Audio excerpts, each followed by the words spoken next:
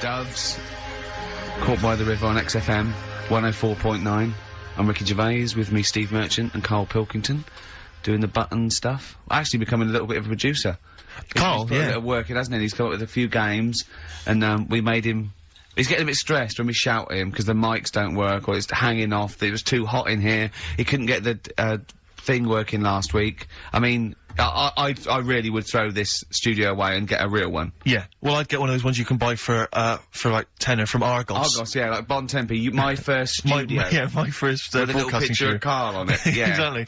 That'd be great product placement. What have you got this week for us, Karl? Because again, we've put very little. I said I would put. I'm not hungover, but I've put nothing into Rick, have you done any work for this week's show? No. None whatsoever? No. Okay, Karl, what have you got? What have you got? Quick. Keep them. It's 5 past. They're turning over already. They're finding other things. Karl, what have you come up with? There's melon stew. There's everything. Well, go on. We've got after the success of last week, Rockbusters. Okay. We're doing that again. Sorry, were you on the same show as us? I thought it went all right last week. Yeah. Okay. Good. Right, so we'll be doing that. Got some nice prizes, which. What prize? What arbitrary films have you got? Have you got? Don't tell her yet. Don't tell her. I'll tell you what. If it's Children of the Corn 2, then can I enter this competition? There you go. No. What is that? He's got some different prizes. Maybe I should just tease the audience with those a bit later, Rick, because there's some exciting stuff there. It's going to be amazing. Yeah. Right, so I don't want to give too much away, Rick, but one of them is a copy of The Office on DVD. Is anything like maybe Burt Reynolds' straight-to-video film? Are there any of those in there? Sadly, nothing quite as classy. Fist. Yeah. Right. Oh, so we've got that lot to give away. Yeah. We've got Go on. Hurry up, quick. educating Ricky. Where teachers because you taught me that people used to eat tomatoes off lead plates in the land of Narnia last week, which was good. Yeah. No, is it only tomatoes they ate off the lead plates, by the way? Why didn't they think other fruits and vegetables were poisonous? No, it wasn't. It was because tomatoes had acid in them. That was the problem. You see, you don't listen, right? Well, lots of fruits have acid in them. Yeah, but they didn't eat them back then. they didn't have bloody kiwi fruit and stuff. Don't to do say back then. bloody. You're a producer. You'll start saying shit and cock and stuff. You start saying bloody. Tits. Play the. Hang on, right, and... Go on, play keep him hooked, right? Yeah. We've still got a song with a story in it. Yeah. You don't want to play Babushka, do you? He doesn't like the idea of Babushka. I told him that was a story. Yeah. And, he doesn't like it. Devil went down to Georgia. Someone sent in. You know, he's looking for a soul to steal. Yeah. Doesn't like it. Why don't you like that? Do you know the song? Not particularly. Right, it's a song about a lad who goes into a pub on a normal night. And it's in sort of the deep south of America, New Orleans, something like that. It's you know, it's not the old Kent Road. Right. Okay. Go on. Goes into a pub. There's a devil in there. Who's getting a bit cocky. He's had a bit to drink, and he's saying, "Do you want to sort of gamble your soul away with me, and we'll see who's best at playing the violin?" Yeah. And I think the lad wins in the end, but it's not real enough. Whereas the one. Oh. What? Not like the Shadow that got fed up and started pushing kids off bikes? Rick, I think you're referring to stuff that no one made sense of last week. Yeah, exactly. I don't think we should refer to last week. Let's play Mock Turtles, Can You Dig It? And then we'll come back and we'll talk about that. I've come to the conclusion, Rick, we should never refer to stuff Karl said in the past, because it would just take too long to explain. Okay, alright, that's fair enough. Mock Turtles. Can you dig it? Indeed. What I've done there is I've taken the title and I've done it like I'm talking to someone. Sure. XFM 104.9, I'm Ricky Gervais, with me Steve Merchant and Karl Pilkington. So, Karl, how excited are you about Ricky's celebrity boxing match? Are you going to be there? Are you going to come along? Are you aware of this? You're aware of all this, aren't you? Yeah, I've heard about it. We can't name the opponent, because that should be a surprise, but anyway, it's for charities, it's a charity boxing match. Yeah. And, I always wanted to beat someone up for charity. Yeah, exactly. Yeah, it's a good cause. But, the thing about Ricky is, I don't know if you're aware of this, Karl, but Ricky's one of these men who, you know, he doesn't mind sort of, you know, making a fool of himself on the telly and being funny and stuff, but if people said to him, right, you can either be Britain's funniest man, universally agreed that you're the funniest man in Britain, or you could, like, beat some gangsters up in a pub, he would go that, oh, please, just let me beat people up in a pub, and maybe like an old man's being hassled, like, by some street youths, and you come in and, like, smash some bottles over their heads and sort of sort it out. Against the odds, though? Against the odds, yeah, there's about 5 of them against you. Sure. So, because he's got this kind of... Get to the point, come on. Well, the point is, he quite likes the idea of being sort of macho, and you know what I mean, and kind of a tough guy, you know, because he grew up in a rough... like boxing. Yeah, but you'd love the idea of people going, don't mess with Ricky Gervais. If someone said, don't mess with Ricky Gervais, that would be exciting, wouldn't it? Never mess with Ricky Gervais, he will destroy you. That's what you'd love. Go on. Because you used to do karate, didn't you? You were a karate... Oh, I used to go, yeah. Didn't you get all the way up to white belt? No, I was one away from black, and then I stopped, because that's where it started working nice. Oh, yeah, one step away from black. Oh, was it? Really? Yeah. Okay. So anyway, I was chatting to him last night in the pub, because, obviously the boxing match is in about 5 weeks' time, I think, isn't it? Yeah. And, anyway, he, was sat there, Karl. I don't know if you know this about Ricky, but, he's taken to smoking cigars. No, I do. Are you aware of this? I had the occasional one. He got a cigar, he got like a Monte Cristo out of his pocket. It was ludicrous. He looked like George Papard for the A-Team, wasn't it? It was pathetic, and he was drinking Guinness. And I was saying to him, but aren't you doing a boxing match soon? And, I haven't started training yet. I'm starting training next week. You're not concerned that it's gonna have an impact? Well, I mean, what I'm saying is, like, the boxers, they normally put in some effort and stuff. Like years of training. Yeah, I mean, what, you know what I mean? Getting up at 5:30. Yeah. Yeah. Because you reminded me of Frank Bruno when he was preparing for Panto. Not when he was... I don't think he even smoked then, did he, and drank? No. So I don't... what's your thinking, Rick? Because you know you're gonna get your face pummeled. You know that... I mean, they're gonna destroy you. You haven't got a chance. That's why I left it this long, so I definitely lost my looks. But you haven't got a chance. You're having a laugh. Have you ever taken a punch to the face? Sorry, listen, sorry. But I'm genuinely concerned. Is this sort of psychological training? Because... No, it's not psychological training, it's a warning. I've spoken to your friends and your loved ones, and they all agree we've got a petition going. We're sending it to the BBC. Please do not let this man box. Anyone else, please. But they're gonna beat you. Seriously, I mean, have you ever had a punch, like a boxing glove, in the face? No. I think you should let us punch you next week live on the show. You'd like that, wouldn't you? No, because because you've got to get used to it. Because I think you're gonna either, cry, just start crying uncontrollably, or just run away. You'll just run away. You'll just climb out the ring and run off. Yeah, this is the same tactic that Ali used against Foreman in Rumble in the Jungle. But I just... Oh, dear. Because I think a boxing glove... Because I know you're wearing, like, huge... Aren't you wearing, like, huge kind of foam boxing gloves? We're not, no. No, we're not. We're using, normal, amateur ones. Are you wearing boxing gloves like those ones they used to have on Gladiators? When everyone bites the dust? Those big foam gloves. You just slap each other in the face. Braces. Yeah, exactly. And a big sumo suit. Exactly. So, I should be okay. Do you get to, you get some kind of head protection, do you? Yeah, it's amateur. It's amateur, so it's amateur, you say? No, I mean... So there's no title there? No, I mean, I think the amateur is head guards, vest, and, 16-ounce gloves or something, as opposed to professional, which is no vest, bare-chested. No, maybe I can ask to fight bare-chested, because I'd quite like to show off my body, if I could. I think wrestling is really better for you, but I don't mean like those kind of like The Rock and people like that. I'm talking about Big Daddy, Giant Haystacks, that kind of... That'd be good. Where you can just throw yourself on someone. Where they can sort of like be nearly dying, but then they can do a stomach butt. Yeah, exactly. It's stomach to stomach. That's a good move, isn't it, in British wrestling? I always like that one. Yeah, no, I think wrestling... Like two elephant seals fighting over a female. Is it true that you've spent, knowing you've spent more time deciding what tune you're going to enter the ring to? I want to come out to California by Tupac and Dr. Dre. I think that'd be really good. I think that's embarrassing. And I'm going to come up with loads of little midgets to make me look really big. Sure. I mean, I don't know what the BBC think of that, but it might be a... I don't know. Maybe we should take some suggestions as to songs that would be perhaps more appropriate. Okay. I Get Knocked Down, but I Get Up Again. A Fatty Bum Bum. Yeah. Play a record, Karl. It is going to be... He's dissed me. It's going to be He's dissed me. Next week, you take a punch to the jaw next week on air. Turing Breaks, long distance on XFM 104.9. On the way in, right, you know those little cars? They look like a little bubble car. They're modern ones. They look like half a car. Is that like a smart car? Is that what it's called? They look like they just look like a toy car, and you can park them sideways. Is there only room for two people? Yeah. It's just like the half of the front of a Volkswagen just cut in half, right? And I saw one going on Oxford Street, and it's a police car, a real police car, right? Really? Yeah. And I mean, I thought, well, what happens if they have to chase someone? They couldn't, but I don't think that's the point, because it was written on the side. It said something like cleaner, something more efficient. So I think they're making the point that we're cruising round in this car like we're on the beat, and it's using less energy and stuff. Yeah. But the first thing I thought of, right, was that those two policemen, they must have been going, oh, Sarge, don't let us have that one. Can't we have the Granada? Yeah. I mean... It's so embarrassing. I know, but, you know, police, they're doing, But you've got to respect them. Yeah, of course, street toughs have got to respect exactly. Them. I just don't know if you have to... Well, the only thing more embarrassing... What if you're really tall and you have to climb out of one and you're a copper? Are there any policemen out there who have been asked to drive one of these cars? If you're listening, do you think police listen to this? The only thing that would be more embarrassing is if you had to patrol on one of those bikes the goodies used to ride.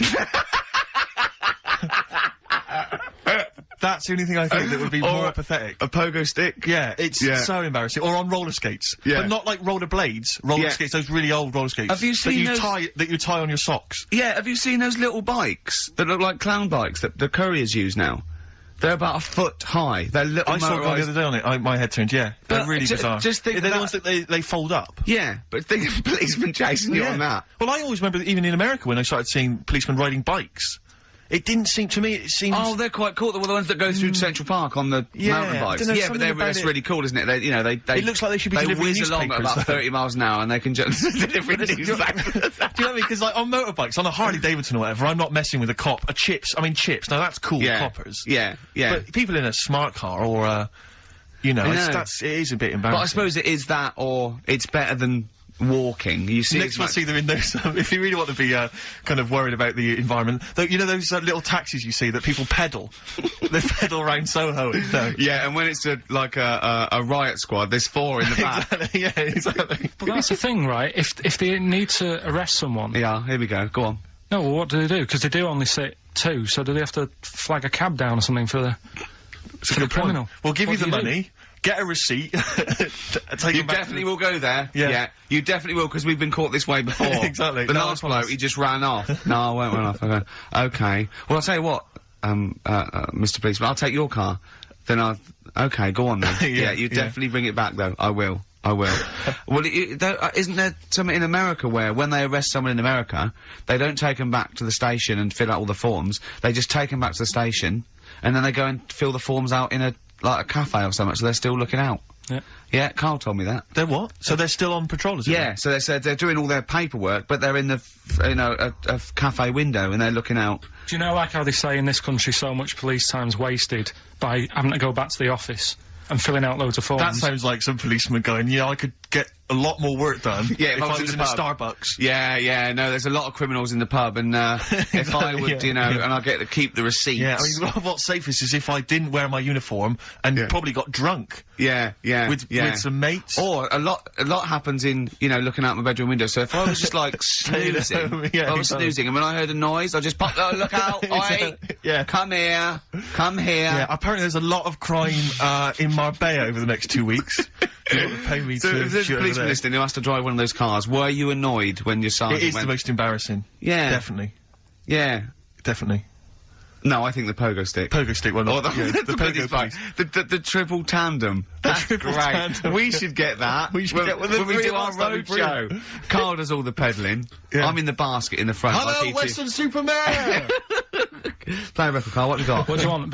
Mott the Hoople? Oh, Mott the Hoople, yeah. Dug it out of the library. Yeah. It had one, it had greatest hits, which was enough, wasn't it? What have you got for us, Rick? Roll Away the Stone. Coldplay, The Scientist. Have you seen the video for that? No, but... Absolutely magnificent. Is it? It's brilliant. I was always walking backwards in the woods. Oh, yes, I have, Absolutely extraordinary. I like all their videos. I think they're great. Yeah. I still haven't worked out how to do that one with whether it's a filter, they just turn up the light, because it gets light through the duration of the video. Along, yeah. Impressive, yeah. And it's slow as well, so he must have... I'd like them to win an award. I'd like them to win awards. I like Coldplay. Yeah, no, good luck to them. Rick, can I just... Sorry, I don't mean to abuse our position again, but... Bruce Springsteen's performing in London tomorrow night, and you remember I made an appeal to try and get a free ticket. Yeah. Well, I don't even mind paying. I tried to pay, but that's good of you. No, I'm a generous kind of guy. And I thought you were me. No, go on. What are you going to say? You were going to pay for the ticket. You know, face value. I mean, you don't want to be ripped off, do you? No, don't be crazy. You know, ideally half price. Yeah. And I've been chasing kind of my tail really. I'm not going at the moment. I'm not going, and I'm desperate to see him, man. I mean, he's going to do a great concert. It's his only one in London. I can't believe that being on the radio, being on XFM, you know, the listenership's going up apparently. I can't believe I can't get a ticket. I've asked Karl. He's done nothing. He's done nothing. No, Karl had a very good point. Nothing. Karl, say what you said when he was whinging in the break. First of all, whilst you're moaning, you also asked in the week for a Badly Drawn Boy album. Yeah. You got in today. Yeah. There's one there for you. Well, yeah. But it's yin and yang. And it's like, but you know. Karl, what's Steve ever done for you? That's what you got to ask yourself. What has Steve ever done for you? Well, he took me to the BAFTAs. Yeah, but only because no one else would probably want to go with you. I I can't believe that. What is I this? do not believe that. Oh, Steve, I'm going to stitch you up now, Karl. And it's in a nice way, and don't worry, it won't be too bad. He won't take it too bad. Karl sent me a little text message today. Right. No, Oh, what is this? Right, okay. Okay. You know, I'm in a very frail mood at the moment. No, 'cause I'm you're not like going to this see one. Bruce. This is funny, because me and him have been, like, sending, trivia back and forth to each other. Which is another point, right? I sent him...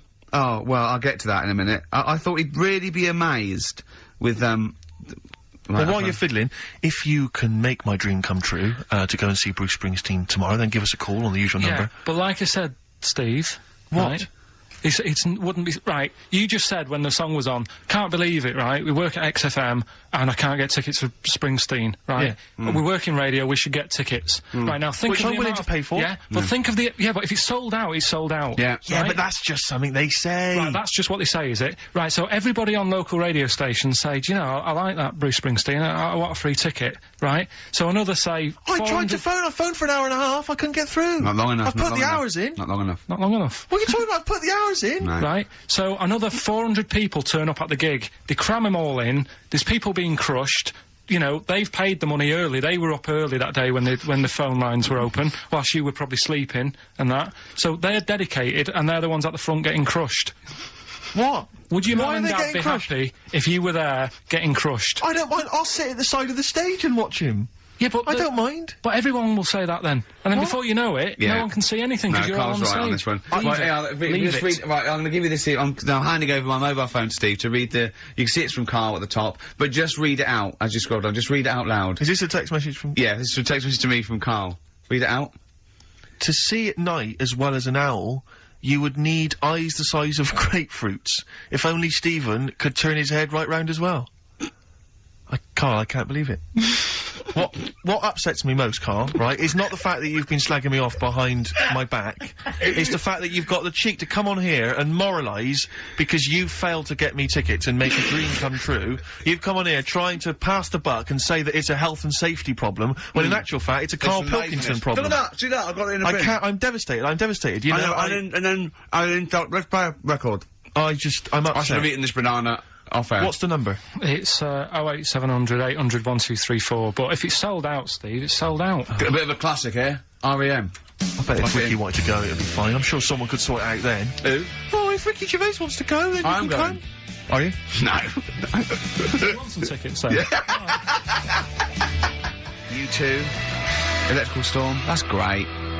That's great. I love that. On XFM 104.9. I'm Ricky Gervais with me, Steve Merchant and Karl Pilkington. Karl, I want you to tell Steve what you told me in the week about the snake, about the anaconda. How to. Right. This is Karl's method. He's not scared of the anaconda, the 30-foot long, biggest, scariest snake. No, you were talking the world. about stuff, weren't you, about in jungles and that, and animals. That's what we do. Yeah. Right. And I remember reading about, say if you're in the jungle and you get tired and you go to sleep, right, and you sort of wake up and you feel something on your leg, and you look down, and it's an anaconda, right? Yes. And it's swallowing your feet, because apparently they always go from the feet up. They never eat you from the head. So Okay. Should I save these points to the end? Because Make a list of the points. Because they always eat head first, because the way the fur goes, well, if they have to take a capybara or even a rat, they take it from the head But first. make a point. Okay, Make some notes okay, there. so that's Rick. wrong. We'll come back to Okay, this next, later. go on. So they always eat you from the feet. Go on. So they swallow in your feet, and it's said on the website, if you wake up and you see this anaconda doing that, sort of eating away at your feet, don't panic. Don't panic. I'm just writing this down. Don't panic. All done. Okay, go on. Don't try and kick it off. Okay. Just let it sort of swallow you. But only up to your knees. Okay. Why not kick it off straight away? Because I think it sort of gets a bit angry, it starts thrashing about, and it can swallow faster, I think. Oh, yeah. I'm guessing that bit. Okay. Just put a question mark by that. Okay, there, Rick. pop a question mark next So, to eat so, knees. yeah, so it's up- eat knees. So it's- eat it up to your knees. It's up to your knees, Yeah, and then yeah, what yeah. you do is you get a knife Yeah. Okay. and you cut. And how do you get a knife? Do you walk over to the kitchen? I was or- going to pop over, get knife. Where's that come from? Get Well, from you the knife. always have a knife. Okay. Always have a knife, of course you do. Otherwise you're a fool. Always have a knife, okay? Well, come on. Yeah, yeah. if you're gonna go into a jungle, Always have a knife. Okay. Always have a knife, yeah. simple. Could I just suggest something? You know, suppose you're wearing combat trousers, and the knife is actually in the trousers by the knee, the sort of pocket by the knee. What happens then? I suppose you could still reach into the mouth, couldn't you? So anyway, you've got a knife. Let's say you've got a knife. Let's say you've fallen asleep, the anaconda's it's chewing your feet, you let it eat up to the knees, you've got a knife, what do you do then, Karl? Right. So it's up to your knees, and what you do, you get your knife that you got out of your pocket earlier, and you cut it at the mouth, right? Do you know, like, either side of the lips? Right. So you're sort of cutting it in half. Right, like a Chelsea smile. And it can't... Yeah, that's right. Yeah. It can't do anything. It wasn't ready for that. It can't move about because it's got, like, your legs in its mouth. Uh-huh. And peel it off and walk away. Okay. My main point, really, is this, Karl. Never will an anaconda or any constrictor, python, boa constrictor, just start eating a sleeping man. He will crush you to death first. That's why they're called constrictors. They're not called gobblers, are they? Or holy swallowers. They're called constrictors. Why would he start eating something? Is that how they take down antelope? Just start chewing their leg? Oh, it's gone off. I'll tell you what, lads. They get together. The snakes got there and said, I'll tell you what, we're losing a lot of prey by just living at their ankles. They're running away. Let's crush them to death first so they can't move, then we can swallow them. You're a fool. So anyway, right, so I was telling him this bit of information because we started a feature last week. Mm-hmm. Well, week before. Sorry, Karl, can we just go back to the crushing you to death first? Yeah, but... Well, I read it. He's won there. He's beating you there, Rick. Okay. Did it say what to do if it starts crushing you to death first? Do you know what No. Did it say what to do? Supposing it had this meeting, and it started crushing you, and you woke up and it was actually round your chest, and every time you tried to take a breath and breathed out a little bit, it just tightened its grip, because it can feel that. What'd you do then? You sort of tighten yourself up anyway, because I've read about that.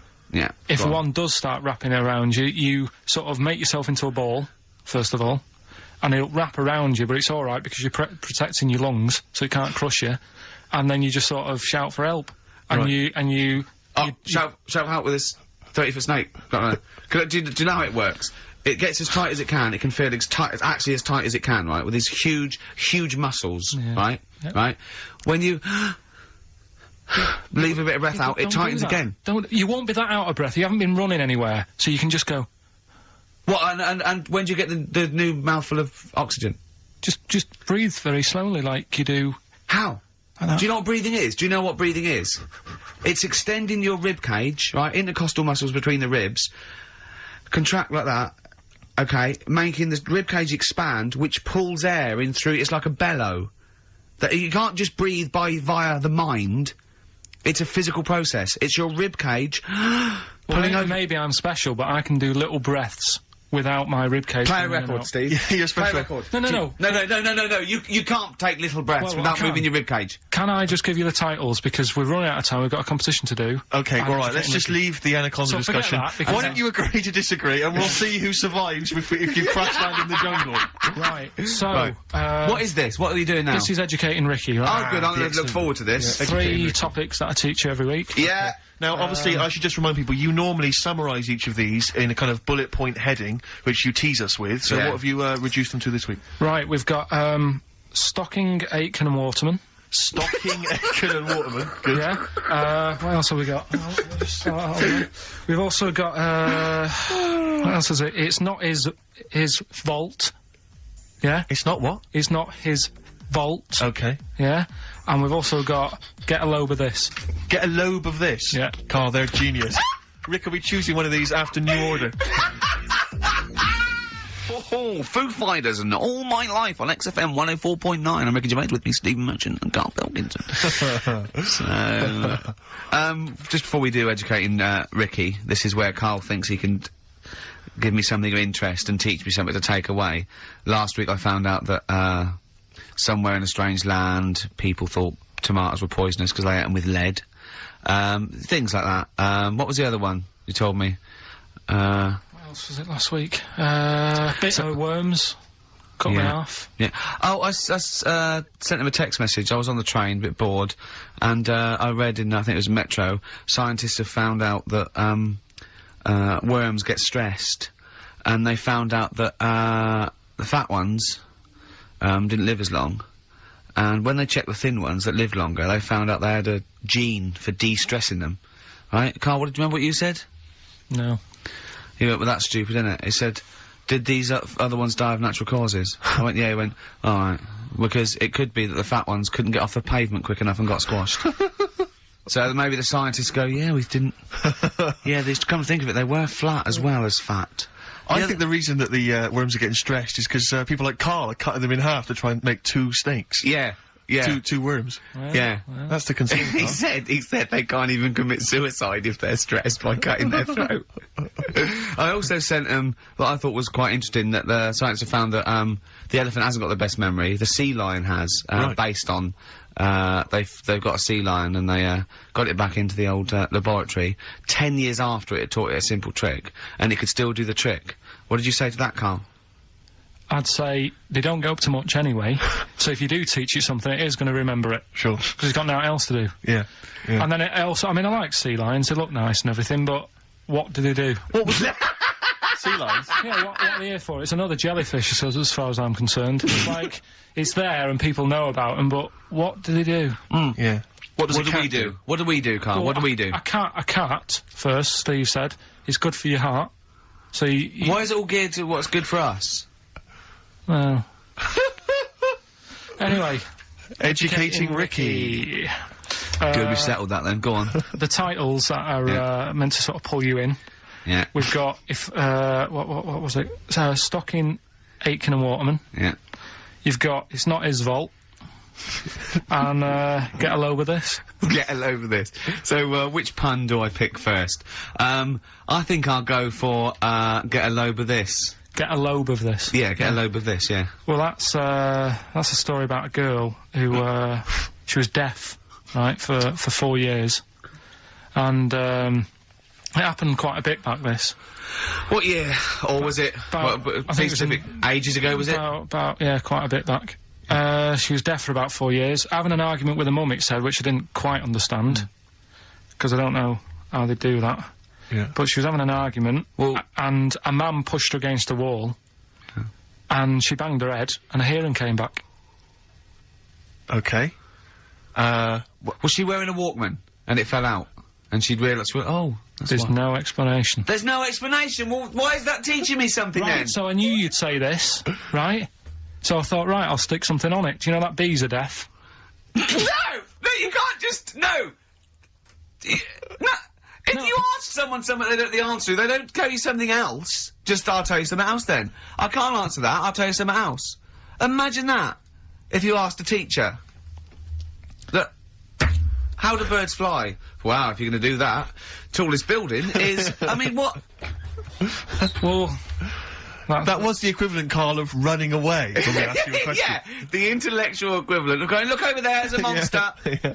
Listen, what do you mean? What she... Okay, so... Oh. So her There's hearing no came back. explanation. There's no explanation. Or you don't know. Well, there isn't one, is there, really? It's a bit What, weird. did But the doctors, only did thing the doctors not look into it? No, I think they just said, oh, that's good. But, so again, I don't... Where did this information... Is that... If you read this on Is the net, that is that it? all they put on There the was net? once a deaf woman who hit her head and she And her could hear. hearing came back. It was bizarre things about being deaf. Was there And- three, Oh, like... yeah. Was there I've got that book, yeah, it's a good book, that. Was there 3 Yeah. more pages you just couldn't be bothered to read on? Yeah. No, it was just a little bit, and it Was there a said- little picture, a cartoon picture? No pictures, I just And we read going, it. ow! Look, Ow, if you I don't can want to hear. know, if you don't want to learn, you know. Yeah. Okay, it's not his fault. Let me have it's not his fault. You've got to save this. This has got to teach me something. It'll be an interesting story. Right, it's not his vault. This fella, Yeah. What year? Ages ago? Olden times? I'd say in the 70s, Okay. Would you? Any evidence for that? and, Does he wear flares in the story? Right. Is that your Sure. reason? no, it's a bit like Yuri Geller, this fella, right, where Oh, yeah. he's electric, He's electric. and, if he walks past the telly would fizz. Uh-huh. If he walked past the radio, it all goes like that. Oh. His hair stuck up all the time, and he'd be having a bath, and everything would be all right, and then the power would sort of switch on in his body, and the electric in his body made him jump out of the bath. So, What do you mean so? What is that so? What does that so mean? You've given us nothing. You've given us nothing. You'd have to at least give us the scientific explanation. Yeah. Electric eels have 400 volts in them. Oh, is this the running away again? What was that one called? Yeah, but It's not his volt. But there's a reason that not his fault. It's not his fault. I thought it was going to be something about keeping it in a safe. I think we should do these the other way round. I think you should tell us the story and then we'll hear the pun. It's not his fault. It's not his fault. Right, let's leave it. Play a tune. Forget it. Educating Ricky. Doing it. We're not doing it. No, we are. Oh. What? Don't look at me like that. Oh, Karl, you're in a bad mood. Karl, I'm all dreaming of you. Right, do the last one. Do the last one. Karl's saying we're never doing this again because we don't appreciate it. Yeah, Karl, you don't know how good this feature is, mate. Right, last one. Yeah. Stocking, Aitken and Waterman. Go on and tell me about that one. What's that? What am I going to learn from this? Right, well, do you know the saying, pot of sock in it? I like it already. Do you know the saying? Yeah. Right, well, do you know where it comes from? I assume it's shut up, so I'll stuff your mouth with a sock to shut you up. Years ago. Yeah. Sorry, am I right? No, not really. Ages ago. 1970s? 50s, Okay. I'd say. Do you know the old, I'd say. do you know the old gramophone? Yeah. With the big horn on it? Yep. Yeah. Right, well, those stereos didn't have a volume control on them. Right? So they'd be listening Oh, to so you their put a album, sock in the... and you'd mute. put something like a sock. That's a real one, you see. That's taught me something. That's good. That's excellent, Karl. That is the only one that counts, like chewing the fat, if they're true. I'm assuming they are. It works. It's of interest. I haven't got it verified yet, but that is educating Ricky. That's brilliant. I will say the other two were more entertaining. So, you know, I don't... Do you understand the distinction, though, between that one and Electrical Man? And, or I've hit my head, I can hear you, Mum. Yeah.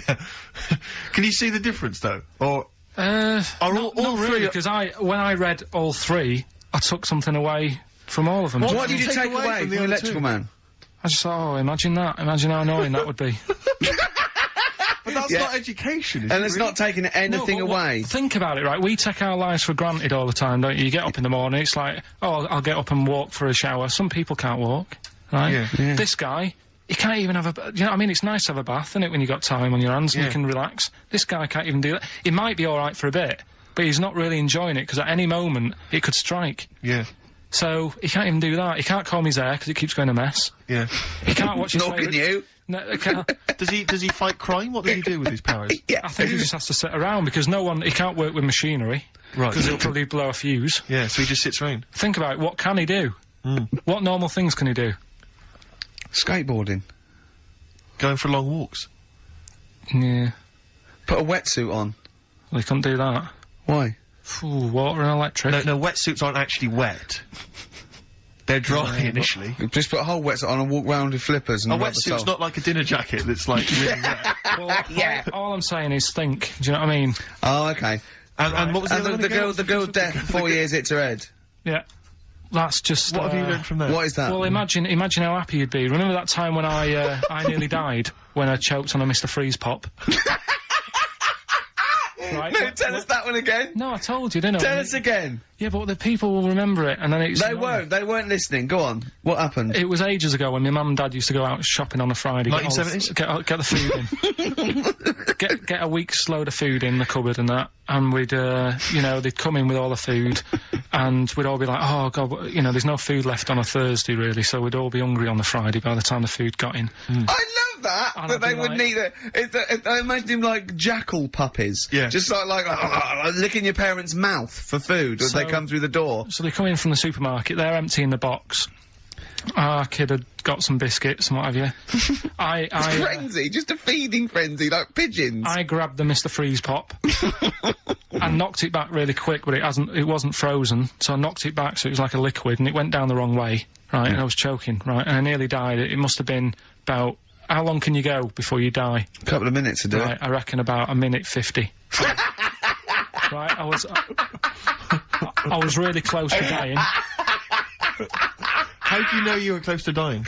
Me, Did your life flash before you? No, but I just was like, There's loads of instances of him eating pops. Yeah, exactly. I just read 40 of those. whatever, right? What do Anyway. you think you'd see if your life flashed past you? What do you think which elements would stand out for you, do you think? What? Start now, go back. What do you remember? What's the first thing you remember? As a kid. Yeah, just anything Right, now. Being in a hall and having our dog licking my face. That's your earliest memory? Yeah. Okay, what's the next one? Right, next one's probably What? being at primary school with Lindsay. Yeah. Was that your girlfriend? Well, a little friend who was a girl. Sure. And we used to have like tins with letters in, and you'd have to write stuff. But anyway, what were we doing? What? He got confused. Right, so anyway, I'm intrigued by the dog that was licking your face. well, bin that. He won't win that. no, it's a great Rockbusters. feature. I just think you need to be a little bit more careful about what you consider to be education. Gone All funny. right, I all fell right. over. All right, well, I'll. We'll work on it next week. Play a tune, and what have you got for us? Because we've got a big competition. We've Come got on. to do the competition. We've only got 25 Yeah, well, come on minutes. then, Don't worry quick about then. it, Carl. Do Play a something, tune. play We'll a come back with tune. Rockbusters. What are we do you wanna playing? play? Let's play a bit of Tupac. Oh, that's what I'm coming out to, isn't it? The fight. Exactly. Yeah. Imagine it. Tupac, California Love. Yeah. And that's the big tune that Ricky will be coming out to when he has his celebrity boxing Yeah. match. Yeah. We're all looking forward to that, Yeah. Rick. Yeah. Competition time, Carl? Oh, Carl's looking forward to this. He's just getting all stressed about his half hour. Like Pete. Oh, go on. Go No, on, it's sorry. just we should have done this a lot earlier. 'Cause Why? it keeps them hooked in.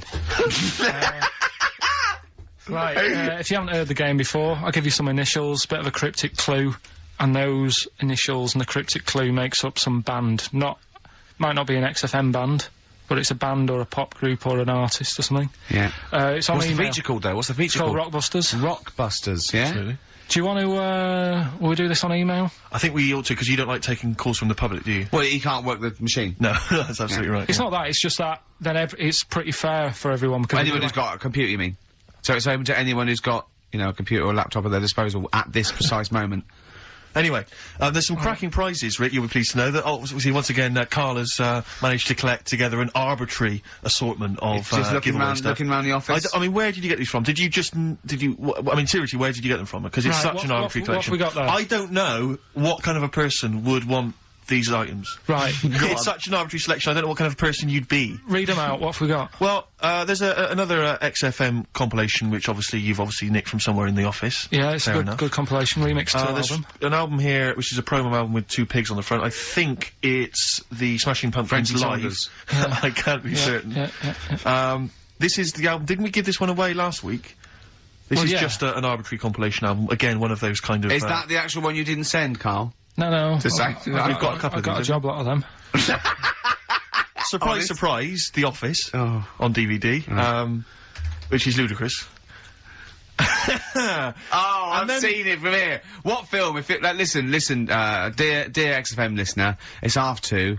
You know, it's a bit windy out. You're Probably gonna stay in this evening. Maybe do a bit of shopping you got, and then stay in this evening. Or what film would you really want? No, I mean seriously. Think if you could see one film, right? What would you want to see? DVD. One of the DVD. big One of the- releases. Yeah, it's great. Put them out there, misery. Steve. They'll be watching this tonight if they're a lucky winner. It's the movie Stigmata. Stigmata with Patricia Arquette and Gabriel Byrne. Oh, So look forward to that. great. That's the big one. That is brilliant. You're playing oh, for- look at Carl's face. He's actually offended because he's the only one that puts any work into this show, and he's got competitions. He's got educating Ricky, Rockbuster. He's got the song with the story. He's got a song with a story to come that he's like gone through them. It's unbelievable. Yeah. So you're playing for that collection of arbitrary goodies, plus the big prize this week, Stigmata, featuring Gabriel Byrne. Oh dear. About a Go on woman then. who I think starts bleeding from the hands. It's a horror Okay. film, I think. You'll have to be 18 or over I've to seen take it. part. It's not terrible. Sure. It's all right. But Is it better than Children of the Corn, which was a big giveaway last week? I haven't seen Children of the Corn. Go on then. Right, so Next here's- week, Teen Wolf 2. Go on. Here's the And Tony Banks's own solo album, Bank Statement. Tony Banks, remember, is the musician from the much loved Genesis, but we got that album to give away. all right then. So Right. To win those exclusive prizes. Yeah, Go on. yeah, you've got to email in ricky.gervais@xfm.co.uk. I saw a sellotape dispenser out in the office There's as a well, if pair you of want. gloves that I don't know who's out, but they're out there and they've been there for a week. So Let's send them pair as of well. gloves, a sellotape dispenser, and Tony Banks's solo album, Absolutely. Banks Statement. Yeah. Okay, go on. Right, first one. Initials JT. Initials JT. What's the cryptic clue? Cryptic clue. At the moment, I'm in a river full of logs. Hold on. Yeah? JT, and what's the clue again? At the moment, I'm in a river full of logs. Full of logs? Yeah. Okay. So, who could it be? JT. At the moment, I'm in a river full of logs. Yeah, go on, Right, next one. second one. There's 3 of them you got to get. Letter is W. Yeah. The clue, that lad's got bad asthma. That lad has got bad I've got that asthma. one already. I've got that Yeah, one already. W. Yeah. Yeah. And okay. finally, the last one is the letter C. Yeah. And, the cryptic clue Is Karl is one of these. Mousetrap is that musical, isn't it? This isn't the clue, by the way. It is called Mousetrap, isn't it? There's not a musical. It's not a musical, it's a but play. it's a alright, whodunit sort of thing, yeah, yeah. that's fine. Right, here's a clue. I saw that, Imagine that. Imagine that on the real blockbusters. Yeah, mate. Bob Owen is going, oh, can we stop a minute? Oi, you with the 9 teddy bears there. Mousetrap, that's a show, isn't it, in London, isn't it? I think so, Bob, yeah. Right, okay, here we go. Yeah, carry on. So So the camera's back on? Yeah, yeah. So the letter is C, and the cryptic clue.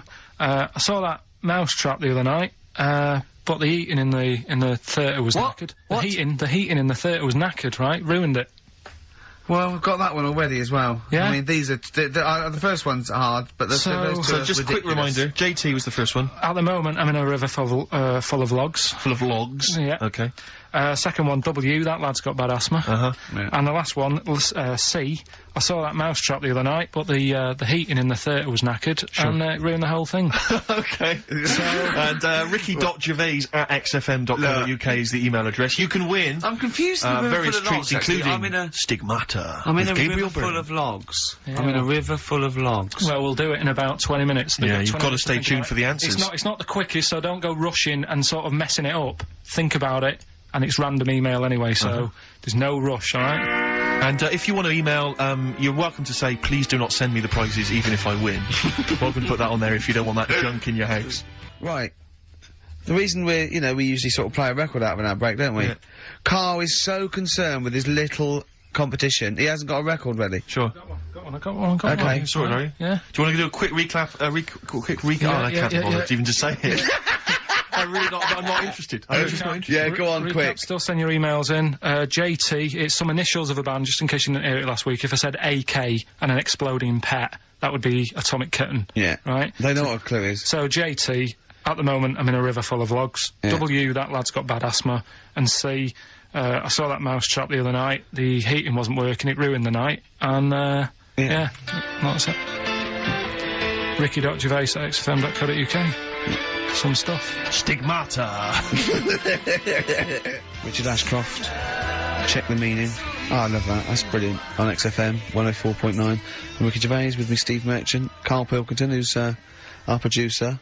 A proper producer now. producer. No, but it's more like it now, isn't it? Before he was someone who pressed the buttons, then he was someone who pressed the buttons who we just made talk like a performing monkey. I hear he's going to be lured away by the Today programme on Radio 4. Because they've lost their news editor, I think. Educating Ricky, quite topical. Absolutely. It is, isn't it? Yeah. Well, it? so when you say topical, What do you mean this is topical. Well, this happened ages ago. Yeah. Your words, not mine. Have they got a Ricky who works there? We can look into that. So this is the Carl big set a prizes have got to be given competition. away, Rick. They've got to be given away. This is Rockbuster. We've got, obviously the big prize Stigmata this week. Yeah. I'm not going to give the prize to Ira, I think it's Ira or Ira, but she or he emailed in the right answers and then said if you could enclose the receipt for Stigmata, that would be much appreciated. But I'm amazed by the number of responses we've had. And someone wants a copy of Tony Banks's solo album, which I was mucking around, so we better buy that in the week to give it away, because I think that'd be an amazing prize to give away. If you just give the clues do again. the clues and then just give the answer. I'll tell you Come on. what the answers are. Right, well, the one that everyone was struggling with was the first one. So Yeah. I'll save that. So we'll go to the second one. W, Yeah, that lad's got bad asthma. yeah, we know that. That was Weezer. Yeah. Yeah. Good one, well done. The last one, C, the clue was, I saw that Mousetrap the other day. The the heating was knackered in the restaurant. Yeah. In the restaurant? In the theatre. Yeah. And it ruined the night. Yeah. So it was a cold play, wasn't it? Yeah, that's a cold play. Yeah. And JT, at the moment, I can't think of this one. At the moment, I'm in a river full of logs. Well, I had to say there were some wrong answers. What was it again? It was Justin Timberlake. Justin Timberlake. We had some wrong answers that included Jethro Tull and James Taylor. I don't know how that relates to it at all. I'm annoyed at Lake when he clearly said river. I mean, that's the first thing that cropped up. Not I'm in some water full of logs at the moment. I'm in some water full of logs. But he actually had to say river, so not lake. That annoys me. I mean, I didn't get it. Fair enough. I should have worked it out. I should have tried to think like you. Get it. A lot of people obviously think like you, which is which I'm, worried about. But yeah, James Taylor is great. James Taylor. Just someone guessing. Yeah, James Taylor works. Have we got a winner, Steve? He's just going to randomly pick one. I did have a winner. I've just lost them. Oh. Needless to say, that lucky person won't be watching Stigmata tonight. Just randomly get it's a draw, by the way. It's not the first one. Okay, I said to Karl in the break, I said, "Is the first one in?" He went, "No, I don't want a competition that relies on speed because I don't want to be rushed." Okay. So randomly click on someone. I'm just going to randomly click on one. Go on. They've not put an address. Well, what we can do, we can email back and say, send us your address. Well, of course you can. I think if they haven't put an address. Well, no, read it out. All right. Yeah. Chris Beaumont. Lucky Chris Beaumont as Chris Beaumont will be watching Stigmata tonight with a club of Haagen-Dazs, if I'm not much mistaken. So he'll be loving it. Well done to Chris. Need his address. Right then. That's the end of that competition. Right. Can we play a record or something? Well, we're on to another feature. Oh, what is this? This one is... Rick, were you not at the planning meeting? What is this? Go on. This is, that song's got a good story in it. Oh, is this that? Oh, God. So tell us the rules. Yeah. Right, the rule is that it's songs that we play on the show every week, and there's a lot of music out that they just keep saying the same thing over and over. What is it? What's the song with the story this week? A good story. What's the song with the story this week? Just say it. It's Gene Pitney, 24 Hours from Tulsa. Oh, I'm really sorry about this. If you're an XFM listener, we got to listen to this. Go on. Well, do you know what it's about? Yeah, isn't he trying to get back to his girlfriend? Yeah, he's been working away. Lives in Tulsa. He works quite far away. Right. And he's Would this save us having to listen to the song? Well, it's always good to sort of hear the story before you hear the story. It's like you know. Sure. I like this before a film. Yeah. No, go on. you might read the book before you see the film, type thing. Yeah. So never in my case. He's working miles away. His missus is in Tulsa. He's driving back. Yeah. And he can't wait. He's only about 24 hours away, and he's about 24 hours away, and he's a little bit tired on the way home. He's thinking, oh, I don't want to look a mess for when me missus sees me. So he says, right, I'll stay at a motel, get some energy and that, for when I see her, have a shave. Bar. So he pulls over at a motel, and he's locking his car up, getting his suitcase out the back. There's a woman in the car park. He's like, oh, she's all right. She looks at him, he thinks... XFM 104.9. I don't think the suitcase in the boot is mentioned in the song. I think that's maybe a 12-inch mix or something. I've not heard that. Well, basically, right... I don't remember... I'll play the record, for Christ's sake! Let them listen to it! I don't remember him saying, cool, she looks alright in the record. Yeah. 24 Hours from Tulsa, Gene Pitney, song with a story. You are quite upset by the lyrics of that song, aren't you? I just think it's a bit annoying that, right, he loved this woman. Yeah. Everything's going fine. He's only 24 hours away from home. I don't know what sort of distance he's done. But he can't wait to get home. And all it took was some woman in the car park to sort of... give him the eye. Give her the eye. And all the like, the good times he's had with his missus go out the window. And, I don't know. That's the dangers of falling in love with a prostitute. What I like about it though is the fact that he's writing this to his ex-girlfriend. It's like talking about rubbing it in. I was kissing her and getting off with her. We were having a wild didn't take as long as Karl did explaining it though. Yeah. But did you hear the very end? Because he's the loser. Because he said, and he can never go home again. Yeah. So even though he's got this new girlfriend and that. He can't see his old mates anymore. He has falling in love with her. Can't see his old mates anymore, he said. He can't see his old mates anymore. Yeah. It's a sobering lesson. I'll tell you a song. Next time you stop at the Granada services on the way back from, Swansea, be careful. There was a song that's a bit like that by Jim Reeves, probably about the same time, a little bit before, right? It was just called, just 100 miles from Mary Ann, right? And it was him and his horse going through the snow, and he was just turning He around. stopped at a little chef. No, yeah, he fancied another donkey. No, but it's really sad. It used to make me cry when I was little, because he got there, right, and he wouldn't leave old Ben, the horse, and he dies in the snow, and then so he dies in the snow. He's gone again. You've gone again. Now, I get the same way, teary-eyed, with two little boys. Yeah. No, I don't like that. Why not? It's just... Do you think I'd leave you dying when there's room on this horse for two? Climb up here, Jack, we'll soon be flying back to the ranks so blue. It was just like when they were playing with the little horse's head when they were little, and he was a soldier, and he helped him, and he returned the favour in a war, which to me is a bigger favour than just letting them have a go on a hobby horse, but, a lot braver, if you know. Yeah, last number one of the 60s as well. Christmas 1969. And it's, of course, based on truth. That's a history lesson right there. It is based on fact. It's a famous person. I think it was Cromwell. Winston Churchill and Cromwell. It's Winston Churchill and Cromwell. Cromwell and Winston Churchill. Yeah, they were both lived ages ago, so they lived at the same time. Literally ages ago, so they lived at the same time. Yeah. Well, that's it then. Is it? Yeah. Were you listening to anything we were saying then, Karl? Did you understand any of that me and Steve were just chatting just about then? saying that Rolf Harris did a good song about someone who's got to carry on a horse.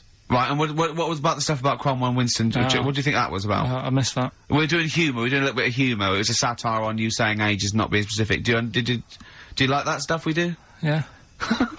That's it then. It's like just a cat looking out a window at a dead mouse or something. You can go, come here! And it's just looking at the mouse it could eat. You wanna press the buttons and finish, don't you? Yeah. What are you gonna do, play a record or? No, that's it, it's ads and that's it. Okay. Great. Goodbye. What a wonderful ending. We really went out with a bang.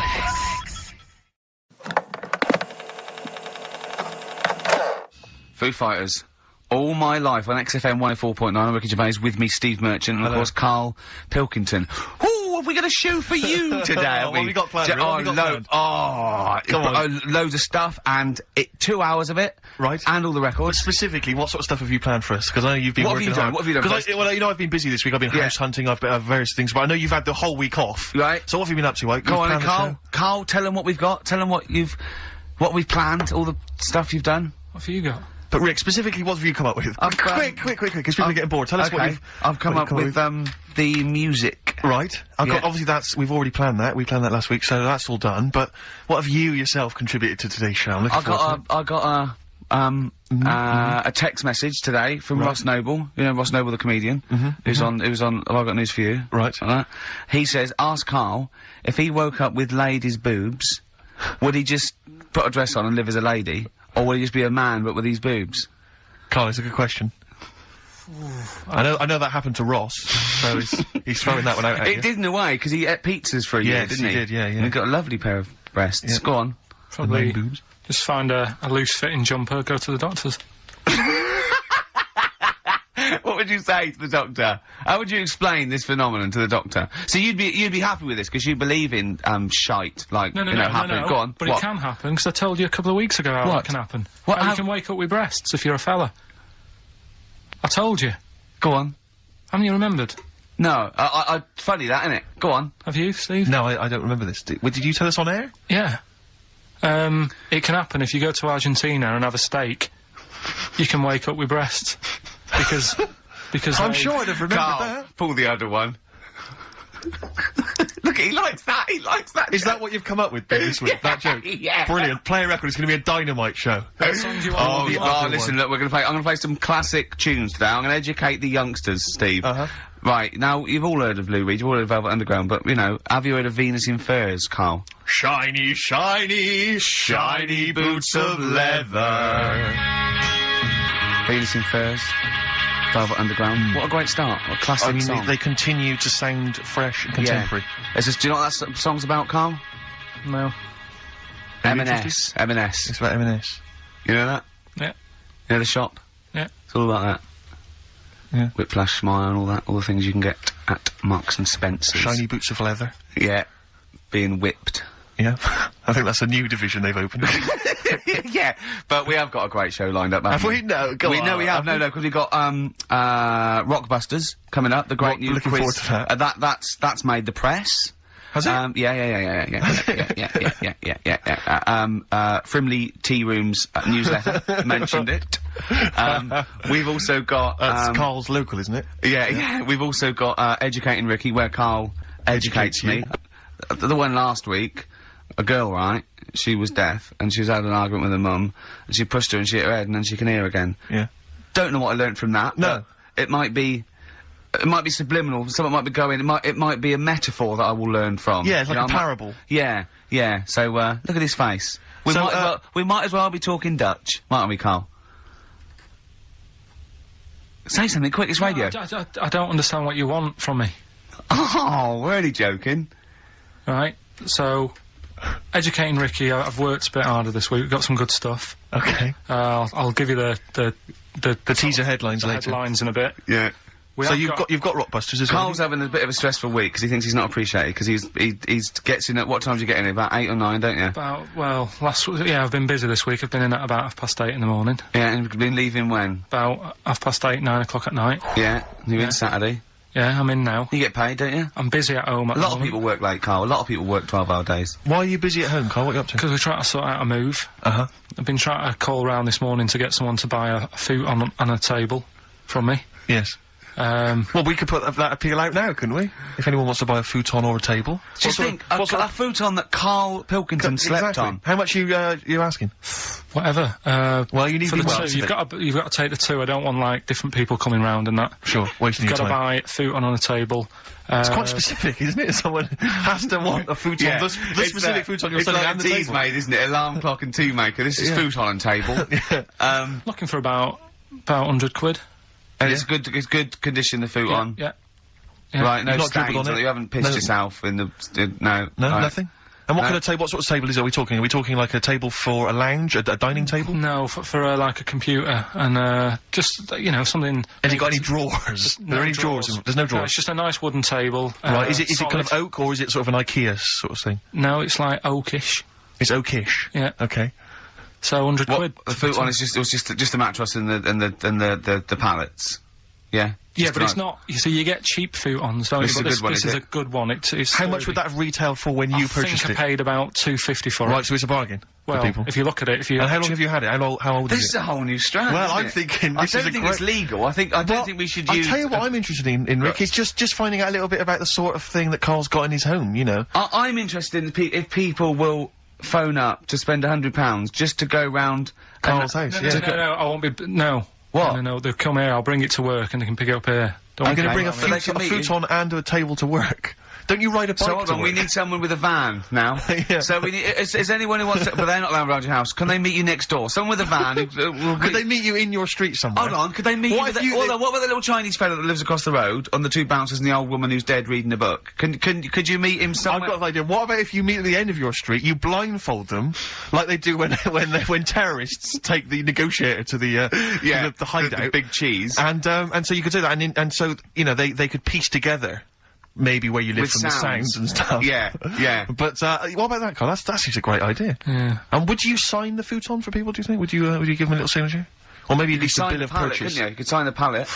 Yeah. Or I could try and get work to buy it off me, and then we give it away for Rockbusters. Do you think they do that? Do you think they do that? I think they'd probably do it for Foxy with his big. Well, imagine hog. how big that would Imagine be. if he wanted to sell his hog. Yeah. That is a motorbike, isn't it? Yeah. So, he's been selling his hog for money for years, hasn't he?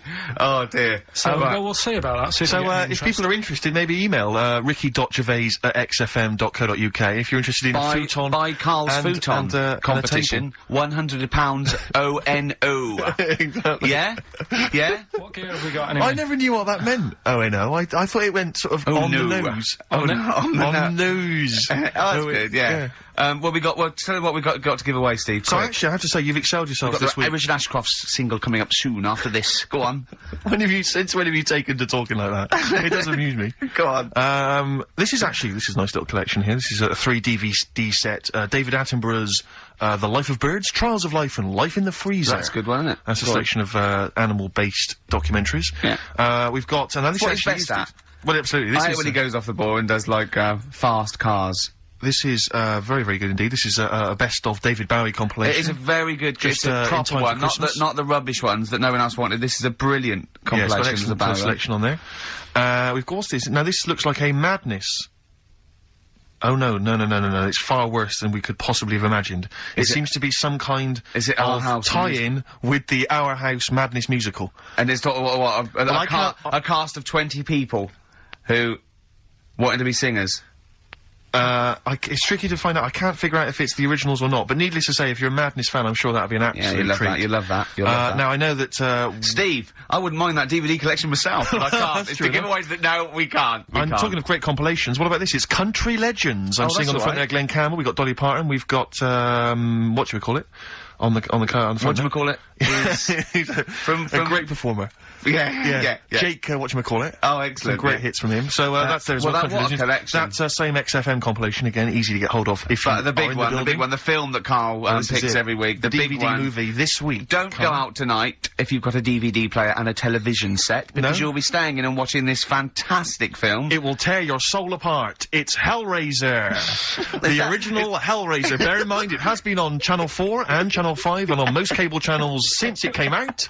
But if you haven't seen it, if you're one of the only people who has not seen it, and of course you have to be over 18 to play, then you can win Hellraiser. That is fantastic. Well, play a song, Karl. We'll come back to that. More great stuff. Indeed. The competition coming up later. Email only, isn't it, Karl? Yeah, absolutely. Futon. Futon's still available. Richard Ashcroft. Check the meaning. Well, Karl, you're chuffed, aren't you? What's happened? What's just happened? Tell the listeners what's happened. This has sparked you up a bit. Steve's just called up. He's putting an offer for the futon and the table. Yeah. I think he definitely wanted it, but I said, look, think about it over the weekend. Yeah. Well, you're not a hustler.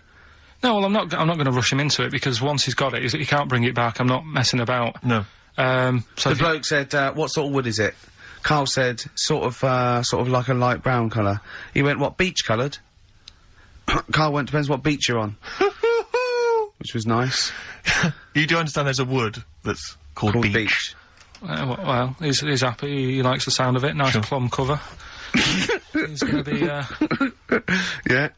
Is Karl going, I go with Magnolia, you walls my, he's just going, I'll tell you what, look nice in your spare bedroom. It was like an episode of Changing Rooms. It was like listening to an episode of Karl. He did the deal in under 3 minutes, wasn't it? It's pretty good, isn't he? He phoned it about halfway through in that song, so you worked pretty quick, Karl, I've got to say. It's your Manx scally way. I'm sure we're not allowed to do this, though. No, I think it's highly criminal. Yeah. Have you got anything? Are you getting Well, I'll tell you, I am moving shortly, so I mean, I might come in next week. I could have a couple of I threw away a desk the other day.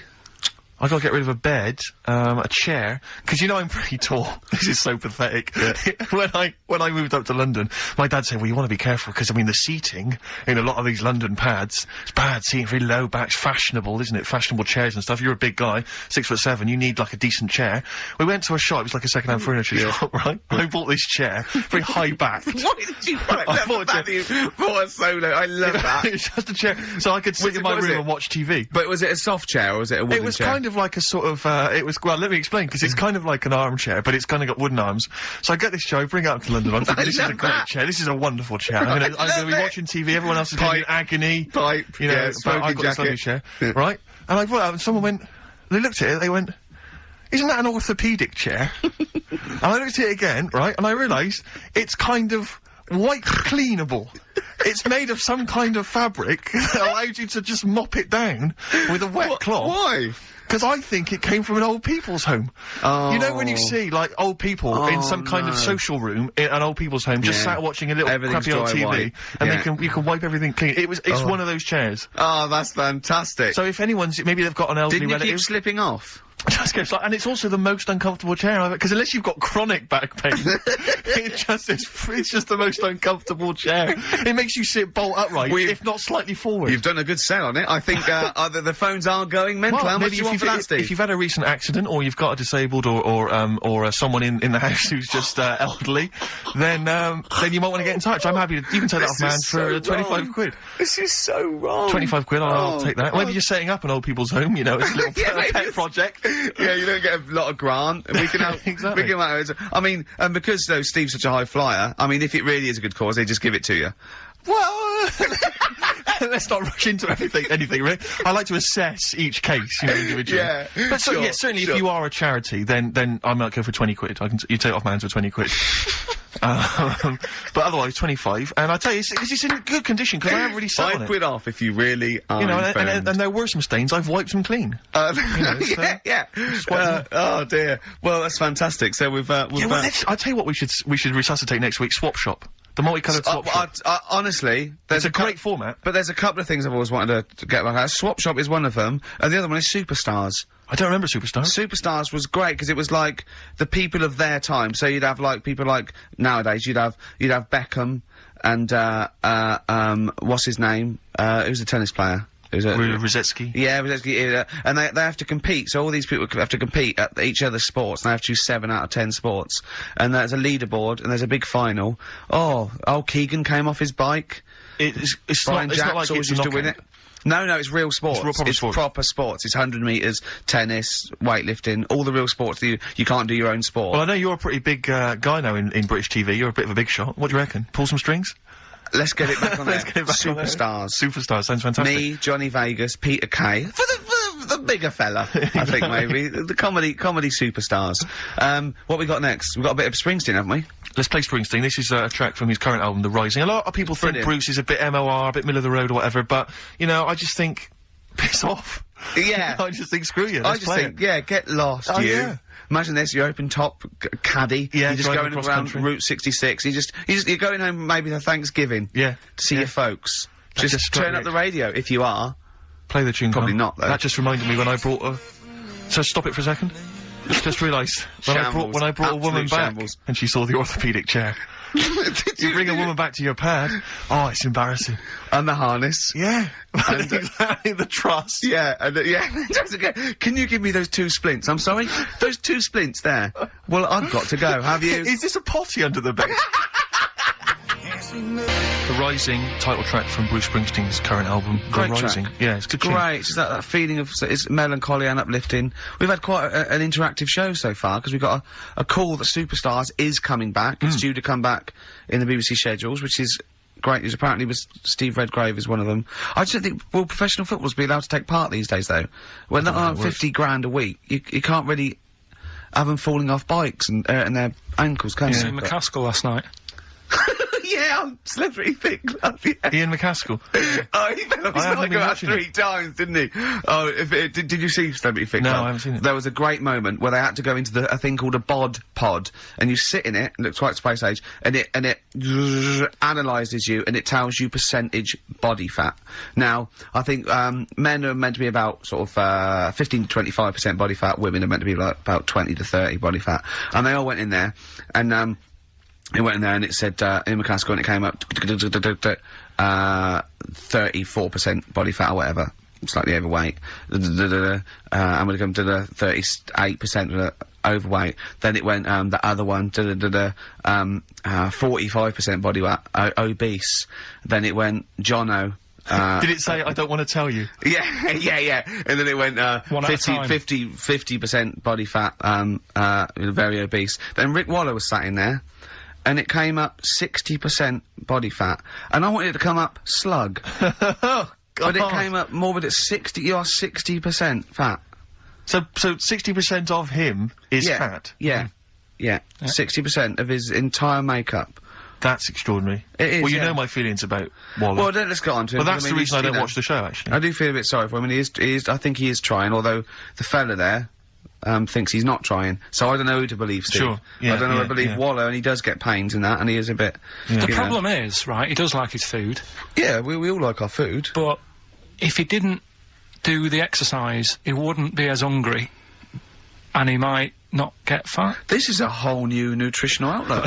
Absolutely. So you're saying, don't exercise and carry on eating, and that's interesting. Let me write that one down. I will send that to the British Nutritional Organisation. Yeah, no, that's good. Karl Pilkington.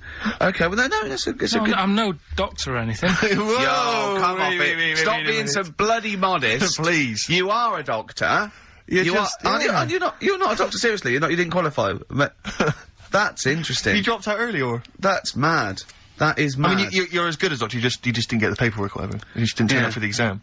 He was just saying that Bruce Springsteen, depressed him a little bit. Yeah. Because it reminds him of when he worked in the supermarket.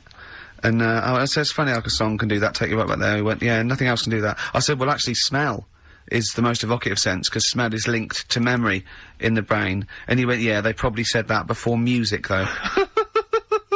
And now all science are going, we better revisit this, because there's music now. Yeah. We've had this theory knocking around for, 10,000. I went to see Bruce, you'll be pleased to know. I just want the fans of the show to know that I did make it to Bruce Springsteen's concert last week.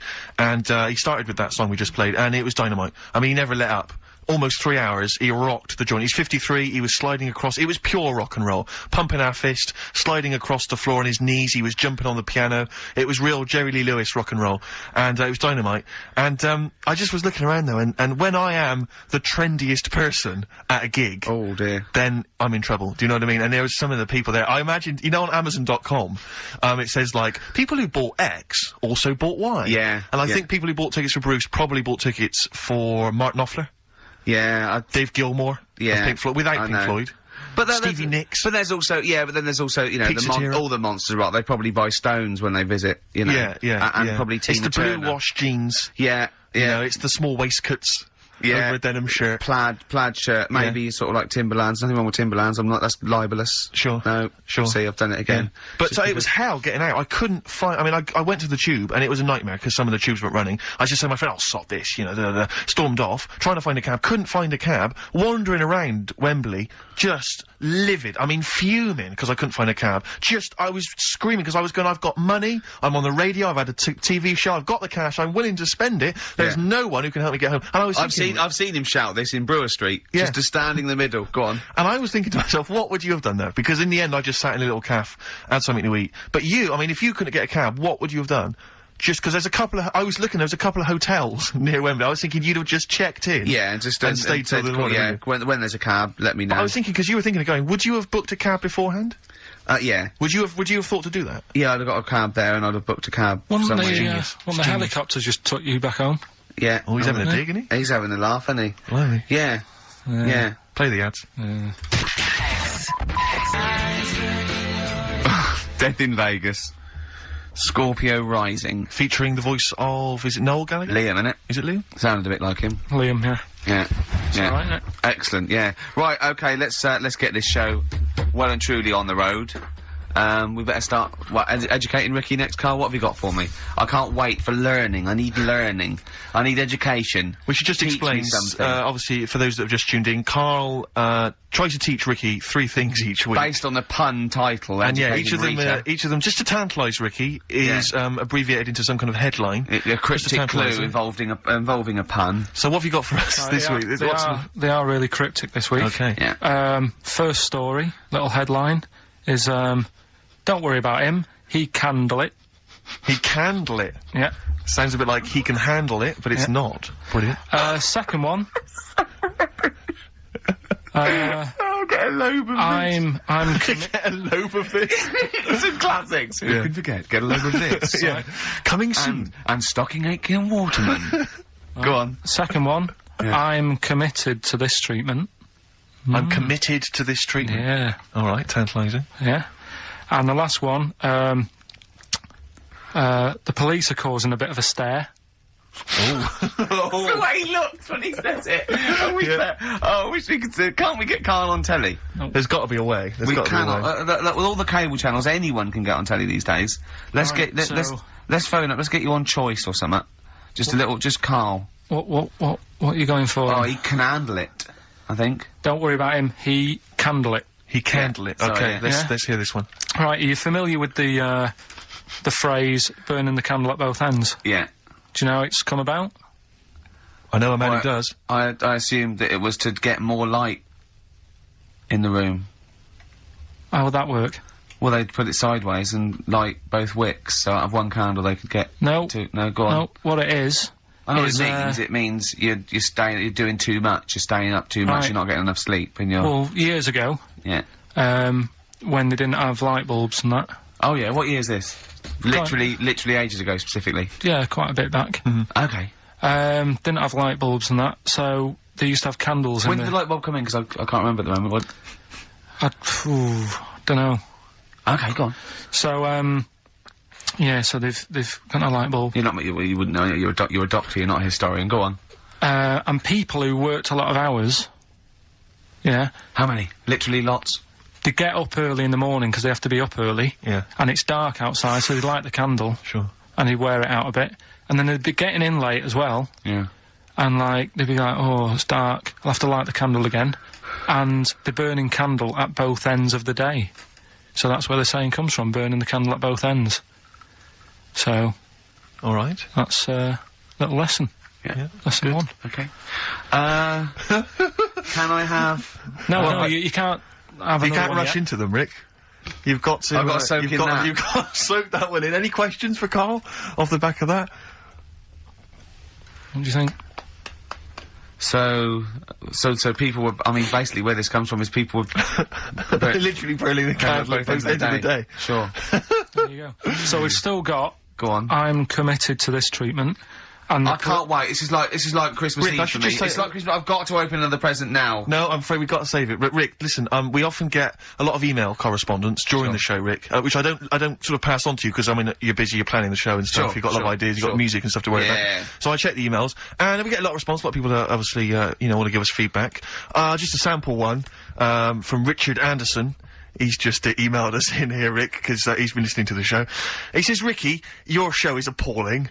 Are you actually aware you're on the radio, or has someone just secretly stuck a microphone on you? That's from Richard Anderson. So that's typical of the kind of feedback, Rick, we're getting today. So, is that good, is it? So that's the kind of, high positive praise that we're getting. So, I'm glad Anderson's listening, because I wanted him...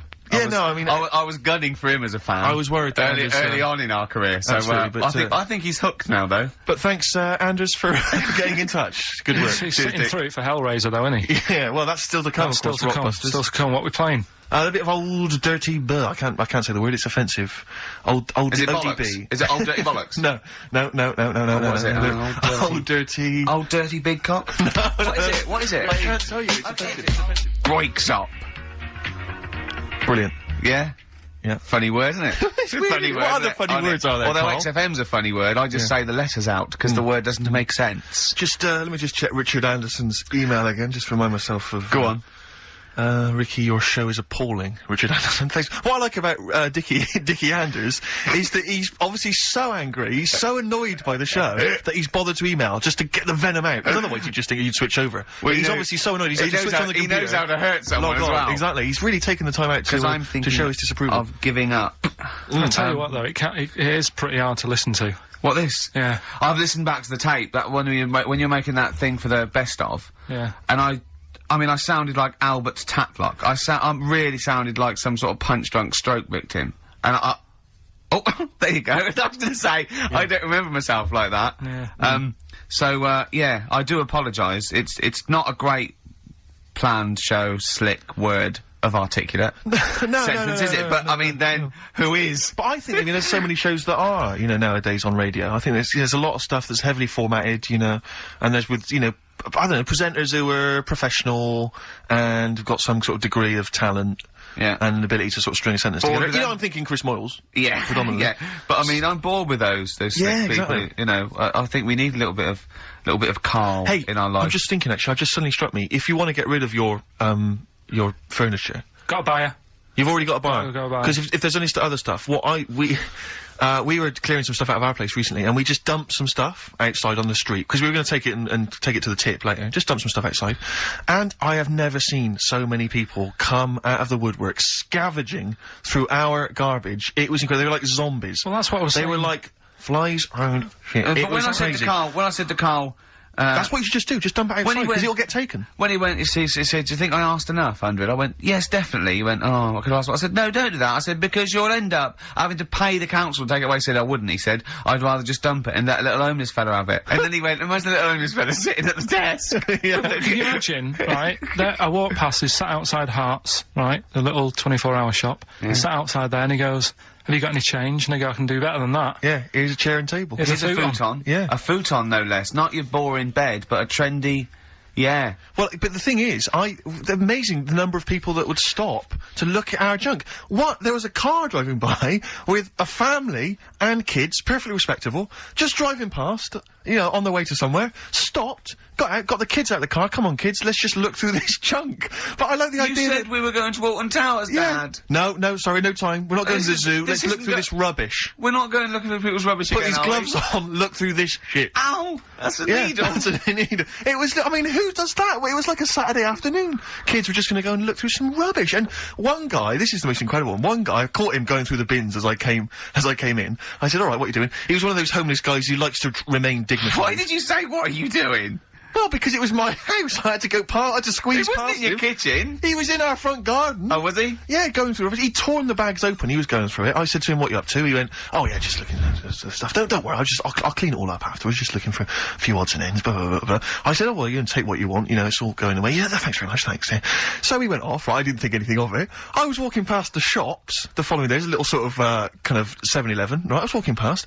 I thought, oh, that's interesting. A Gil Scott Heron album for sale. And I looked, I thought, wait a minute, this is all our rubbish. And the guy had set up like a little car boot sale outside the 7-Eleven on the pavement. He'd taken our junk, he'd marked on prices. There's like an old RAC book from 1976 that had been lying in the house, a Yellow Pages, you know, and he'd marked up the How prices. much is Yellow Pages? So I'm glad you asked. What year was that 50p, I snapped it up. I thought that's a bargain.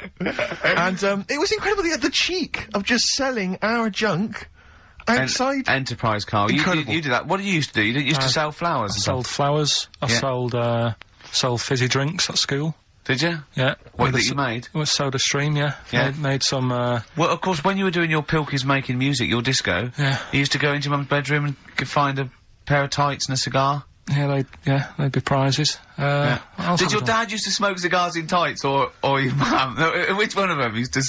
Go on. Right, look, let's, Yeah, we're educating Ricky. No. We're teasing that.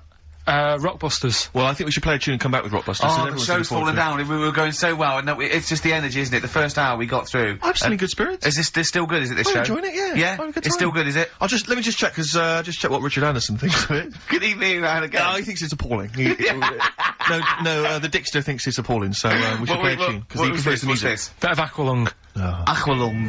Aqualung. Rockbusters next. I like that. That's great, isn't it? Aqualung. Good time's gonna come. Well, Karl, we've got loads of ideas. We've got emails coming left, right and centre. I think you've caused quite a stir. I think you've turned this show around, to be honest. I'm being, honestly. Yeah, no, you've done really well. You're actually acting a bit like a producer, isn't he? And, you're coming through in your own right. Yeah.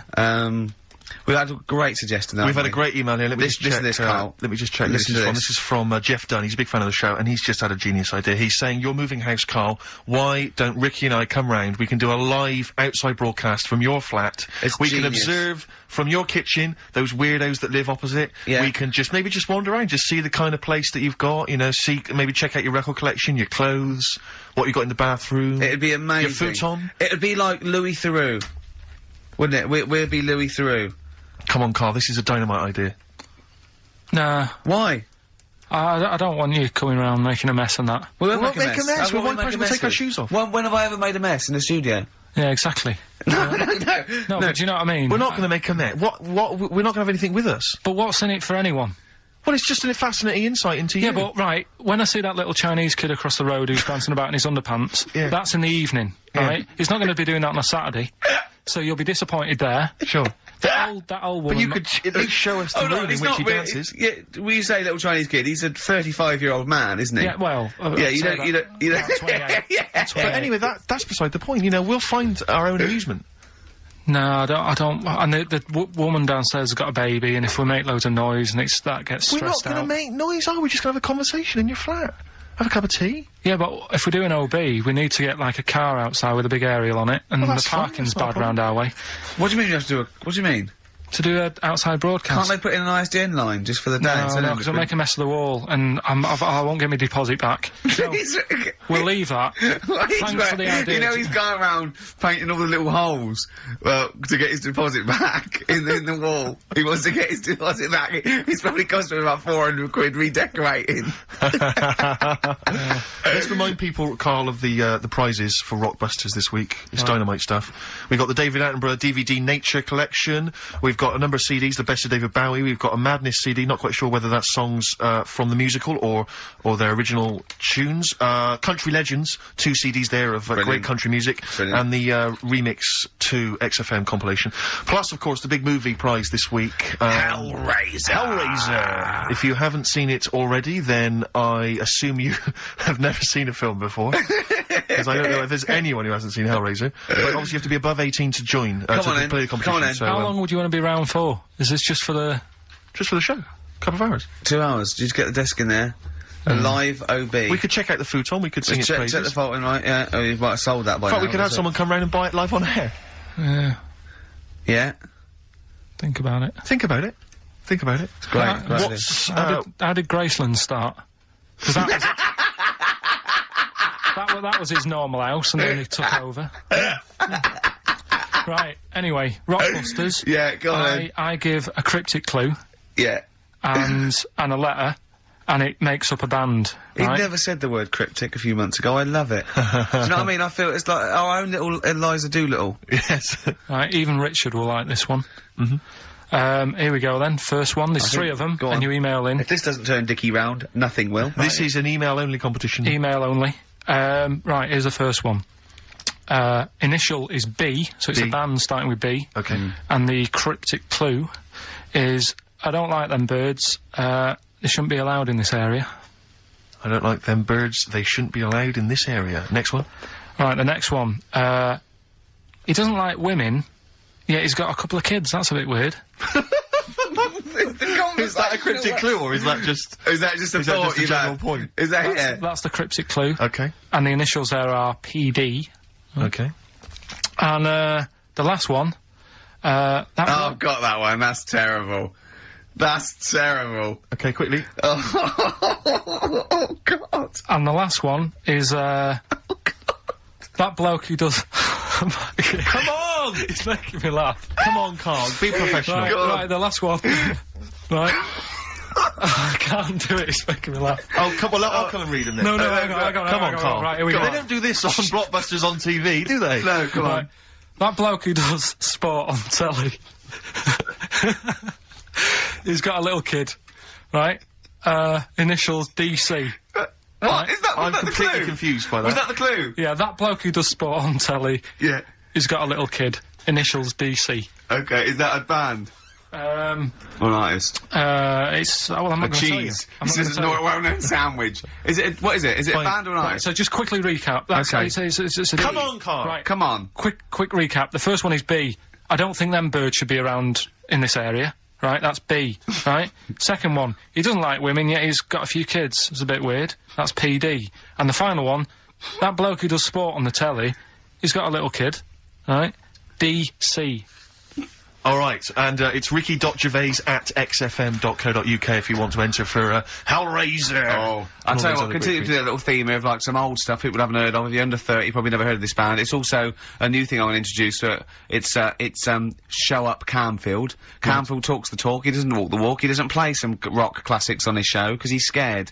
I'm going to play the tracks that Camfield's too scared to play. This is Kansas and Carry On Your Wayward Son, alright? Raw, Nirvana. Amazing. We were just talking, we were getting excited about that. Yeah, he's got an incredible voice he has. And Grohl, drumming, it's brilliant. You Know You're Right, the new one from Nirvana. Well, it's time for Educating Ricky Part 2, isn't it? I'm excited, Karl. I'm going to learn so much from this. What's the choices again? What's Right, you've got left. Still keep phoning your answers to Email. Email, sorry, yeah. The answers to Rockbusters. Yeah. Right, okay, Educating Ricky Part 2. Right. I'm committed to this treatment. Yeah. Is one. I've got to go for that one. Yeah? Yeah. Or the other one is the police are causing a bit of a stir. He still says it like it's the best thing he's ever come up with, which in a way it is. It could be. Right, go on then. I'm committed to this treatment. Right. Do you know the saying, Is it just sayings now? Are they all sayings this week? No, they're not. Okay. No, the other one isn't. Frog in your throat? The saying, there's a frog in your throat? Yeah. I assume it's when you croak a little bit. You sound like a frog. No. Right, might seem a bit weird, this one, right? But years ago... Oh, yeah. Sorry, what is that clue? Committed to this treatment? It's about frogs Kermitted.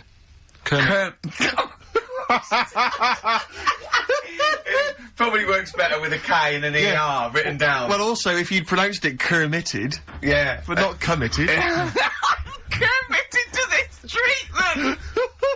Right, go on then. That's genius. So yeah. Well, what? You go to the doctors and you go with throat hurting a bit. Right. And what they did ages ago... Ages ago? What year was this approximately? We are going back quite a bit with this one. Oh, okay, go on. And the doctor would say... You got in history. Imagine years ago. Go on. And the doctor would say, right, keep your mouth open, I need to look at your tonsils. And the jaw would ache a bit, because they weren't as quick back then, because they didn't have the technology and stuff, and they'd have to, like, stare at it and study it and stuff. And, like, they get an achy jaw, right? Keeping their mouth open. Yeah, like you get, you know, Yeah. when you eat a Mars bar or whatever, it's a bit, So, they'd sat there, and they used to always close their mouth, and it used to annoy the doctor, right?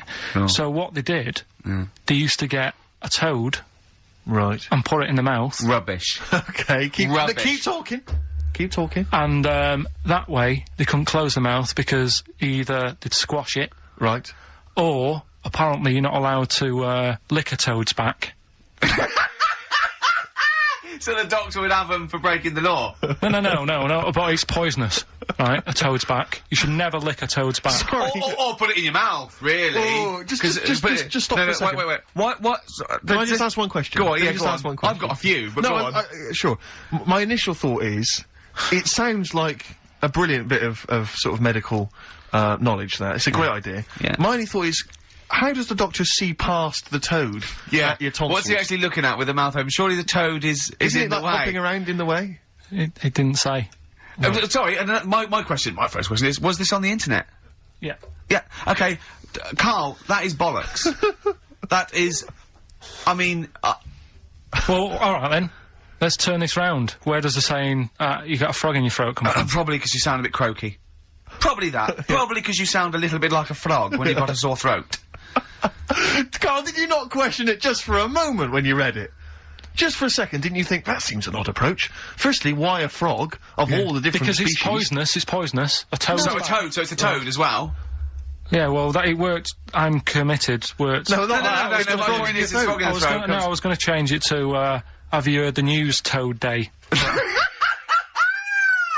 But I went with the frog. Oh, God! Right, so that's think rubbish. about it. So that's rubbish. Next, can I have, Let's play a tune, let's come up with the God. last one. Oh, Can I just Karl? say... No, just play it. yeah? Yo, Karl. I have to thank my mate Dave, who sent me an incredible 4-disc compilation. That was one of the tunes on there. It looks professional, it's amazing. It's incredible, The effort Oh, is he's gone to too much commendable. effort. Ben Queller, it's a track called In Other Words from his album Sha Sha. Open wide. Oh dear, that's interesting. Oh, here, doctor. You've actually got a frog in your throat. I didn't get there. I put it in there. That's the most ludicrous story I've ever heard, Karl. Why don't you think when you read these things? I think there's always going to be a bit of truth in all of these. I mean, that fella called up, didn't he, and said, I'm not sure about the, putting a frog in your throat if you got, problems with your tonsils or whatever. But he said, years ago, if someone had toothache, they'd get hold of a frog and strap it to the face. Yeah, sure. So, maybe, down the line, maybe they did. Maybe they didn't do it for long. guys, I think Caligula made his emperor, a horse and emperor as well, but I mean... it doesn't... Go on. Dick Anderson's been back in touch. Excellent. I think so. He's obviously... We've turned him round now. Well, he loves it now, he's been tuning in. He says, loves it now. He says, Ricky, thanks for a really forgettable 2 hours of radio. I think I'll spend the time next week counting my feet. That's from Richard Anderson. So, we've turned him round. Do you know where the phrase counting my feet comes from? Well, in the olden days, right, and I'm talking ages ago, when you really loved something, you used to, as a sign of respect, like, say, a radio show, you'd count your feet. And that's where that comes from, Karl. Well, what about the frog thing with a poisonous back. It's rubbish. That's true. No, the toads have the secretions in there. Why? But they didn't put it in people's mouths. No, so Why? well, I'll tell you why. When a badger or a heron tastes the toad, it's horrible. Ugh. The toad might die, but it's for the good of the species, because then think how many toads looking like that heron could eat in its lifetime. So the fact that one toad sacrificed itself, all those other toads in that heron's manner will be safe. Why? I mean, you know, we've talked about animals a lot on the show, right? Yeah. And when God made a toad, Sure. Right, okay, well, I'm going to stop you there, straight away. Don't. Just let him carry on. right? Okay. Like, there's annoying things out there. You know, jellyfish is a big problem with me. I don't understand what they do in the sea and stuff. Right. Right, but we'll leave them. God's right? a problem for me, but go on. We won't talk about jellyfish. No. With the toad, right? If it's to protect itself, Yeah. right now, No, it's not to say protect itself, it's to protect its species. yeah, but that surely, right? If the toad had a choice, if God said, right, what I'm going to do for you here, you can have something like a lobster's got claws, big claws to have a fight. Or I can give you something that if someone's having a go at you, you've got to try and persuade them to lick you back as a defence. Yeah. What use is right? Oh, right. God's. Well, I'll tell you why. What is God The up fact to? that there are still toads around is a testament to that defence working. That's all I'm going to say. Okay? If the toad had died out, you'd have a point. But they're still around. It works. Alright? And don't start slagging God off. He's got a lot on his plate. Basically, I think he took on too much. Particularly in 1 week. Exactly, it was crazy. Danger High Voltage, Electric 6, XFM 104.9, I'm Ricky Gervais, with me Steve Merchant. Carl's getting all flustered because I put an elastic band around his head. And we've had a definition of, Well, hang on a sec, frog in the throat. because there's an update to that, Rick. Go on. We did just have, one definition here of a frog in the throat. Apparently this has come from some internet site, so who knows how convincing it is, but it says frog in the throat, meaning suffering from temporary hoarseness, needing to clear the throat. Origin from the Old English frogger, meaning hoarseness. That's from Chris. Now that sounds slightly suspect to me. Why? But frogger? I mean, it seems odd that it would derive from that when it so clearly appears to be you sound like a frog when you have a sore throat. Yeah, but the word frog could come from Frogger, because it sounds like it's I didn't know, wasn't Frogger a game you could play on the Yeah, on the Spectrum. Spectrum? That's a Spectrum, great yeah. game. But Yeah. listen, hang on, there's an update to that, because just to common frog, of course, Rana temporara, that's the Latin name. Well, Your toad is Buffo. you Alright? may be trying to show off, but I think you're about to embarrass yourself as well, on. because you've been slagging off young Karl. Yeah. It says here, another email, it doesn't tell us who it's from. Although it's hard to believe now, at one time, medieval physicians believed that the secretions of a frog could cure a cough if they were coated on the throat of the patient. That in itself sounds repulsive, but what makes the idea even worse is the application of the secretions. Instead of painting the treatment on, something which may also have seemed rational, a live frog was placed into the mouth of the sufferer, where it remained until the physician decided that the treatment was complete. Right. Apparently Shakespeare's son-in-law, that's a question mark, I don't know what that means. Anyway, it's no wonder that today a froggy or croaky attempt at speech is said to be a frog in your throat. So, you can see that what's happened there is Karl's misread, or been slightly misinformed about a medieval practice. In a sense, you're both winners, just for taking part. What's your final one, Karl? Right, the final story is the police are causing a bit of a stir. I can't wait. It's about this fella. I think it's in England somewhere. Yeah. Don't know when it happened, but Literally ages ago, or? basically, well, I think it's when they were trying to crack down on like drunken people walking about in the street, Oh, yeah. and they found this fella. Saturday. Be Saturday, that one. And found this fella, and all the local people were saying, "Oh, look at him wandering around. He's drunk and what have you. That's not right. Get the police in." He got arrested and that, and they got him in the court, and the judge was there, and he says, "So you know, what's all this? What's going on? What are you doing wandering about when you've had a drink? You know the rules. You shouldn't be doing that. You had a glazed expression on your face. Blah blah blah. What do you have to say for yourself?" He only had a glass eye. So that you have was- 2 glass eyes? No, he had one. But that was they were about to sort of lock him up. Was he a What, bit pissed 'cause up as well? Well, he was pretty livid. But was he also drunk with the glass eye? No, that's the right. weird thing. He wasn't even. He hadn't even had a drink So they just thought, because he had a weird stare. because his eyes were all glazed. Yeah. Where'd you get this from? Why are you telling me this? No, but why are you telling me this? I mean, thank you, because it's, you know, killed a couple of minutes, but why is this educating me? What are you telling me here? Because there's a bit of a thing there, a bit of a fable, that don't always judge a book by its cover. Yeah? So, the guy, he hadn't even had a drink. He'd probably just been shopping. Yeah. Walking down the street, and everyone's, like, getting involved. Like, what's he doing? Hang on, I don't understand. He's walking down the street, happens to have a glass eye. He was doing nothing else to suggest he was drunk. You don't pick people up just because their eye looks like that. But even if it happened, why are you telling me? With no particular detail. I know this, but we're gonna get There's not enough information. I know, yeah. No, there's a bit of a lesson there, educating Ricky. Just, you know, just watch what you say. Don't always jump to conclusions. The only education I can take from that is that, if I ever do become a policeman, I shouldn't just arrest people because they look a bit drunk. I should just tap their eye with a pen and goes, oh, okay, on you go. Well, on you go, yeah. Guys, can I just look at that? I'm just going to email Richard Anderson and tell him I agree. right, listen, we're running out of time and that. Where did the phrase frog in the throat come from? We've got it here. It's been told. Well, there's three. Can we play a tune and come back with that? Have we got anything lined up? Yeah, we've got the song with the story in it. Come on, Karl, let's do something. Quick, play a record. Song with a story in it. But never mind that, just, they're listening. We discussed this off air, come on. Play a record. Right, it's Kinks. It's a song with a good story in it. You gotta listen to the words. Karl, what was that? That was your little song with a story, that's another little feature that we do every Saturday. Little so song. make sure you tune in. It's a song that's got a good story in it. There's a lot of music about these What's days. What's that story about then? What's that story you about? You don't know what they're going on about. Whereas that, classic from the Kinks, called Lola. Yeah, what's it about? I'd listened to it for the first time properly this morning. Yeah. And what I've worked out from it is a fella who goes out for a normal Saturday night out. He's in Soho. Yeah. He's having a Coca-Cola or whatever. And Cola, he sees this woman, and he thinks, yeah, she's alright. Won't mind a bit of that. So he wanders over, and he sort of gets talking to her. He looks at her, and she's got a great figure, nice face and all that. Lovely knob. And she speaks, and he goes, oh, God. Got a bit of a bloke's voice. Yeah. Got a bit of a voice like a bloke. But he thought, you know, that's her only down point. Sure. So he dances around with her, and I think he sits on his knee, I think he said. Yeah. Anyway, it turns out it's a fella. Yeah. Right. So, a sobering lesson. Yeah. What do you take from that? Look, always sort of, if you think you might be talking to, a bloke in who's drag. just look at his sort of Adam's apple. And he'll probably have a hairier arse than a woman. Yeah, I think you've gone too far then, though. I think you're already getting too close. It's a bit late to pull out. No, pun intended, definitely. There was a pun intended. Oh, was it? Alright, was it? Yes. Alright, okay, we don't be disgusting then.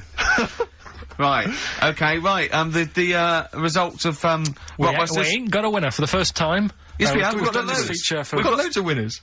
No, we haven't. We've done this feature for 3 weeks. This is the first time I've managed to sort of... What? Well, let's go through them then. What have they got wrong? The first one. The first one? What was the first clue? one? Well, hang on, let's do them in reverse order first. So what's the last one? The last one, the clue was, that bloke does sport on the telly and he's got a little kid. What's that? That's Destiny's Child. Des, who does ITV Sport, that's he's got terrible, a tiniest man. child, right? No, that's fine, they got that. Okay, Destiny's Child. What's the middle one? Right, the middle one. Right. Child. The second one was, he doesn't like women, yet he's got a couple of kids, that's a bit weird. Yeah. Right? That was PD, that was Puff Daddy. That is offensive. Go on. But it's not Puff Daddy. It's Puff Daddy. And he's not even called that anymore, he's called P. Diddy. Well... Okay, fair enough. But they got that one. Yeah, yeah. And if I'm being tight, these lot are as well. Yeah. Yeah. Tight means something in Manchester. Go on. Right. And the first one that they're having problems with, I don't think them birds should be allowed in this area. They've got it. Boyzone. It's not Boyzone. What's the clue again? I don't think them birds should be allowed in this area. That is perfect. A boy zone. No birds. No women. No women, yeah, birds, right? A boy zone. Sorry, Karl. If that isn't the answer, their clue is better than yours. That is brilliant. What was yours? Boy zone, it works perfectly. What's your answer then?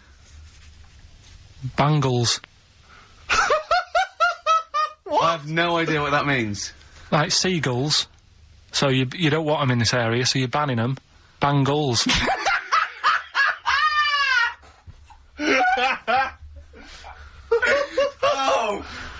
give it to Boyzone, because Boyzone's better.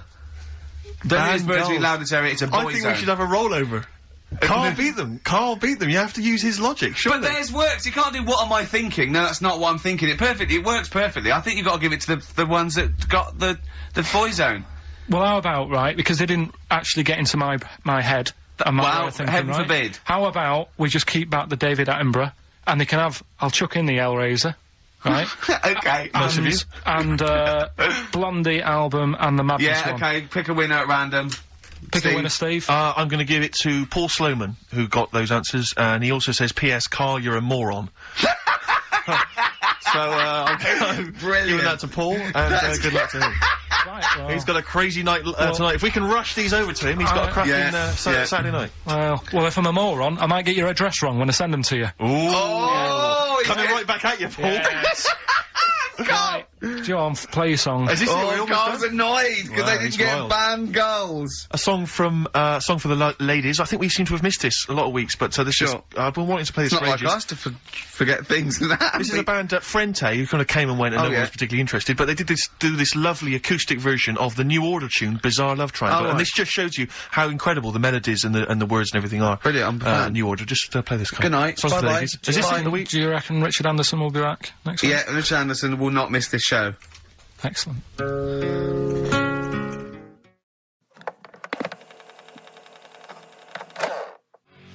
An Envy on XFM 104.9. I'm Ricky Gervais, with me Steve Merchant. Absolutely, yeah, hello. That clang you heard there isn't Karl. No. Karl's away. It's Sturgis. Claire Sturgis is here. Yeah. You'll know her from the Claire Sturgis show, but we know her from our early days on XFM, and, you know, we're good friends. It's sort of like old times, isn't it? And Karl is, had a little surprise birthday present. What's the story with this, Claire? Because I don't know about this. Do you know, I came in on Monday expecting to see his little smiley face, as usual, and it's always not here. What do you mean? So, but his girlfriend had surprised him and dragged him off to the Caribbean for a week. Wow. No, Canaries, isn't it? Oh, I mean, I don't know. He likes the Caribbean, he likes the crabs. Yes. Yeah. I thought he was bored of the Caribbean. I thought he didn't enjoy it last time. No, he loved it, didn't he? No, I don't think he did enjoy the it's crabs. Tunisia he didn't like. Right. He's been travelling, hasn't he? I know, yeah. He gets He didn't like Tunisia because there's flies the size of matchboxes. Of course. And, and midgets in the kitchen. No, there's nothing wrong with that. Yeah. Midges or midgets? Midgets, he said. Right. It was midgets. He wasn't saying anything bad, he said that there were lots of midgets in there. Lots of midgets in the kitchen. And I thought he'd gone away to some sort of, like, theme holiday. Yeah. But, no, this is, I think, Gran Canaria, or the Canaries, or whatever it's And called. how old is Karl? 30. Is he 30? Is 30 last week, I think, yeah. Oh, so it was actually a birthday present. Oh, Yeah, yeah. Okay, I just So, thought, but that's all right. So have you got a competition that you can regale us with, Claire? Because obviously Karl provides a lot on this show. Hold on. We could do White Van Claire. White Van Claire? Yeah. Are you familiar with this? We ask No. you questions, topical questions, just getting your opinion really on the week's news. Okay, yeah. It's on the If you spot. look forward to that. But you know I'm a little bit, you know. A little bit simple? That's well, fine. just a little bit, you know. What? I always sit on the fence. Oh, right. Well, don't You sit on the remember fence. You when see, I the was worst thing there was she was saying I'm a little bit like, you know, liberal. I was or undecided, and you got- went simple. Yeah. You Well, assumed. I didn't know. I thought I'm a little bit, coked up? I don't know. Who knows? It's Sturgis. Anything could be possible. But the other thing is with Karl, we didn't know how good value Karl was until we asked him sort of intelligent this is questions. true enough, yeah. Because he looks quite intelligent. Well, this doesn't is he? it. I mean, So the thing with you, Claire, is I don't discover- think we've probed you enough. We don't know what, you know, You your views haven't are on a lot probed of me things. enough, But we actually, don't know what Steve, your no. views are, you know? This is what I'm saying. We don't know where you stand. I mean, don't sit on the fence. This is the new Claire Sturgis. Yeah. All right? We're Yeah, going to delve deep, dynamic. find a personality in there, Claire. Let's go back All to right. the old days. How about a bit of the Smiths? That was beautiful, Rick. Go on. Oh, you've been practicing. Smiths. Cemetery Gates. It's a lovely tune, lovely song. There's one bit that worries me about it. It's sort of like a teacher warning. It goes, if you must contrive prose and poems, and the words you use should be your own. Don't plagiarise or take on loan. It's sort of like, what are you telling us that for? Yeah. Sort of like a lot of people there going, thanks, Morris. Yeah, Yeah. that's not mine. That's Wordsworth. Right, I'm going to write my own. Yeah. It's weird, isn't it? Queen is Dead, though, one of the great album It's titles. not my favourite album. It was voted best album But of the all Smiths, time. what I love about the Smiths, they just seem to get, like, the Smiths is just a that's done, brilliant name. yeah. Don't you think it just captures everything about Yeah. them? You know, We've got a thing about bad. yeah. Well, I was watching VH1 Classic Smooth last night, and I love it. Absolutely. Sade always on. You can always get a love a bit of Sade. But Foreigner were on. Oh yeah. I've been waiting. Yeah. And well, I don't know I can't remember which tune it was, but the album I noticed it came from, classy album title, Agent Provocateur. Oh. It makes my skin crawl. But I also, From the album Agent Provocateur. I imagine there's a band called Agent Provocateur, and they're from Wigan. It's a girl singer. She's 35 in a tight dress, and it's 4 blokes with ponytails. Yeah, exactly. Yeah. Doing covers. Yeah, exactly. Yeah. Here's one you may remember. They play a wedding. They go, we're not doing a wedding again. There was people. There was cake being trodden in. There was kids. Children were just sliding across the parquet floor. They weren't listening to the music. Well, we've got a gig at the Marquee coming up soon. It's endless guest list, £5 in. Agent Provocateur. If your band's Agent Provocateur or Agent Provocateur, have you ever been in a band called Agent? Yeah, but that's got to be one of them, because it's not. I don't know what that title says. I don't imagine Foreigner. I've got that sense of intrigue and. Well, one of the worst names. Right, okay. To Pal. Right, it's the worst. Let's start worst album titles. Okay, I'll kick off with To Pal. Bridge of Spies. Oh. Bridge of Spies. Is that the one that featured China in Your Hand? I assume so. I don't think I did too many. Bridge of Spies? Who did Bridge this of album? Spies? Who did this album? Beggar on a Beach of Gold. Beggar on a Beach of Gold. It's got the likes of Collins written all over it, but I know it's not Collins. Very close. Mechanics. Mike and the Mechanics, of course. I don't know what that means. Good old Mike. He's a beggar on the beach of gold. Just look around, there's some money. He's saying, don't be a tramp, there's some money there, gold, mate. I don't know what it means. I think it means that everyone else is rich, but he's still poor. Yeah. I like it. Yeah. Oh, it's a bit deep for me, Steve. Maybe you just need a little asterisk at the corner and then a little explanation at the bottom of the record cover. I'm thinking about this, I'm not quite sure what it means. Oh! He's very poor emotionally. Chumbawamba. Well, you know, what can I... Uneasy listening. Yes! I bet it was, from the Chumbas. Are they still cracking on? Are they? Because they used to live in a squat. They've done about 400 albums, them and the Levellers. Yeah. Who's the best, Chumbawamba or the Levellers? So, good question, thanks for asking that. Yeah, what's the telephone number, Claire?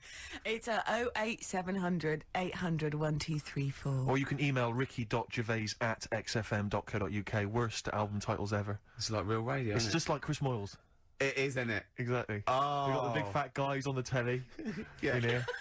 You know, and his kind of cheeky sidekick. And my Comedy Dave. You're almost as funny as Moyles. Fingers crossed one day. Right, Sturgis, you've brought in a record, haven't you? What are you going to play? Well, What's this all about? Do you know what, like, a bootleg is, Ricky? Oh, what are you talking about? Oh, I've snapped a lot of them up on white label. Go on. Okay. Well, no, this is quite a good one that Ian Baker bought in the other day. Sure. It's a bit of Dre, a bit of Snoop Dogg, mixed in with Crowded House. I thought you'd love it. Hold on. The juxtaposition there is exciting in itself. That's true enough, play it. The weather episode, Snoop Dogg, Dr. Dre, Crowd House, I love that. Enjoyable. That works for me, Steve. What do you think? No, it was nice. Well, she started off alright. Should we give her one more go? I think a round of applause for Claire. Yeah, that's brilliant. No, that's excellent, that. I love that. Rick, the phone... Oh, it's just gone. No, I tell you, the phone board had lit up there, Gervais. Really? There was a call buzzing through on call. A call came through? A call came through on line 1, and Sturgis missed it. Karl would never have missed that. He knows how valuable they are. I'm sorry. Yeah. That was probably someone with an amusing album title. I know, I did get one, Steve. I did get one. Do you want to hear it? Yeah, go on. Okay, this is from Al, who says that, what about this? H to H-E, who am the only one. Sorry, H to H-E. H-E. Who am the only one. I don't know what it means. No. Van de Graaff generator. Oh, well, no wonder. That's the thing that one of those things at the museum that you wind up and you touch and it makes your hair stand on end. Yeah. That's the scientific thing, isn't it? Sure. I've given up, Steve. Yeah, no, do you know, that didn't really make me laugh either. I'll be honest, I'm thinking that the whole kind of amusing album titles thing we should abandon. I thought that as I said it. To be honest with you, I thought it was easier than this. I mean, Chris Moyles makes it work, that kind of crazy comedy let's try radio magic, but obviously and I don't think our listeners are into that stuff. I just don't think they can be bothered to get to the phone. I don't think a lot of them are able. I think a lot of them are, you know, do you remember when we spent about 3 hours trying to get to through to the Chris Moyle show? Vaguely, yeah. What was the He was doing this competition, and it was song titles with golf, about golf. Like, so you go like Drive, the Cars, and that, and I was getting so excited. I wanted to phone up and go, Duran, golfy, golf. And I just thought, it might have lasted, oh god, it probably cost me about 30 quid just to ruin Chris Moyles' competition. Yeah. That was a long time ago. Yeah, those were the days when we realised, you know, he was a great talent and one to watch. Yeah. Before we'd enjoyed his new TV show. But, anyway. Yeah. That's not... No, that's cheap. It's cheap. It's cheap. Anyway, what should we talk about now then? Because that all went well. I mean, that's 20 minutes. That's 20 minutes done. Fantastic. And we've nailed amusing album titles. We've done that. That's fine. So we need a new gimmick now. I'll tell you what. You know, You've got something, you've got something, wait. Oh, Ricky's got something You know when Here you he go comes. out, you take an umbrella You out, leave the right? house, you've got an Right, umbrella, you go to bed, right? Yeah. And it's a really sunny day. Yeah. And then you come home and you go, oh, I wish I God. hadn't bothered with that because it's in the way. But then, right, imagine when you go out, right? It's raining. No. No. You go out without an umbrella. Okay. And then it rains. Oh, What's going on there? Oh, Isn't that no. weird, isn't it? We've when all you- been there, So we've all phone been if there. you've got, like, funny, weird observations of things that happen, like Yeah, that. yeah, stuff like that about umbrellas or any kind of sort of accessory or hats. Give the anything number about out again, Claire. This is going to be brilliant. This This is going to be great. Take this one. Take this one. 08700 800 1234. Just comedy observations. Yeah, and the things stuff you that we- thought of. Wacky stuff you thought of. Just tell us what stuff you come up with. Get the Sony people on the phone. This is dynamite. Positivity. Absolutely. They could always do a good chorus, couldn't they? They could indeed. I think we could play Pink. Is that really way out? You're saying that it'd be Pink? wrong? You can't play I like Pink. that new one. Yeah, but whether or not it's in the I'm building. coming up, so No, you not that better one. get the That party one, started. Do you know who that's written by? Do you know who that's I'm written trying by? to call the nurse, but she's being a little bitch. This That is one. this will be interesting. You know, let's get the party started. I'm coming up. Yeah. You know who that's written by? Well, the way you say it sounds a bit like is it? Is it Radiohead? Tom York, you're thinking? No. No. Let's get the party started. I'm 'Cause coming I'm up. coming up. I'm coming up. Is it- Careful, I'm hold on. coming up. Let's get the party started. I'll have one more please. guess. Is it Johnny Rotten? Is it It's Johnny not written, but Go on. this is the truth. It's written by that woman with the goggles and the big hat that used to be in Four Non-Blondes. Is it? It's written by her. You're not thinking of Snork, are you? No, From no, no, Banana no. Splits. No, I oft got the two confused. Yeah. But, no. Sorry, goggle and the big hat. She had a big hat, didn't I she? know- And a I pair know of goggles exactly and the one kind you of mean. sort of What a do you sort mean of Jippo goggles? look about her. What do you mean goggles? You can't say Jippo. What do you mean goggles? What's the Those correct word to flying say? goggles. Gypsy. Oh, Jippo is, gypsy. yeah, it's a terrible derogatory term. It's like... Well, she looked like some kind of scrounger, and she sort of had like matted dreadlocks, and you know, selling clothes pegs? yeah, Right, she- now listen. Lucky Heather. Yeah. She had a big leather Do you hat. remember when you got stopped with Lucky Heather and you I didn't don't wanna buy talk it? about Then you I had some don't bad wanna- I luck? had some bad luck about 10 minutes later. Yeah. So I always stop and buy some now. Yeah. So hold I on, got so... shed loads of it at home. So- Because I don't know when you got to throw it away. They don't tell you how long you've got to keep it for the good luck. 6th of January. You know what I mean? Yeah, keeping it after that's bad luck. I'm Yeah. getting confused again, aren't I? No, what it was... I don't know which myth to believe in. Right, stop it. Let's go back Go on. to, I've got a party started So going on when are you upstairs. coming up? Yeah. That is, as So I say... Fleagle, she's Is the that lead- her name? No, that's one of the Banana Splits. Now you've confused me. Fleagle's the one with the big teeth and Right. the goggles. Right. Snork is the one with basically. To be honest, I think it's an elephant. Okay. I think they've pretended they've made up an animal. There's so many people listening who don't know who the Banana Splits are. The Banana Splits. Banana Splits. Right. Listen, this they know the Banana Splits are, and even people under 20 know that.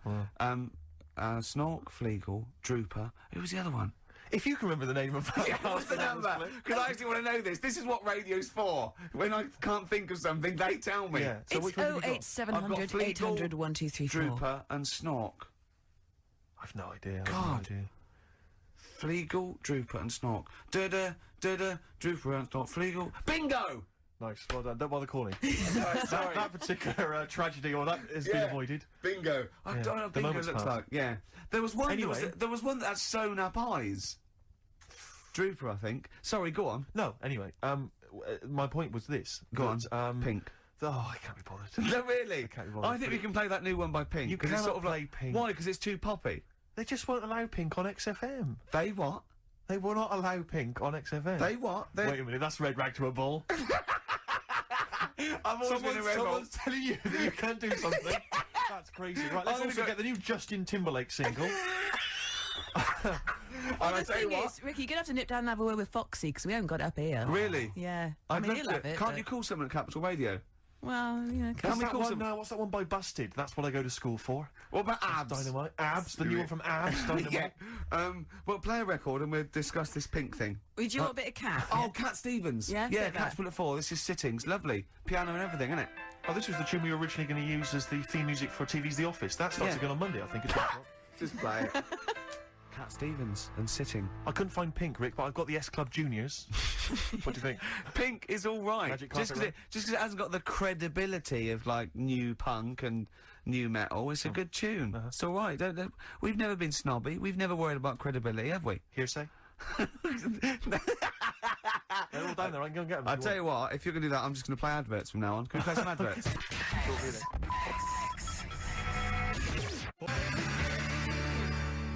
Supergrass.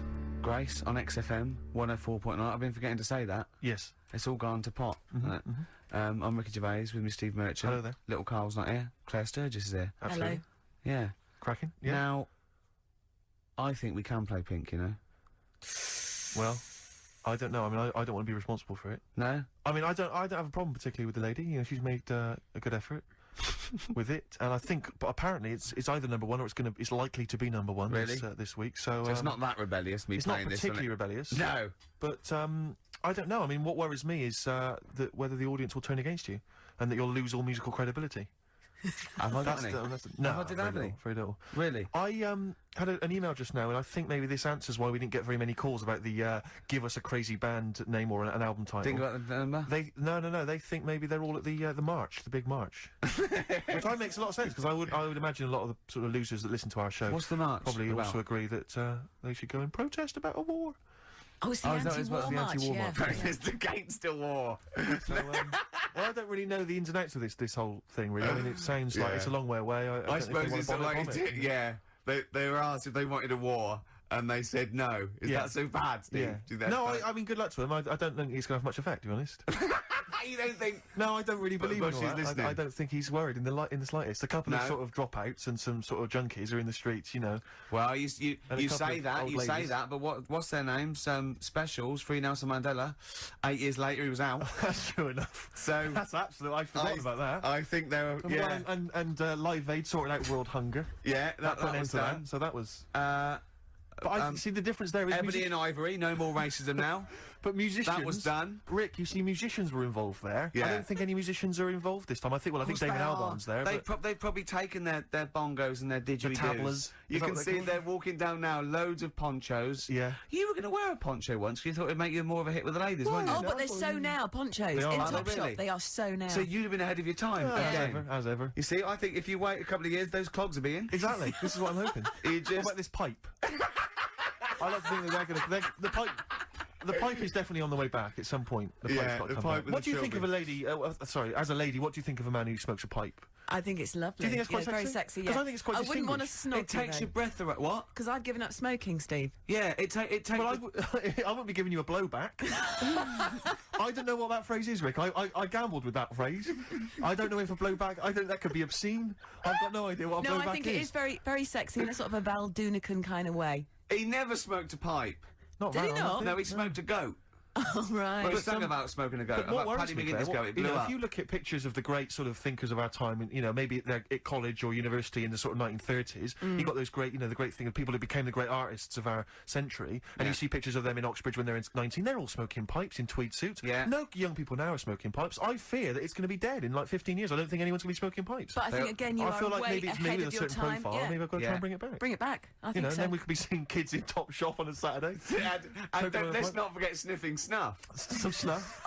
My nan used to sit there with 2 brown stains just dribbling from her nose. Lovely. And that bit of snuff and some gin. Well, this is it. Because my friend always said if he won millions of pounds, he'd spend it all trying to bring back as a fashion accessory the cape. The cape? Because I think the cape. Because you can make such an entrance with the cape. And a cane. A cape and a cane, yeah, and a top hat. I wish people had to wear hats now. See, I couldn't carry it off because of my shape and size. I look like Bertie Bassett. Whereas you'd look Basil Rathbone. Well, I'd look pretty good at all sort of Christopher Lee. Yeah. Wow. You would. I'd sweep into a room, I know. See, I think you look like. Don't get this wrong. Don't take this wrong. Like we're mates. I think you look like a freak with a cape on. Okay. So all right. Well. And at which point would you take it one step further and add the deerstalker? And go the whole Sherlock Holmes. Well, I'd have the cape, the pipe, the deerstalker, and I'd solve crimes. It looks great. It looked like some sort You could be my fat companion. I could be. What sort of like get padding and stuff. Yeah. No, I like that. Yeah. I'd like to solve more crimes. If I'm being truthful, I would love to solve crimes. Just to solve one crime would be great. I wouldn't matter if I solved it. If the police came to me and said, I'd just look at the first block, go in. Yeah. Just get it off the streets. You know what I mean? Just like tick, done that. Sure. Yeah, but I just feel there'd be something. I feel like maybe because you know, like in TV shows, it always used to be, you know, they were a doctor who also solved crimes. They were a plumber, they solved crimes. Quincy. You know, But you know, a couple of sort of BAFTA-winning writers. What did Heart to who Heart also do? solve crimes. That'd be good. That'd be great. What did Heart to Heart do? They were just They millionaires. were just a millionaire couple who would invariably you know, what was But the Murder they She did Wrote? that She was just a every novelist. week, though. Every week, Heart to Heart. Murder She Wrote. Murder She She wrote it and she solved it. She always solved it. It's brilliant. Murder She Did wouldn't have been such a good sort of thing. No. But this is what you don't seem to get that anymore. You know, people who do one job for a living. You know, DJ who also solves crimes. The DJ who solved crime, that was Shoestring. Was he a DJ? Yeah. He was Eddie a private Shoestring. ear, wasn't he? He was a private DJ who was ear also a on the private eye. radio. Is that what that was? That the thing they did? Not a private eye, private ear. Is that what they said? Yeah. And how did he solve it? He worked out clues for call-ins and stuff. Yeah. No, he used to leave the building. He didn't just sit there and play records and then try and guess. That's great. Give us a call on the usual number if you've got any idea who murdered. Now it's Snitch Hour. Got a letter here. Who reckons Because she knows? I know a lot of my friends are big fans of Midnight Caller. Do you remember Midnight Caller? Was he a DJ who solved crimes? Yeah, it was one of those late night things in America, wasn't it? But was he a DJ? He solved crimes, didn't he? I don't know if he'd solved crimes or just solved... If you've ever solved a crime, email us. puzzles. He had one of those puzzler books. Weren't you on the front cover of Puzzler once? One of those things you get. Weren't you? Puzzler. Were you? Was I? No, I don't think so. Oh, it was your other friend who was a of mine, DJ, it was a cover of Puzzler magazine. That's it, yeah. So was Puzzler a rude thing? No, it's one of those things that you Those puzzle books you can buy in the Oh, actually, it's a puzzler. You do Oh, I for see. coach journeys, and they just put people's pictures on without permission. Yeah. I know people are just like, well, I didn't give permission. They just find like celebrities, and they just get their picture and they stick them on the Well, they front. would have used me then, would they? Well, I Celebrities. forgot. I didn't. Hey, Pink. Should we play Pink? Yeah. Oh man, I don't live by the rules. Be on your head. Here we go. That was the Strokes, and kids are mental. Yeah. That was No, you're all right. No, shut up. No, the thing is, I think if we'd introduced that as just, and we didn't mention who it was, and we just said this is the new one from one of those trendy new bands, you know, the Boomtown Rats. then I'm sure these listeners would have happily accepted it. As it was, they knew it was Pink, and the phone lines have gone crazy. We had upwards of 2 calls. I'll tell you this, we had between 2 and 4 calls. And they've not enjoyed it. Why do we do this show? We don't need to do this show. Because you love us. We could be on Radio 1. Oh man, We could be on Radio 2, probably. Yeah. I don't know. Virgin, I think, called once. Yeah. Ages Someone ago. just emailed, they just said, Pink sounds like Run for the Sun by Bucks Fizz. I can see what they're thinking. I can see what they're thinking. What do they want then? Well, yes. Okay, what's the phone number don't again? You know what people are like. I never understand who phones a radio. Who tries? It took us like 2 hours to fail to get through to Chris Moyles. People will phone radio stations. Can you please play the new one by The Strokes? You just buy it, or you'll have the album. Why have you got to hear it on the radio? What difference does that make? Some guy talks at the end and the beginning of it. Yeah. Partially ruins the song. I can't understand who phones up for a request. We're really alienating our listeners now, aren't we? Nice We're going, we don't care what you think, go and buy it. We're going to play what we want and we don't care. Yeah. I mean, we're not being particularly funny or interesting. We haven't even got that to fall back on. I'll tell you what it is, Rick. Arrogance. Laziness. When you've got a hit TV show on your hand and you've won the awards and you're making the kind of money that you are at those massive corporate gigs. Yeah. Where they're paying you thousands of pounds to turn up for 10 minutes. You don't need this. I mean, Steve, don't you get that then? I'm afraid I don't, Claire. We carved it up early on that Steve would not be making the sort of money that I would. Yes. And he shook on that. That was written contractually. Yeah. So I think. So you did shake on that. Oh yeah. yes. It would be horrible to go back. I don't think he realised quite the difference. Yeah. But the you know, huge success. I don't think he'd want me to Welsh on it. Right. I don't think he'd be happy with himself if I gave him any. I couldn't live with myself if you gave me some of that cash. Well, what should we play then? What should we play? Some states? Should Can we we play just the save Strokes it or by something? playing the Strokes? Oh, Go on then. That's all stuff. Oh, thank God for that.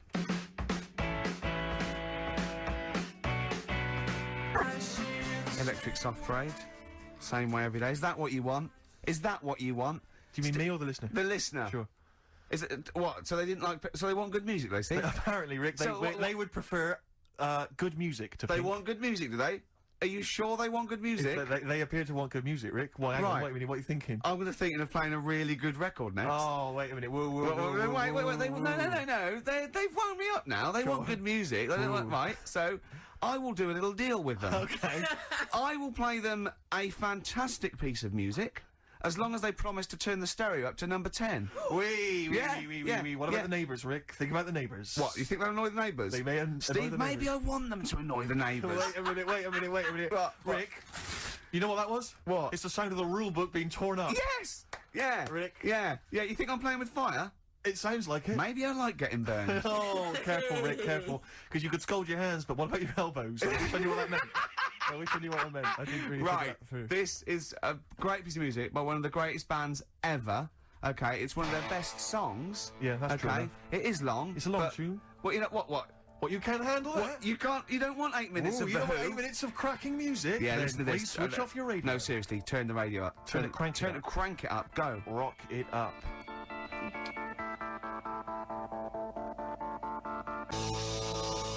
That makes up for Pink, doesn't it? Oh, man alive. Oh, that's It's an amazing worked me out. track. It's incredible. And it is. I mean, incredible. It's textbook rock and roll. But that when I was growing up, I had 2 favourite lyrics all time, and one of them's in there: "Meet the new boss, same as the old boss." Yeah, it sends a shiver down your spine. It's fantastic. And the other one was it's on America's tortured brow that Mickey Mouse has grown up a cow. Nice. You know that is? Nice. Ooh. Got a phone in. This will be a competition. What should we give away? Office. We haven't got any, have we? Just why don't you just sign That's your like- signature on a piece of paper or something? That's got to be worth Stuff- something in a couple of years. £4. Yeah. £4 you get on It would eBay. cheapen the piece of paper. Yeah, not if it's a rubbish bit of paper. I've had an which email here- I probably would sign. There's an email here from Davey Look, Monroe. it's lit up. No, wait a minute. Look at that. Oh my They've god! gone mad. They answer it. Put them live. Oh. They might know the answer. Hang on. We'll give them something. We'll give them some CD. How do you put it Oh, live? While you figure that out, let me just read this email. Go on. If you're having to play, it says here, if you're having to play extra ad breaks and 8-minute long songs, it just goes to show who provides all the material for that radio show of yours. Did Karl secretly write The Office as well? And I think to myself, it's like, what do you Hold on. want from us? Just see if This someone's sounded on One the of the phone. most incredible rock and roll tunes ever laid down on vinyl, and you're whinging? I know. Because you'd rather have our inane banter. What kind of a person are No, you? they'd rather have Carl's inane Well, banter. clearly. Don't big your I roll just- up. no, They don't no. want us at all, Steve. I've just had a phone call from a very nice girl saying, "Where's Karl?" I said, "Well, you know, he's back next week. What's wrong with me?" She went, "No, you're lovely, Claire." She, but Karl calms the other 2 down. Sure. Really? Can we just see if someone's on the phone? Is Yeah, go on anyone then. there? we got? Right, what are we going to give him? We're going to give him some got nothing. CDs or We're something. running on Well, it. take the name. Right. Anyone there? Hello? Hello? Oh, God, there's someone there. Oh, I've got to put my headphones on. Oh, haven't hang I? on. Oh, What was the lyric again? Stay Rick? there, please. Alright, It's on America's tortured brow that Mickey Mouse has grown up a cow. Life on Mars. David Life on Mars, David Bowie. It's easy as that. He. What's your name? It's John Ball. John Ball. John, I'll be honest with you, we got nothing. We got nothing to give you. It's not good enough. No, we'll get him some. We'll give him. Yeah, we'll give him an office CD. He doesn't. and We can't keep doing that, Rick. It's We've got pathetic. nothing Yes, else. They you don't can. give. They don't give us anything, do they? They don't. They. It's a wonder we get into the building. No one's know, around I know. on Saturdays. No one cares. Office DVD. Yeah. What okay. would you really like, though, if you could have anything? Yeah, Office DVD. See. There you Fair go. enough, fair Brilliant. Okay. Stay on the line, mate, and I'll get you details, okay? Excellent. That was a competition. We did. That was like real radio. Well done. It was like real radio. Now we've got to play David Bowie, haven't we? That's what they Calm do. down, Rick, you are- I can Foxy. see what you no, mean. but Foxy would have it Well, you're lined gonna have, up. Rick, you're gonna have a heart attack. Am I? Live on air. I mean, Yeah. it'll be dramatic radio, and that's Sony Award winning. I know that. Any kind of. I seem to remember when Tony Blackburn had his breakdown on there. I think did he win awards for that? I mean, it was pretty impressive Probably. stuff. It was pretty intense. Yeah. What breakdown award? Have a breakdown. Yeah. Excellent. This year's best breakdown on radio. Totally Blackburn. Yeah, but For Tessa, marry me. yeah, it was something like that, wasn't it? Yeah. Did he play the same song again and again and again? Must Did have he? been fascinating radio. Uh, That sounds like Capital Now. oh, it's that satire. High five. Is that a nice We've one? done there. Oh, well done. Well Oh, done. Are we owned by Capital? You've We are, got, aren't we? yeah.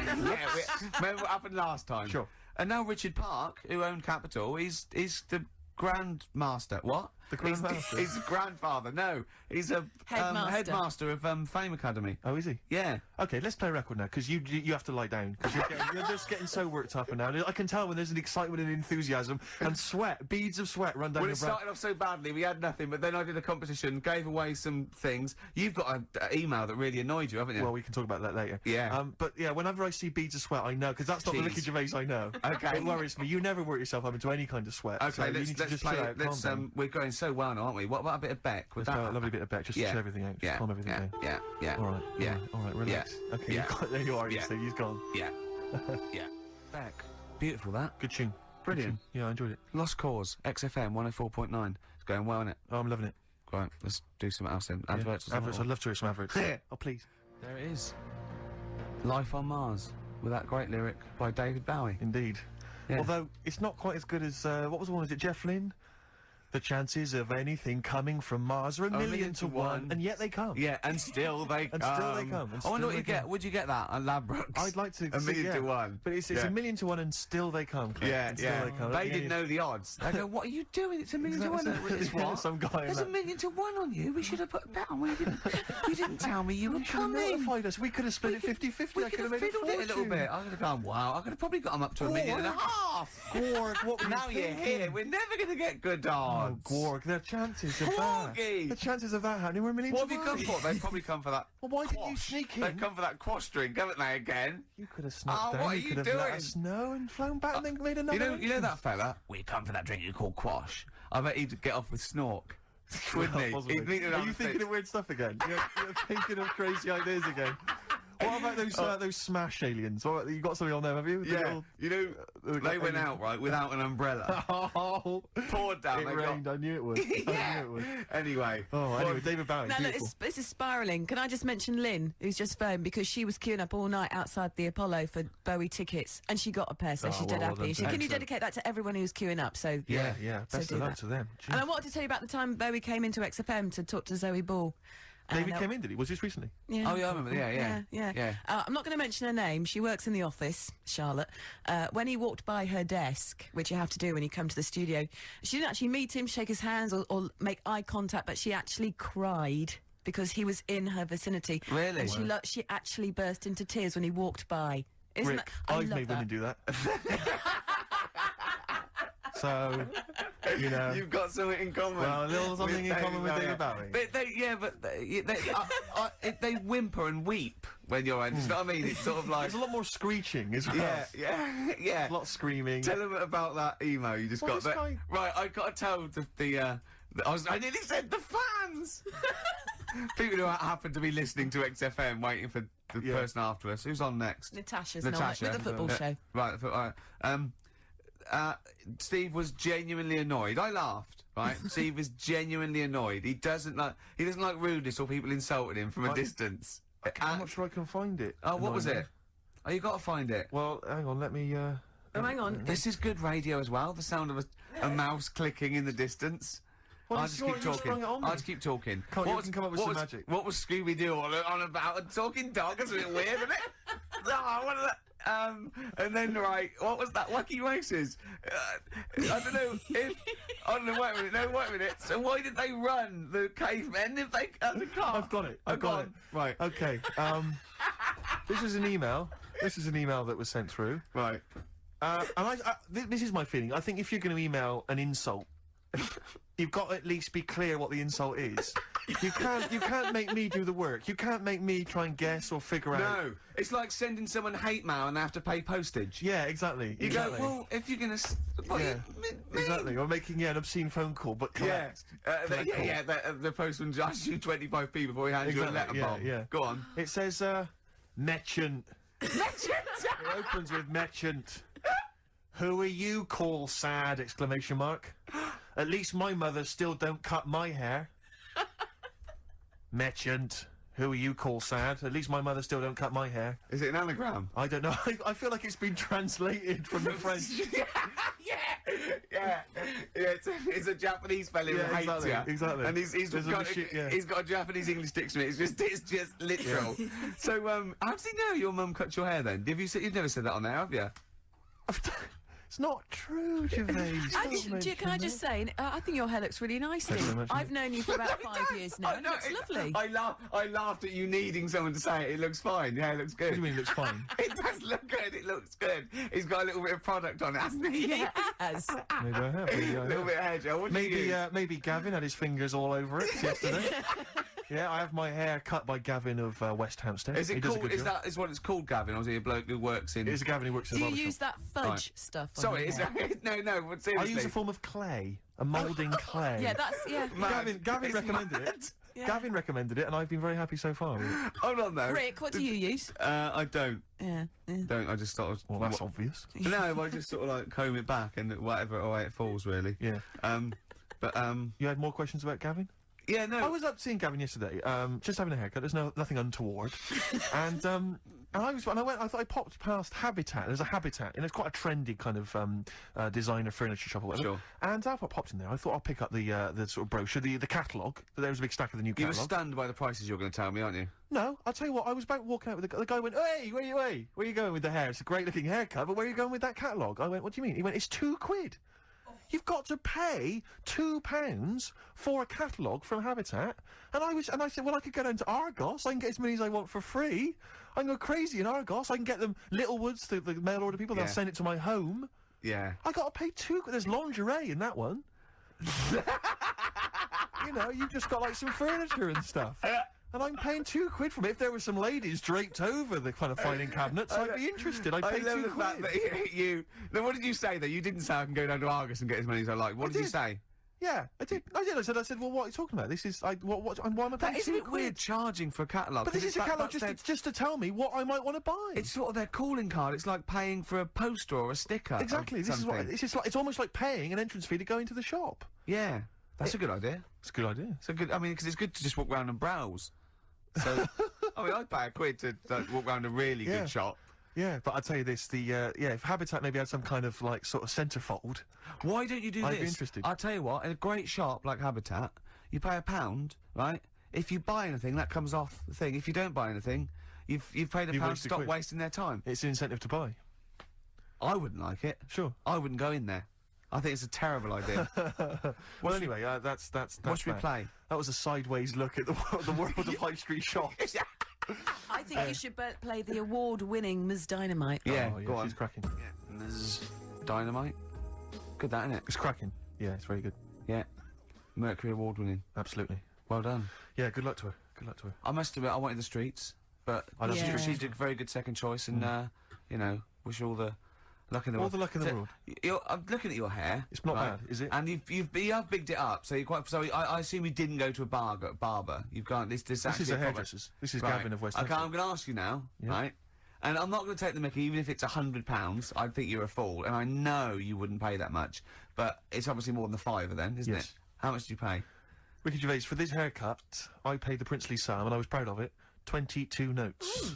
But That's all right. But I went up to 24 because I was pleased with what I had. Little tip for him. £2 tip. £2 tip. I could have just given him one of those Habitat catalogues. He'd have been pleased with that. I love Just about flap that on the desk. Yeah, and he'd have gone, thanks very much. And you'd have to go, I'm going to be honest, Gavin, that is not free. Exactly. If that had been an Argos catalogue, then throw me out of it with an insult. exactly. Look at the price. I'll go £2. You go, yeah. That £2 is yours. It's yours. You're taking that home. Would you prefer the money? What should we do? Yeah. We're going to usually play a new one around this time. What new adverts have we got? Plenty here. Oh, come on, let's Come go. on. Are you in any? No. Badly drawn boy. I imagine that's starting a British film. Do you know what I Yes. mean? They're jumping on a London bus and they're going around London. Well, of course, the film about a boy, he did the soundtrack for. So if you were a little bit more up on films and stuff, you'd have already Yeah. known that idea's been done, and you wouldn't have embarrassed yourself, and there wouldn't be egg on all our faces. Oh, but no. thanks very much. Sorry Rick. about that, I'm eating. I'm very messy, aren't I? yeah. What have you got, Steve? What have you got for Rick, me? I'm glad you've asked. Thanks for asking. This is a Stevie Wonder track. Now, I hope people aren't as offended by Stevie as they were by Pink. I'm sure they won't be. I mean, for goodness sake, he's one of 20th century's greatest artists. Yeah. This is from an album, not one of his more famous, Fulfillingness's first finale. Yeah. And this is a track called You Haven't Done Nothing. But Rick, here's a little quiz for you, a little pop quiz for you. Oh. There is a very famous backing vocal group here. I mean, they were famous in their own right, but here they're doing backing vocals. I'd like you to identify them. And there's an Office DVD winging its way to you, Ricky, if you can spot who it is. Let's Right, hear it. okay, the pressure's on. Oh, magnificent. Do you not enjoy Brilliant. that? Excellent. Yeah, Fantastic. Stevie Wonder, You Haven't Done Nothing from Fulfillingness's first finale. It's quite tricky, that, the backing vocals. Well, I They're not never get particularly that. prominent, well, are it they? can't, and it could be anyone. So I'll just go for someone that's a vocal group with, I don't know. Is it obvious or is It's it... very obvious. What, that it would be that they would back him? It's not obvious that they would back him, but it's obvious that, I mean, they are huge stars, or they were huge stars. And what is, was it, what's those, what, mid-70s? Early 70s? Talking mid-70s. 1974 is the album. There's an Office It's not, DVD winging its way not to the you. Jackson 5 or It's the something like Jackson that. 5. Is it really? There they are, well done. Well, there you There go. are, yeah. Well I mean, that's how done. big Stevie was, that you could ask the Jackson 5 just to stroll in There you go. with some fairly See? nondescript backing vocals. First, stuff. first, album I ever got, Jackson 5. Was it? Which one? It was the one with Rockin' Robin on it. Nice. Did you rock to that? I imagine you did. I walked Grooved around to that. How old were you? What was you talking? 18? I was about, I suppose, I don't know, 11 or 12, and I had one of those little cassette players, so when you had to press down play and and it had a little handle that came out. They're brilliant, yeah. And I had one CD with it. Well, one tape. One tape, yeah. Sure. And you bought it yourself, did you? Or No, did no, you... that was a Christmas present. Lovely. Yeah. And that was the only one you had for, like, I imagine, like a year or something. Just Well, that one tape, yeah, endlessly played. until I- What was your first record purchase? It was Sophie? a Disco Fever compilation. Well, actually called Disco Fever, and I got it because I loved Yes Wait a Sir, minute. I Can What, are you Boogie. embarrassed about having your mobile on, or what? Something's I'm vibrating, and I'm assuming sorry. it's a mobile. Oh, so it's my boyfriend. Oh. I did turn the ringer off. Oh, sorry. So what, it's a Disco Fever compilation? Yeah, featuring Baccarat, Yes Sir, I Can Boogie. Cracking. Yeah. And Space Float On, I think, which is what I want. What I Float wanted. On, that yeah, one? that's one. Yeah, That's the Floaters, isn't it? The Floaters. Yeah. Yeah. Always Hi, made me laugh. Larry. Yeah. My name's... I yeah. don't know. Magic Fly by Space. Oh, right. Do you remember that no, one? I don't. No, yeah. No. I don't know if my first purchase is cool or not, really, because I suppose it seems like it was. It was the greatest hits of the Stranglers.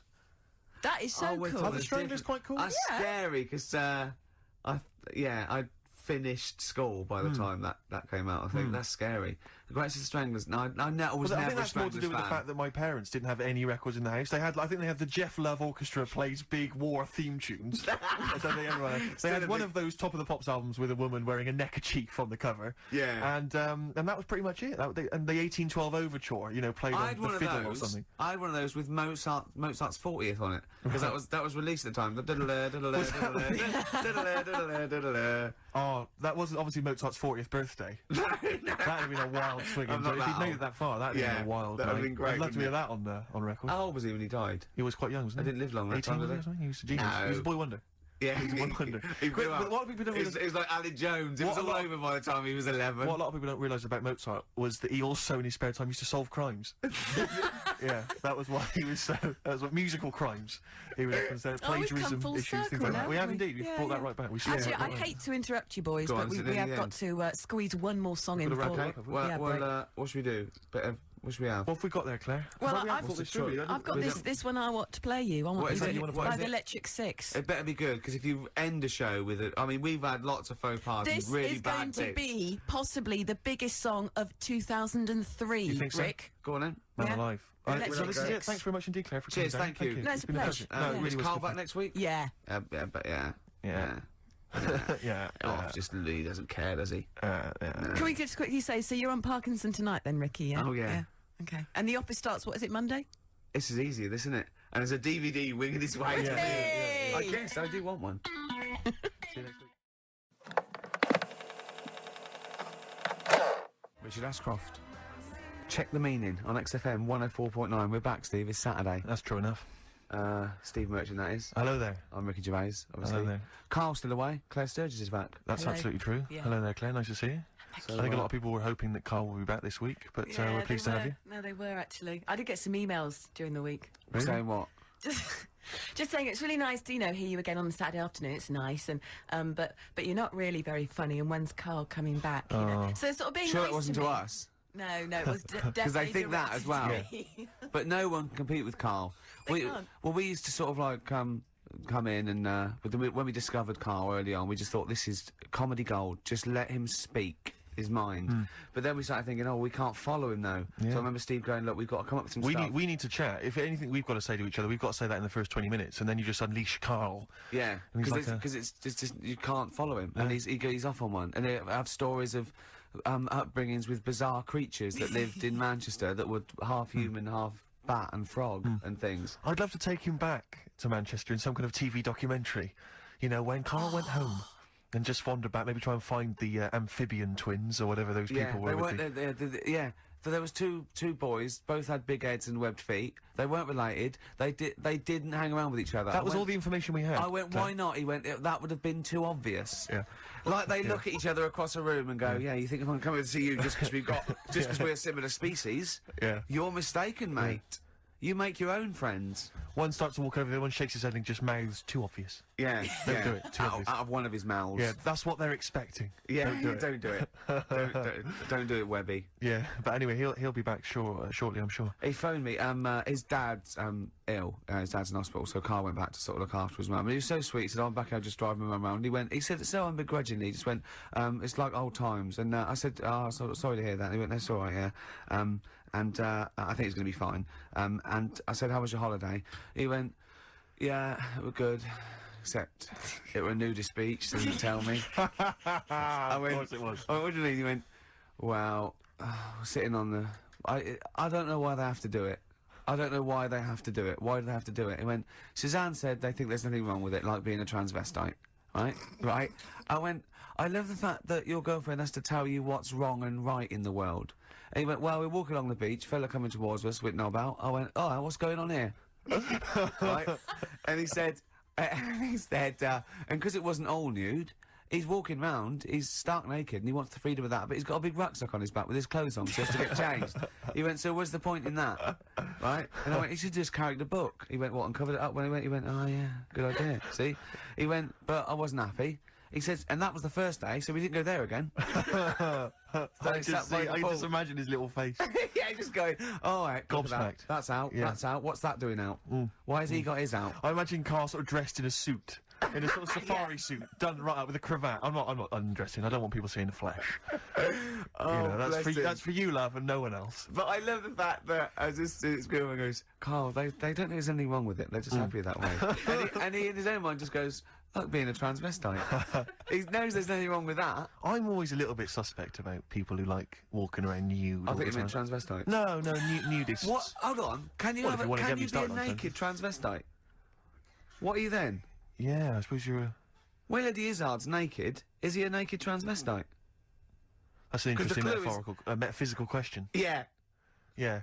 On XFM 104.9. If you know the answer to that metaphysical question, or indeed any of the famous ones, if a tree falls in a forest and no one hears it, has it fallen over?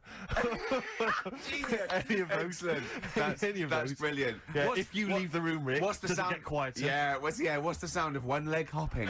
Exactly. What we got there, Claire? Do you want some music or Yeah, I'd love to hear a it. bit What you more got? chat? Yeah. I've got the vines actually. Oh, Is that play all right? it. Nice. Hey Claire, out of the way. Yeah. No, I'm not talking to you. It's the name of the song by the Vines. Excellent. Yeah. XFM Right, XFM 104.9. I'm Ricky Gervais with me, Steve Merchant. Hello there. And Claire Sturgis. It's Have you not ever been to? fair. Have you ever It's been not to a fair. nudist beach? Have either of you been to a nudist beach? Yes. I found. Have you really? I. No, last month I went on holiday to Antigua and then I went on the nudist beach. Really? I wanted an all over. Sure. Because I was with my family once when we went on holiday, family holiday with. I just heard you going on and a inspector coming along going, "And the glasses." And the glasses. And you don't wear them there.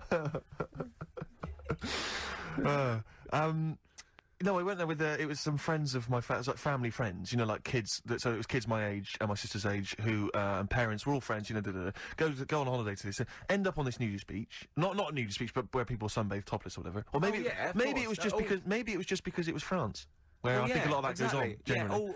All Yeah. beaches in no, Semi-nude. but that's different. The nudist beaches are sort of, they're cordoned off. Sure, aren't they? yeah, with the cocks and everything. We can't say that. You can't say cock. Or did you mean the chicken? You meant The chicken. chickens. There's a lot of them naked got people farms, a lot of carry French male farms. birds around. There with is a them. lot of poultry. And by male bird, I don't mean transsexual. You don't mean no, I don't want to because that's also offensive. That is also offensive. So be careful. Yeah, Whenever. please be careful. I just Claire, want- be careful Well, what you're going to say on I there, just want to because you've say got to be to careful. the radio authority or anyone listening, when we say cock, we are referring to a male bird, and There is no discussion there. There's nothing. There's no absolutely other not. issue. There's no other issue. ambiguity. Okay, go on. What are you talking? So there's people walking around with their birds and often they got their knobs out as well. So it was just a topless. It was just a topless beach. So we're all on So there holiday. were tits there as well. There were some tits. Yeah. We've got a family of tits that come and eat the nuts that chew on my nuts. Go on. We're confusing. We're confusing. No, we have. Jane's got a little bag of nuts that Right. she makes me hang out of the window. Right. So you'll often be hanging your nuts out the window, And the so tits that will tits can. Sure. God, I don't know what. Please. Go on with this story. will Sorry. you? So what I'm Please. saying is. God. What I'm saying is. Yeah. We went on holiday as a family there. Yeah. There was some tits. There was some cocks. And I found it all a little bit, because I was about 14 or something, I found it all a little bit disturbing, because I hadn't been introduced to this sort of thing before. Yeah. And obviously my dad was having none of it, like, a bit like Karl, and obviously my mum wasn't up for that as well. But the person we went, the mother of the person we went with, she took her top off, and I was like, I didn't know where to look, because I didn't want to make an issue of it, I didn't want to make, I didn't want to, but it was like, because I was with my mate, I was going, well, I wanted to say, well, there's your mum with her knockers out, really. I mean, that's your mum over there. Hello, Dave. There's your mum's knockers. There you go. Yeah. There's your dad. Popped out. Yeah. Popped out his little man. His little fella out your there. Your dad's fella's there. He's wandering about, and he's having a. And your mum's got he's getting a tan on his little milkers fella. out. So it was all it was a little bit disturbing, and I've never quite got that image out of my head really, because it was all. I didn't know where to look. I didn't know what to do. A friend of mine, I won't say what his name is, right? He's about 25 now.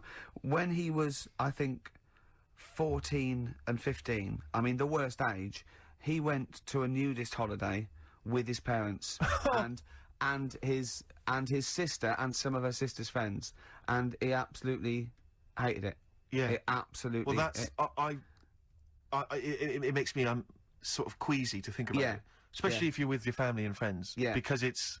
I don't mind looking at nudie ladies that I don't know, really, but I don't want to look at relatives, or people I've grown up with, or indeed the likes of you.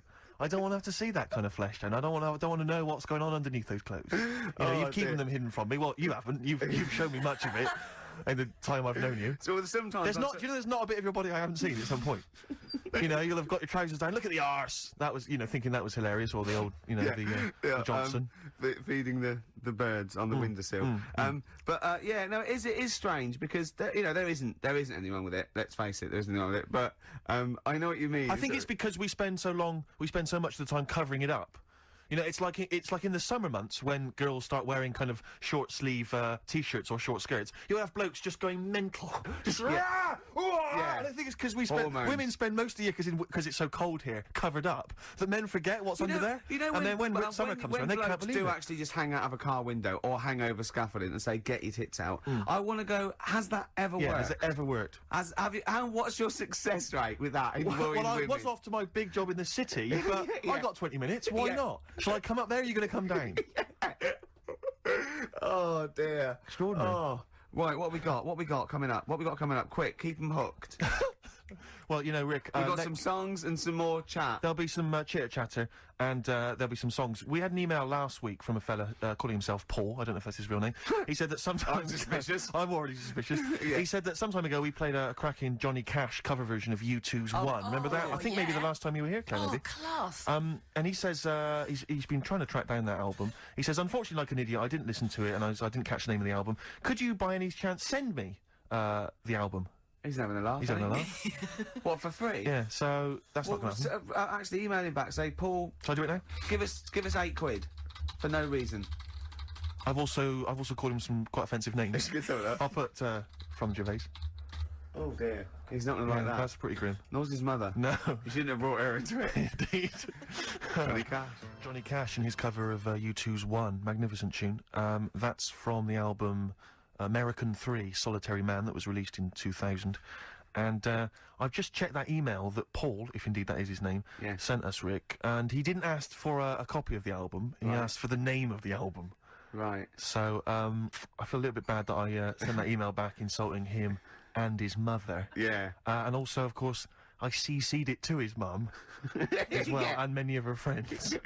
So, send another one. I feel, I think we can get around this. I'll tell you what Paul would like if that is his real indeed name. His name, yeah. He'd like some adverts. He'd love some bloody adverts, Paul.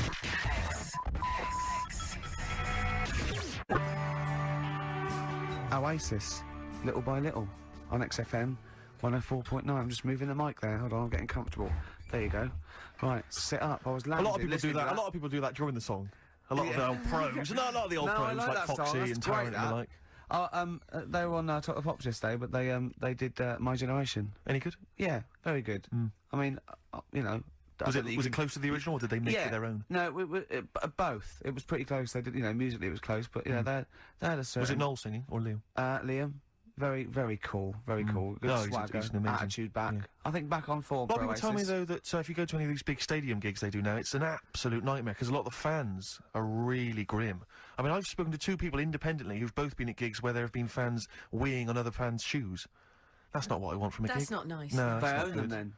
Well, yes, apparently. That's theirs then. Oh, Yeah. what, if you wee on something? Yeah, that's you yours. own it. That's It's in yeah, cat law. because cat law. Yeah, cat Yeah. law is if you wheel on Yeah. something, then you own it. Yeah. Yeah. I know you live by cat law. I do, No, you do live because I've my wallet. I think you own, yeah. and Several telephone boxes. much of my hair.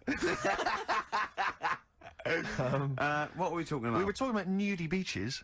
Yeah. Because I still can't get around. I don't know why idea. they only play volleyball.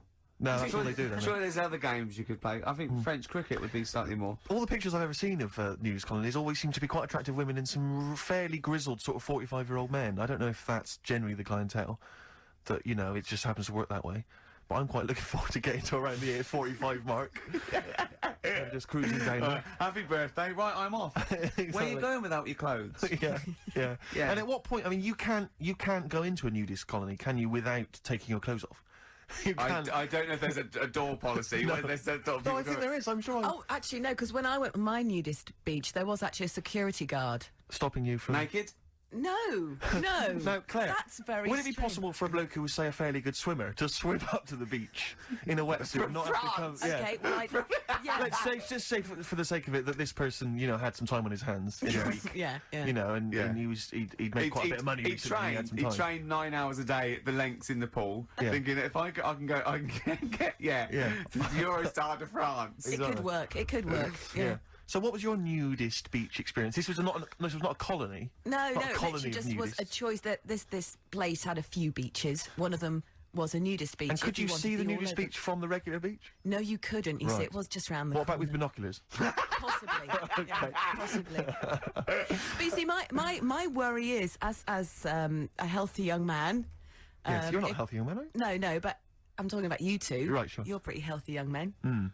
How awkward it must be for you on a nudist beach if you do happen to see a very good-looking, naked lady. What you do if you... Well, that's the reason I've not gone to any. Okay. Claire, just exactly that worry. Because it is very off-putting. Yes. If you had, it sounds like this is a confession. Exactly, yeah. Go on, That what did happened? actually happen to us. Really? An older Go on. gentleman. An older gentleman obviously was enjoying his time on the beach. Right, explain more. I And don't then quite- came over to chat. And you just don't know where to... Sorry, so hang on. So he approached you, Yeah, for a chat, as you do. People are friendly. right, without wishing to get too lewd, within a state of arousal.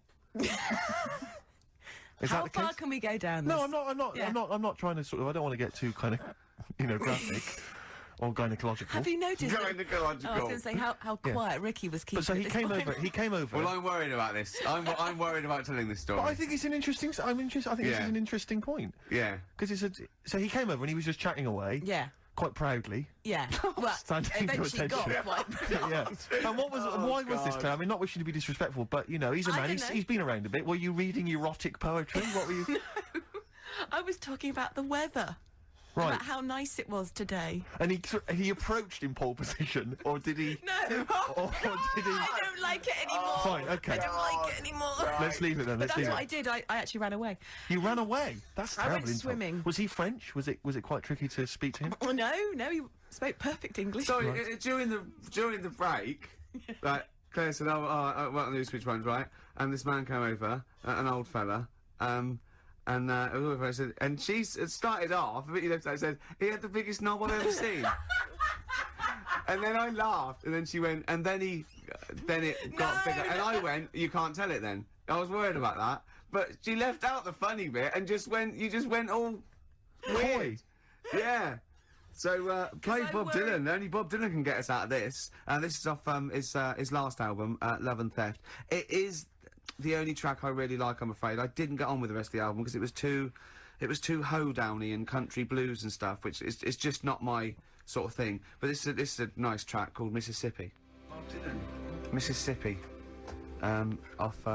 Off the album Love and Theft. I must admit, not my favourite Dylan album, but that's a nice track, isn't it?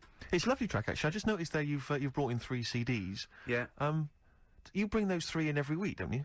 You just play from those 3 CDs, or what? You substitute the Dylan for different Dylan albums, Yeah, and the other so 2 for- remain the same. Well, no, I've got playing a different Cat Stevens. I've got Tea for Tillerman. I've never brought that in before. Yes, you Different have? album altogether. No. I've seen it before. No, I've never played anything off Tea for Tillerman. I've played it off, Catchable at 4, Teaser and the Fire Cat. You don't have a sort of deal with Island Records to try and keep that Cat Stevens back Jimmy catalogue Webb. afloat? No one's really shifting it. I think it might just be CDs that are in the bottom of a bag. This is why I'm I'm so thinking, lazy it's just you've that got I one put in- carrier bag that you bring back and... Exactly. Sure. Yeah. Yeah, well, we'll look forward to those later. Yeah, go on. No, I was just really wondering, Rick, and I don't want to put you on the spot, but could I have some adverts? Yeah. Feeder.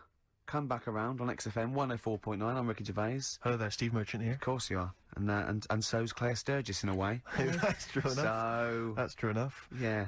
Rick, I partied till I partied last night, Rick, like it was 1999. Really? All What over sort of again. what old-fashioned sort of way, some old records. Yes, yeah. yes, Okay. yes, on my own.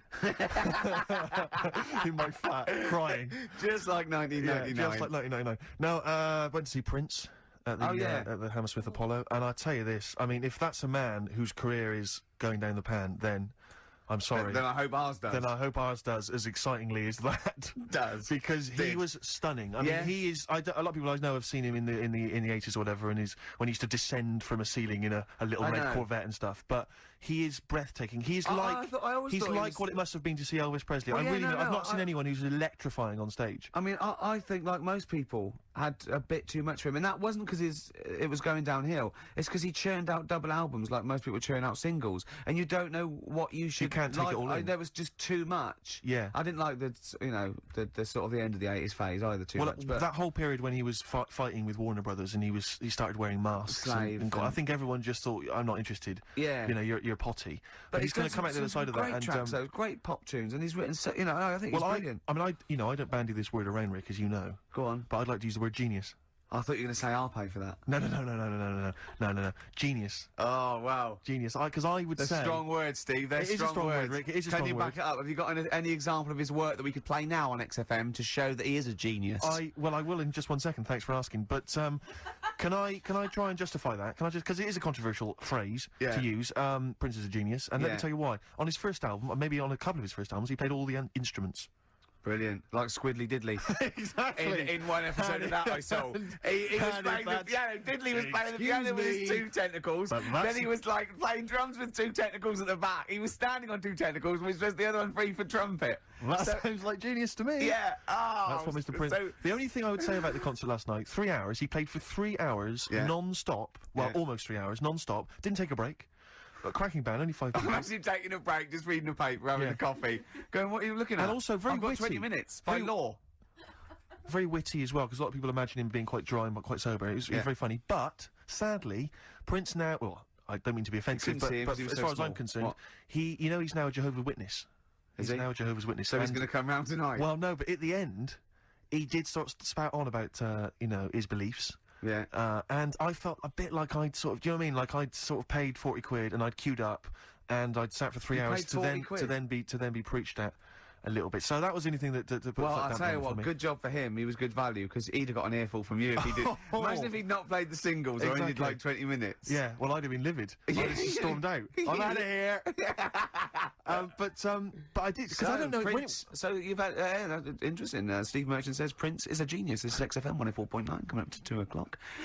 Prince is a genius. Can we open the phone lines, please? What's the phone number there, Claire? 08700 800 1234. Me and my mate were talking about when people say genius, and they do bandy it around willy-nilly, and it's sort of like a comedian or something. They go, he's a genius, and we think that there's people in cancer research sort of laboratories and AIDS, and they're going, we lost another one to ITV. yeah, Why didn't he go into science? He could have been the new Newton, but no, he's getting the ratings up for 5. yeah. Exactly. So, but Yeah. but Prince is a genius, is he? Ricky.gervais@xfm.co.uk if you'd like to email.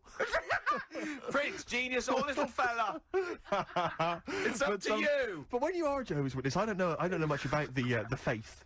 But you are go- you obliged when you sign up to sort of do your time going door to door? Because it would be I amazing. think- Imagine Prince turning up at your door and just, hi, can I come in? Well, I don't know. And and just coming in and well, I'll sing you some of the hits, but I'd like you to buy a copy of this afterwards. I'm not really interested. Well, I think- Which ones are you going to play? Which ones are you going to play? 'Cause I'm not a big fan of. I don't like If I Was Your Girlfriend, and anything from Diamonds and Pearls I'm not interested in. So shoot off. Yeah, I quite Because like... I thought they were going to start selling the Watchtower at the end. the most beautiful. I like that one. Yeah. Well, there's those fat people in it. Does it make him a genius? Oh, call up 10235 96429. Prince, genius, or bloke with hair. Well, this has got to be proof of his genius. He played it last night, and it's just dynamite. There is Strawberry Scarf. Prince, of course, and Raspberry Beret, one of the tunes he played last night, and breathtaking, I have to say. I can't sing his praises enough. Although, didn't manage to get myself into the after-show party, where Prince is often renowned for playing with the likes of... jamming with the likes of Rolling Stones. What would have been your approach to Hello get in? there, Steve Merchant here, XFM, Ricky Gervais show. Any chance I could come in... To your party? To your party, please? I'll be honest, can I call you Lanky? Well, if it helped me get in, yeah. It won't, but thank you anyway. I'll be honest, Lanky, your chances are slim to none. Four Eyes. Okay. Alright. I enjoyed the concert, if that is any... Okay. I could talk about it on the radio. I could talk about it on the radio I'm tomorrow. gonna take away that slim. Okay. It's none now, Right. freak. Okay. Okay? Alright. So go away, yeah? Cheers. Okay. Oh. Was it something like that? It was not dissimilar, Rick. There was a lot more profanity last night. And punches were thrown. Was it last night? Yeah. Oh, right. Yeah, it's breathtaking. How's it working out for you, Rick? How's it working out for you being a celeb? How is that working out? How's that panning out for you? Is that alright? Is that working alright, Rick? Is it? Hey, all the fame and everything? How was David Bowie on Tuesday? I read about that. Why did I have to read about your presence at the David Bowie gig in the Evening Standard? Why did you keep that from me? Why did you keep that from me? Right, okay. Right, I know what you're thinking. I got an invite. It was freebies and I didn't Because I invite discussed you. this in the past. I said if you get invited to David Bowie or any of the big name concerts, I got to go as well. That's the Right, rule. The rule is that we make the TV show, you're in the show, you become famous, fine, but I need to be able to also get the benefits of that. Well, I didn't go. Did you read this in the Standard? Yes, I did. Yeah, no. It said... Well, it was in the paper, Rick. It was in the paper. It said present at the concert. It's absolutely true. I'm not bullshitting. Absolutely true. In the concert were Ricky Gervais and Jonathan Ross. Now, we were invited, but we couldn't go. Neither of us could go. So I just think they must have seen a copy of the guest list or someone said they were coming, or they just guessed. But I didn't go. I couldn't go. So there you go. It was Wednesday, and I couldn't go. If I'd have gone, you'd have been there, mate. Rubbish. Because what worries me is that you were invited, or you requested tickets and then you didn't go. No. What happened was that Bowie's people just said, "Are you coming to the concert tonight?" And I said I couldn't. But let me tell you something. Wait a minute. To get you off this track, right?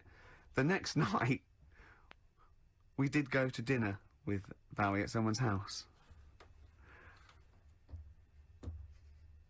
Well, look, right, listen. It was a small affair. It was me and Jane, Jonathan, and Jane. It was, David, First names. Yeah, no, and, I think it was old friends of the family. It was a beautiful house. And, it was just us lot, and, Richard E. Grant and, Pete Townsend and Charles Saatchi and that. And it was just, you know, I think it's and it was set places as well, so I couldn't have got another. It was weird because we got there. I mean, it said 8 for 8:30, and I got there at like 8:05. And Jane, we can't go too early. And we went in there, and we the servants gave us a drink, and we were standing there. And I was looking around. It was an amazing house. It was a beautiful house, and there's Damien Hirst paintings and Lucian Freud. And I thought, well, when the host comes in, I'm going to go, "You didn't tidy up for us, did you?" But I was actually so overwhelmed. And in through the door, let himself into the door, was Richard E. Grant, and I went, "All right." He went, "Yeah, I'm Richard." I went, "Yeah, all right." And I went, just let yourself in. He went, "Yeah, I live next door." I went, "Oh, okay." And then David Bowie came in, and he came over and spoke to me, and he went, "I've just seen your video, and then this isn't helping, is it? Because this isn't helping." Well, I mean, the phrase I was just going to pick you up there on was, "I've just seen your video." Because what? No, I just feel that what. No, just for a second. What I feel that David should know is that it wasn't made sort of solely by you, or written entirely by you, or directed entirely by you. If it happens to feature you amongst a myriad of other actors, all of whom are brilliant and equally worthy of an invite, to that particular do. Yeah. But you'll notice that the person that's representing the show, what got you a place around this table, you'll notice the one person that was invited is you. Yeah. Just you. Yeah. Well, that's a very good reason. And for a that. woman, what you know, who wasn't involved with the show. Your girlfriend. Well, we've got partners. You got, that's Well, it. but once again, she could have stayed at home. You could have gone on Hello? first. Well, I did actually say if ever I get invited to see Woody Allen, and it's two people, that it would have to be you and Jane that went because you're both bigger fans than me, and I promised that. And So, she went along with that. So David enjoyed the show, did he? He did, yeah. Yeah, he did, yeah. And how did the evening pan out? Was it suitably rock and roll? It was very nice. It was really nice. It was pleasant. What did you have to eat? I had, there was nibbles sort of coming round. Nice, and then, yeah. They fed you the food, didn't they? I bet they fed you the food. And then, we had, what was it? What was for starter? It was like a ravioli thing for starter. I thought I won't have too much. I'd fill up for the fish dish. The fish was lovely. Then there was a sort of chestnut mousse. And what did you talk about with David Bowie? Just, music. Yeah. Music. You appearing on his next album. Yeah. Yeah. No, what, seriously, what, because I'm interested to know. It was really nice. He's really so nice and normal. And, he actually came over and, he said, I've just seen your video. And then he said, are you going to get the band back together? He meant he'd seen the Room 101. And, Right. he was basically taking the mickey out of me. Hmm. And he was going, no, I thought it was really good. Because you were just a sort of Bowie rip-off, exactly, weren't you, essentially? And no, it was really nice and normal affair. Seriously, it was just really. I mean, I was going, oh my god, there's so and so, there's so and so. Yeah. But it was we really enjoyed it. It was really pleasant, and everyone was, And at the end, the people whose house it was friends of his, like a lot of sort of really old friends of his, got out a photo album, just like you do, and those pictures of like David Bowie. And, Dave, yeah, sure. Well, no, I mean, that's the great thing about Iggy DB Pop. is he's... No, and Iggy Pop when they were cooking, and David was sort of going, look at Iggy cooking. And he was laughing like you do a mate you haven't seen. It was so sweet. It was just so nice. And then, I'm gonna see, play a record, Claire, because it is actually a little bit annoyed with me. Play a record. Then Robert De Niro popped in. Yeah. And it all got a bit depressing. And Woody Allen. Yeah. And he went, do you know anyone that likes my work more than you do? I don't think so. I don't think so. Karl. Dreaming of You on XFM 104.9. Yeah, one of the only tunes on the album I think worth listening to. I haven't heard it. Oh, it's rubbish. Is it really? I think everyone's singing its praises like they're the saviours of British rock, but it just sounds like the Inspiral well, that- Carpets, and I don't mean that as a good thing. We were Skeleton Key as well, Steve. That's not too bad, yeah, but the rest it's is all right. I think it's not. I think it's more sort of like 1978, 79, sort of those. Brit I don't know what that means, Rick. Well, I don't think I've ripped off the 90s. I think Old hat, you mean? Yeah, sure. Yeah, like it. Let me just return very briefly to your God. No, I don't. I'm not going to embarrass you, but just returning very quickly to your dinner date with David Bowie. What intrigued me, as you said, is that when you No, it wasn't because of the office. It was through I think because I met him with Jonathan Ross. Sure, a no, couple but of what times, I and thought was think he interesting is inviting you- people he'd met over this time. 'Cause I think he was going back to Of America. course, but I like the fact you say that he came over to you and said, I saw your tape last night. Because I just like the idea that people are sort of saying, you'll be having lunch tomorrow with Ricky Gervais. I don't know who that is. Well, there's a tape, watch that, and you'll be able to engage in some conversation. He's a minor celebrity here in Britain. He's had a relatively successful TV show, but we think he's a bit of a one-trick pony. Probably won't be able to repeat that success, so probably won't need to be eating with him in the next 5 years, but be polite tomorrow. He was a big fan of yours. He used to embarrass himself in the 80s doing a sort of vague pastiche of you, and other than that, there's not much else to say, really. Just be polite to him and then move on. Okay, who else has got... it's just sort of... It's very odd that he was given a tape. It's like someone... if you were doing a chat show, you imagine Michael Parkinson would be given a tape. I know, yeah. Just watch this, David. Oh, actually, I think he's been a fan for a long time. Oh, what? I think he's followed my career from the 80s. Sure. No, when you put it like that, it's not as flattering, is it? It's very But he odd. was very nice and very polite, and we got on like a house on fire. Sure.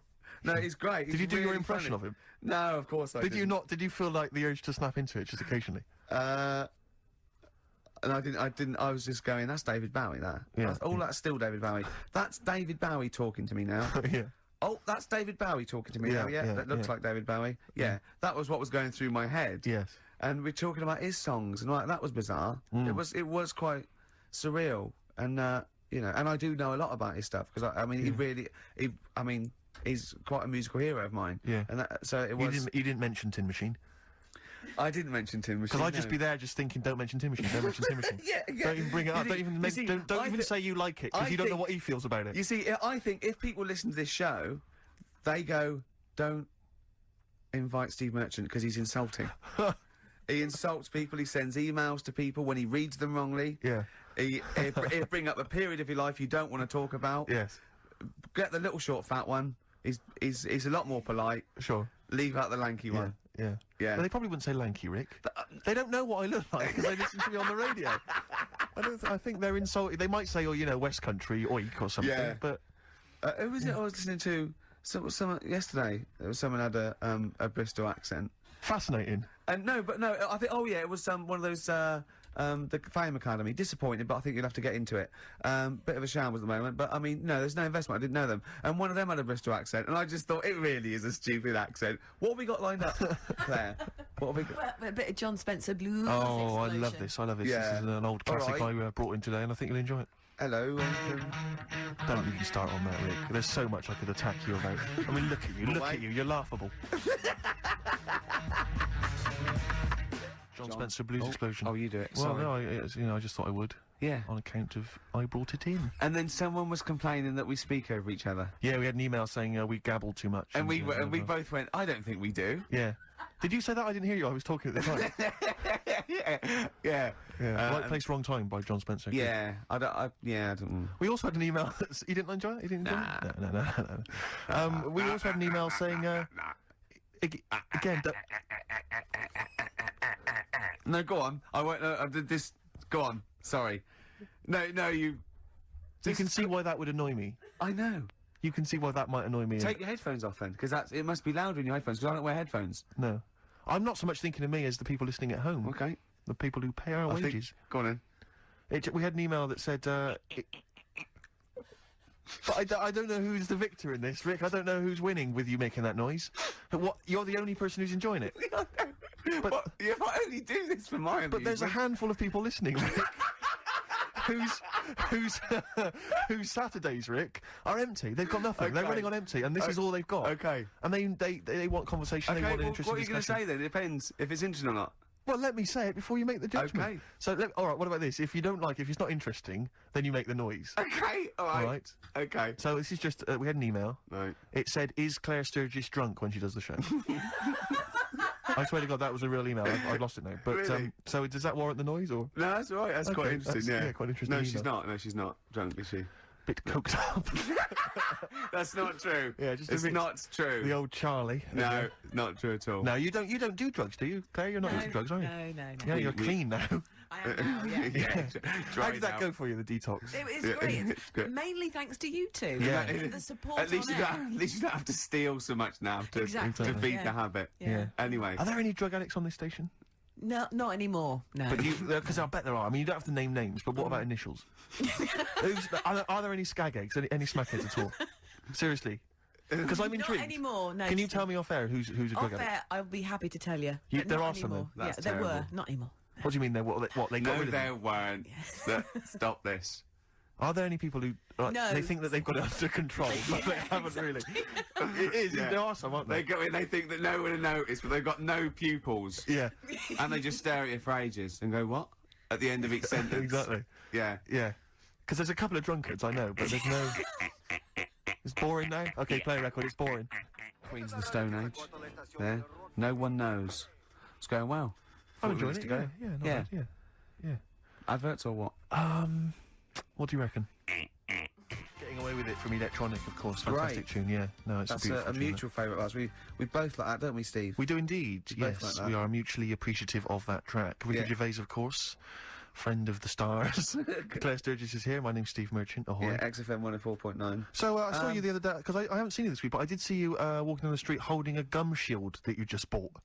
How'd that work out for you, the boxing? Oh, it was really good. Because we talked about, are you aware of this, Claire, that he wants to become a boxer? This is something that Ricky talked about the other week on the air. He suddenly decided at the age of 40-something that boxing is really Well, the no, profession he should hold have on, taken up. right, 40-something means 47.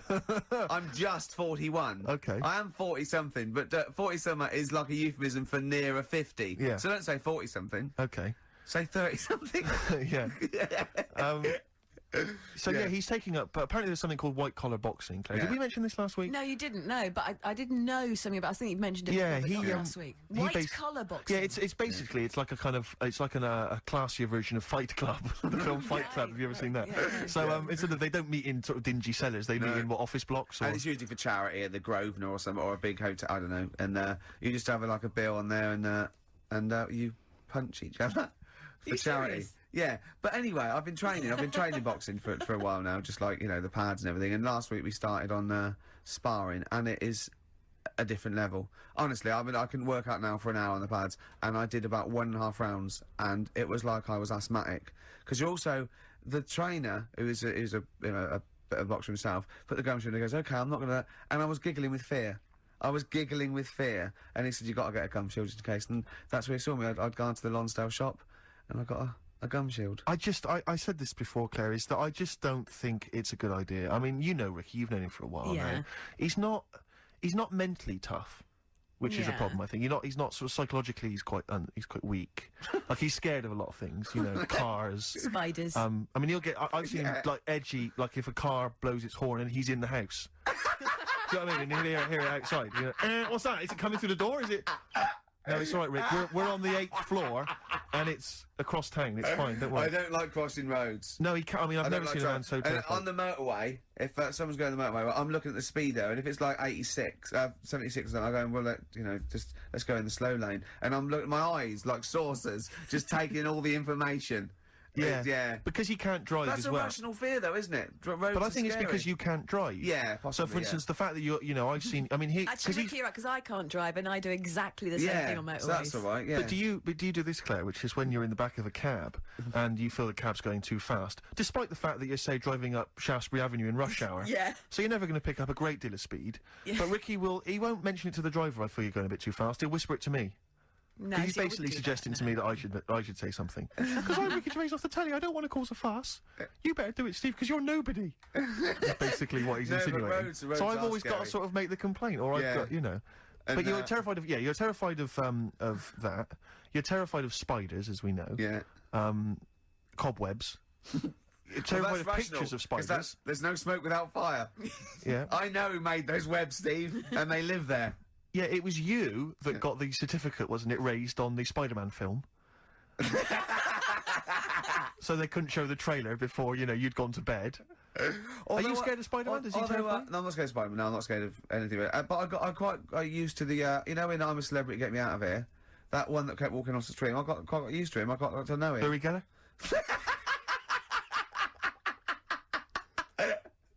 Yeah, he was alright. Yeah, he was alright. So you're scared of that? Tarantulas aren't as scary as the bath ones. Tarantulas are sort of like more furry.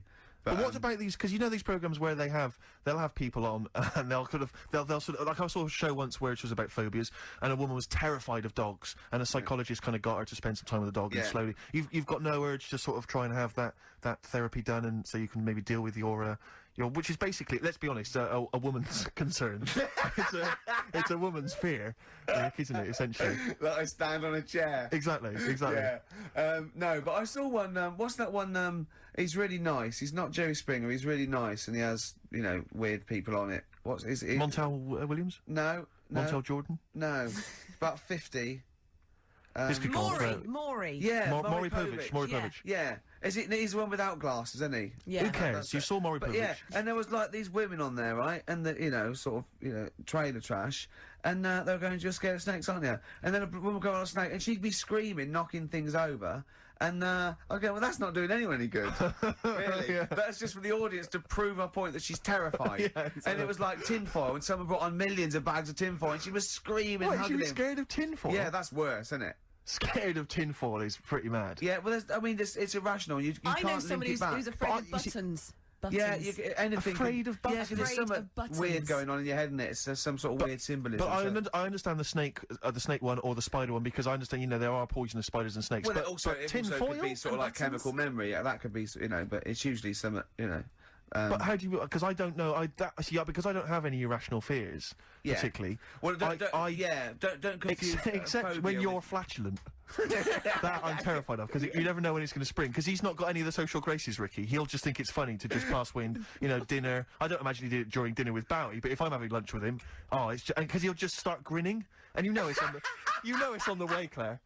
You know there's something in the post when Ricky starts when a little kind of, when his lips curl up, you're having lunch maybe, here it comes. And it is, I'll tell you, it is eye-watering stuff. I mean, it's intense. Oh, tell that story when you're on the train. There is only one smell that is worse than Ricky Gervais' flatulence. I was on a train once, and, a guy was on there with his dog, and the dog passed wind, right? I don't know what he'd been feeding it, like sheep or something. You know, cattle. He must have been feeding it you know what I mean? Like intestines or something. It was intense.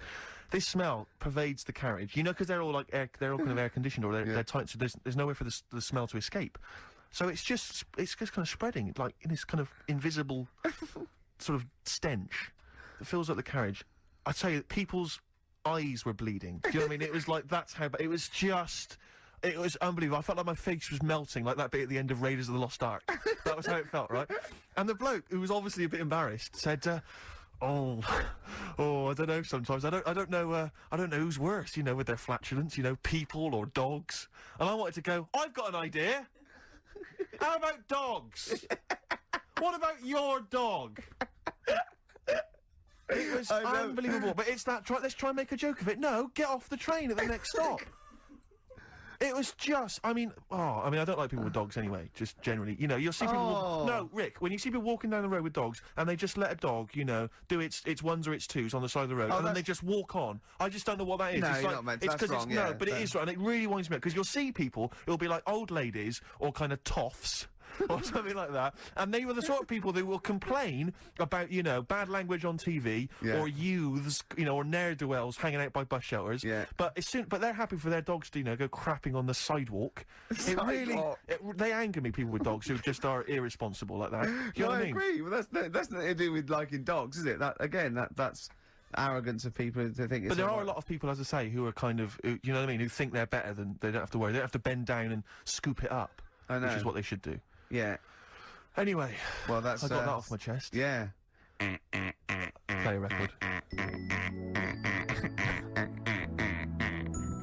U2, Electrical Storm, they've done it again. I thought that is beautiful, that track. I know you used to disrespect U2. I just didn't like them for 10 years, and then, All That You Can't Leave Behind came out, and I sort of thought, well, I could have been wrong, and that's brilliant. So, Rick, you know earlier I mentioned, Prince, and we asked the question, is Prince a genius or not? We've had a lot of response, mainly by email.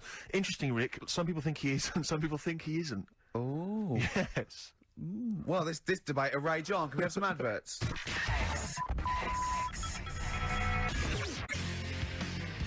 Well, in the last half hour, Steve, they've heard Nirvana, they've heard Oasis, they've heard they've heard Dylan. We've got Cat Stevens, we've got Tom Waits, you know what I mean? Now, it's great music. We're playing a lot of music and talking less in the last bit. Now, some people, right, would say that's because we running on empty and we ran out of things to say at 20 past the first hour. Yeah. Right? I say it's 'cause we want to get in some great tracks. Well, that's my excuse as well. What's next? Cat Stevens off Teeth of the Tiller Man. I've got nothing, Steve. You're running, I know. Well, it's the noise. I think the noise was the lowest point. Was it the noise? The noise was really annoying. Cat Stevens from Teeth of the Tiller Man. So many people, Rick, haven't even got a Cat Stevens record in their collection, and you hear tunes like that, you just think, do you know what I think of them? You think why? I think why, Rick. We just had someone phoning up saying they want a bit of psychedelic furs, and Claire said, "Oh, what's your favourite track?" And we both went, "It'd be Pretty in Pink," of course. And it was. Yeah. But you know, you meant to say like on Heart or Magic, you're told to say coming up a classic by so and so, and people stay watch it in case it's their favourite, and if it's not, you don't give that away. But it doesn't work when it's things like, I hear things all the time like, after this, a classic from Men at Work. That'd be Down Under then. Yeah. Coming up next, a beautiful tune by Danny Wilson. Mary's Prayer. It's Mary's Prayer. It can only be Mary's Prayer. Yeah. No. So it doesn't work with those that they've had one hit. Yeah. Or a tune from Hearsay. Oh, I hate them all.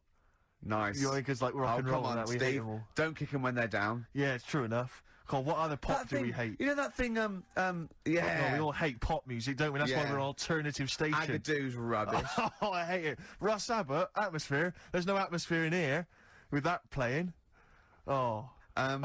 Last night's thing started, the Fame Academy, and I'm quite a sad telly watcher, and I've been looking forward to that for about 2 weeks. I fell for the hype. I can't believe it. I love Pop Idol. I love Pop Stars the Rival. I love Celebrity Fit Club. I love all those things, right?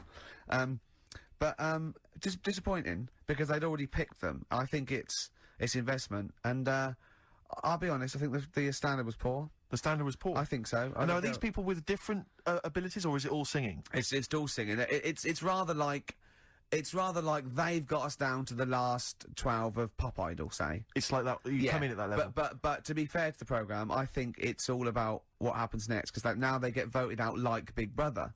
Right. And so do they write their own material and stuff, or they'll be taught to do that? They've got the whole team together and everything, so they're filmed, you know, like with 24 hours a day and everything.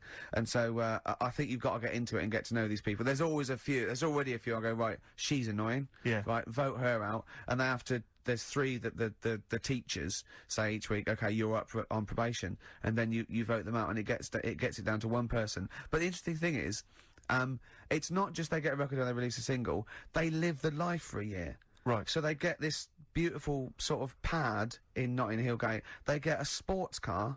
Right, and it says they get to go to parties. They're already set up to go to the FA Cup final, the Brits and all those things. Dinner parties with David Bowie. Yeah, meet all these people, and then after a year, it's taken away from them. Wow. They just take everything back. And you don't like this because you feel it cheapens, like, your celebrity lifestyle, which you've worked for.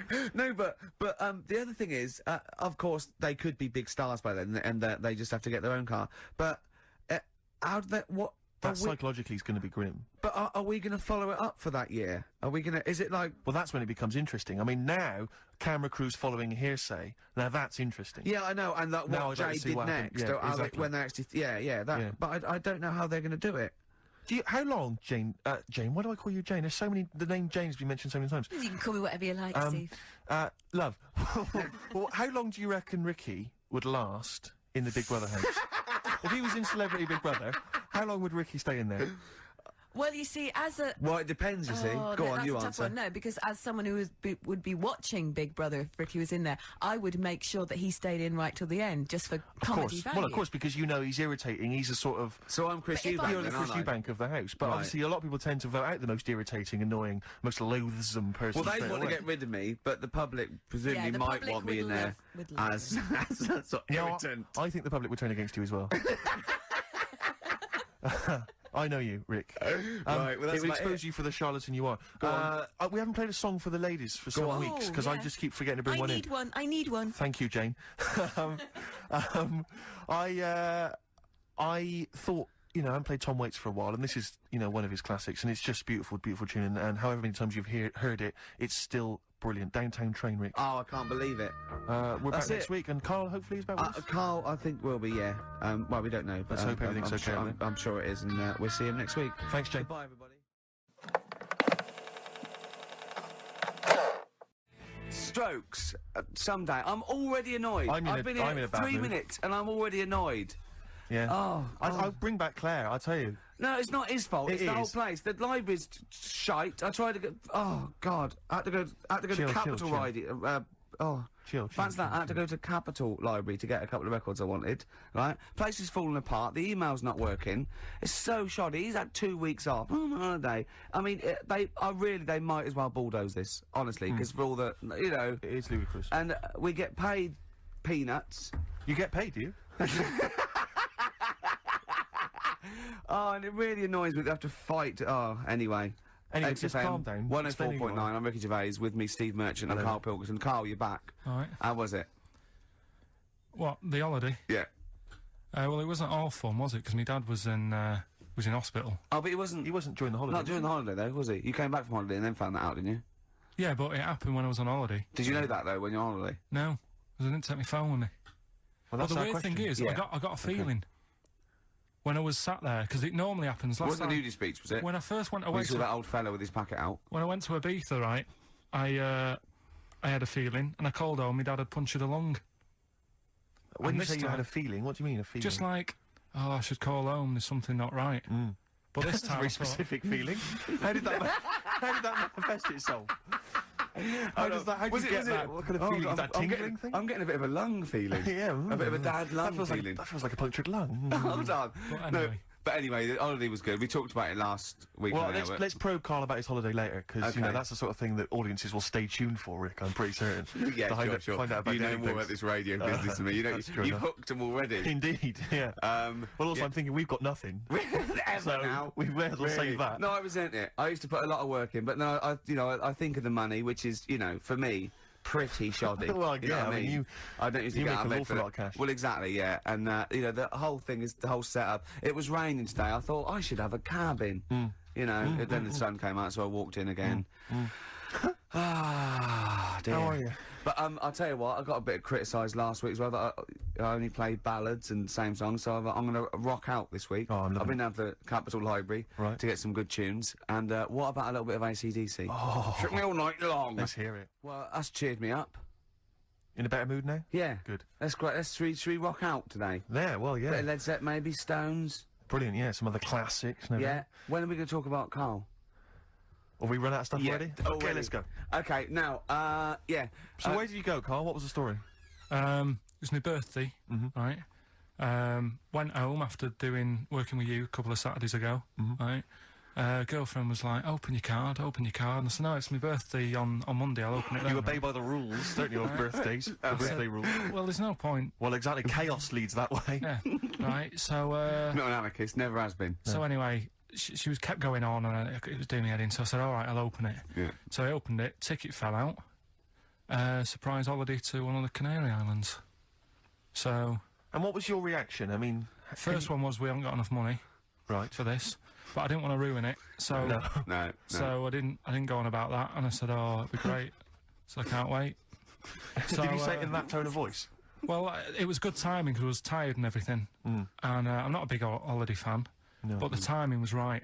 Yeah. Do you know what I mean? It's the same as last night. I don't always like a curry, but last night... You're in the mood. You get that sort of, oh, yeah. Curry, you had a feeling. Yeah, you had a feeling. You thought, and then lo and behold, later you were eating the curry. It's weird, isn't it? Isn't it weird, the paranormal? Isn't it weird? They work in mysterious ways, ghosts. Yeah. So anyway, right, the island, if I was on with you here, I'd probably say it's a bit barren. Okay. Not much there, but if you get a hotel, you're guaranteed good weather. Right. Are you? No, what I mean is, it'll be a good holiday.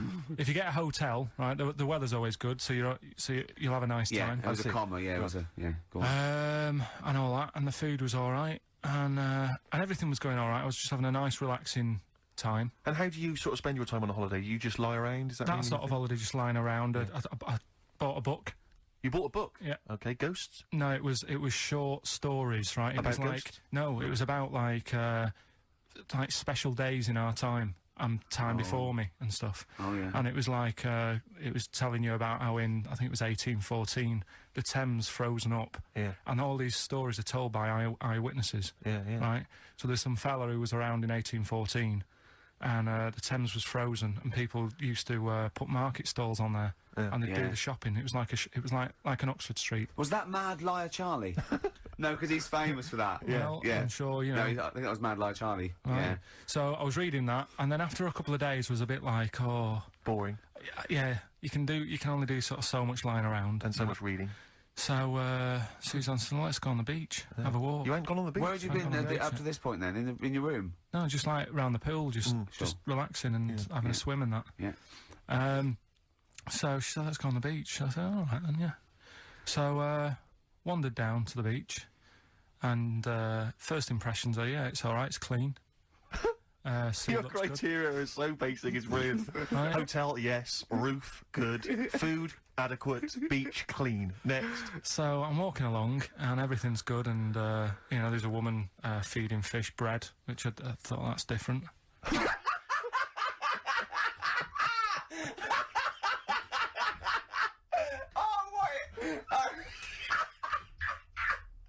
I love that. He likes originality. He loves a bit of originality. He was feeding fish bread? This woman was there, like, up to her knees in water. Yeah. And she was stood Was there. that the sea? Chucking, yeah. Oh, right, good. Chucking this bread, and I thought, what's she doing? And I stood there and watched for a minute.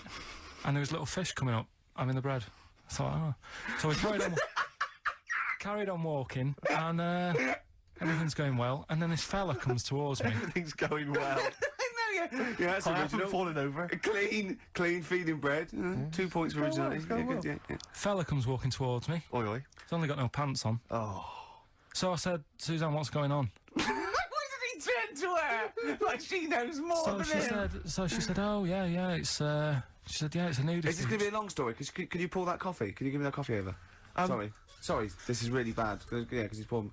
Thank you. Just amuse yourselves while we sort the coffee. Thank you very much. Steve, do you want I'll have a cup of coffee, Karl. Right. Thanks, yeah. Cheers. Cold. Right, good. Okay. So... Great. Thank you. So she said, yeah, it's a nudist beach. So I said, well, why, what?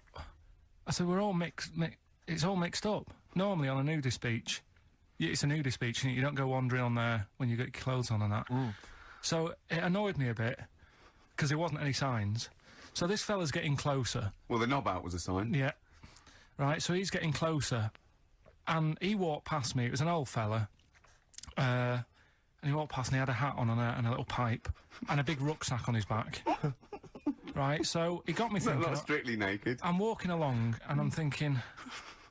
Right, why do people want to do this? So straight away, I wasn't on holiday anymore, because most of the time when I'm on holiday I don't think about anything. Right? Your mind's a blank. I just switch off. Right? But all of a sudden, this has got in my head now, and I turn around to look at him, and... Check out his arse. And this bag, right, I swear, That's his ballsack. it was massive, right? What? You had a massive bag? The bag. His rucksack? His rucksack. Oh, right, okay. 'Cause when he said there's an old couple coming towards me, I said, what was lower, the bloke's bollocks or the woman's tits? And he said, well, that was another point, she might as well have worn knickers. Because he said, so you can see it, that's what he said to me. So you saw the bag? So it annoyed me, yeah, because the whole idea, innit, this is what I think, I mean, I might be wrong, right? Might be wrong. Chances You never have been before. Being nudist, right? What's it all about? I'll tell you, on that point, Karl, let's play a tune, let's come back and we'll discuss... What are we going to play? We'll discuss that very issue. We've got some ideas, we did chat about this last week, Karl, in your absence. Alright, well, we'll play the choral. Okay. It's a good one, this. Yeah.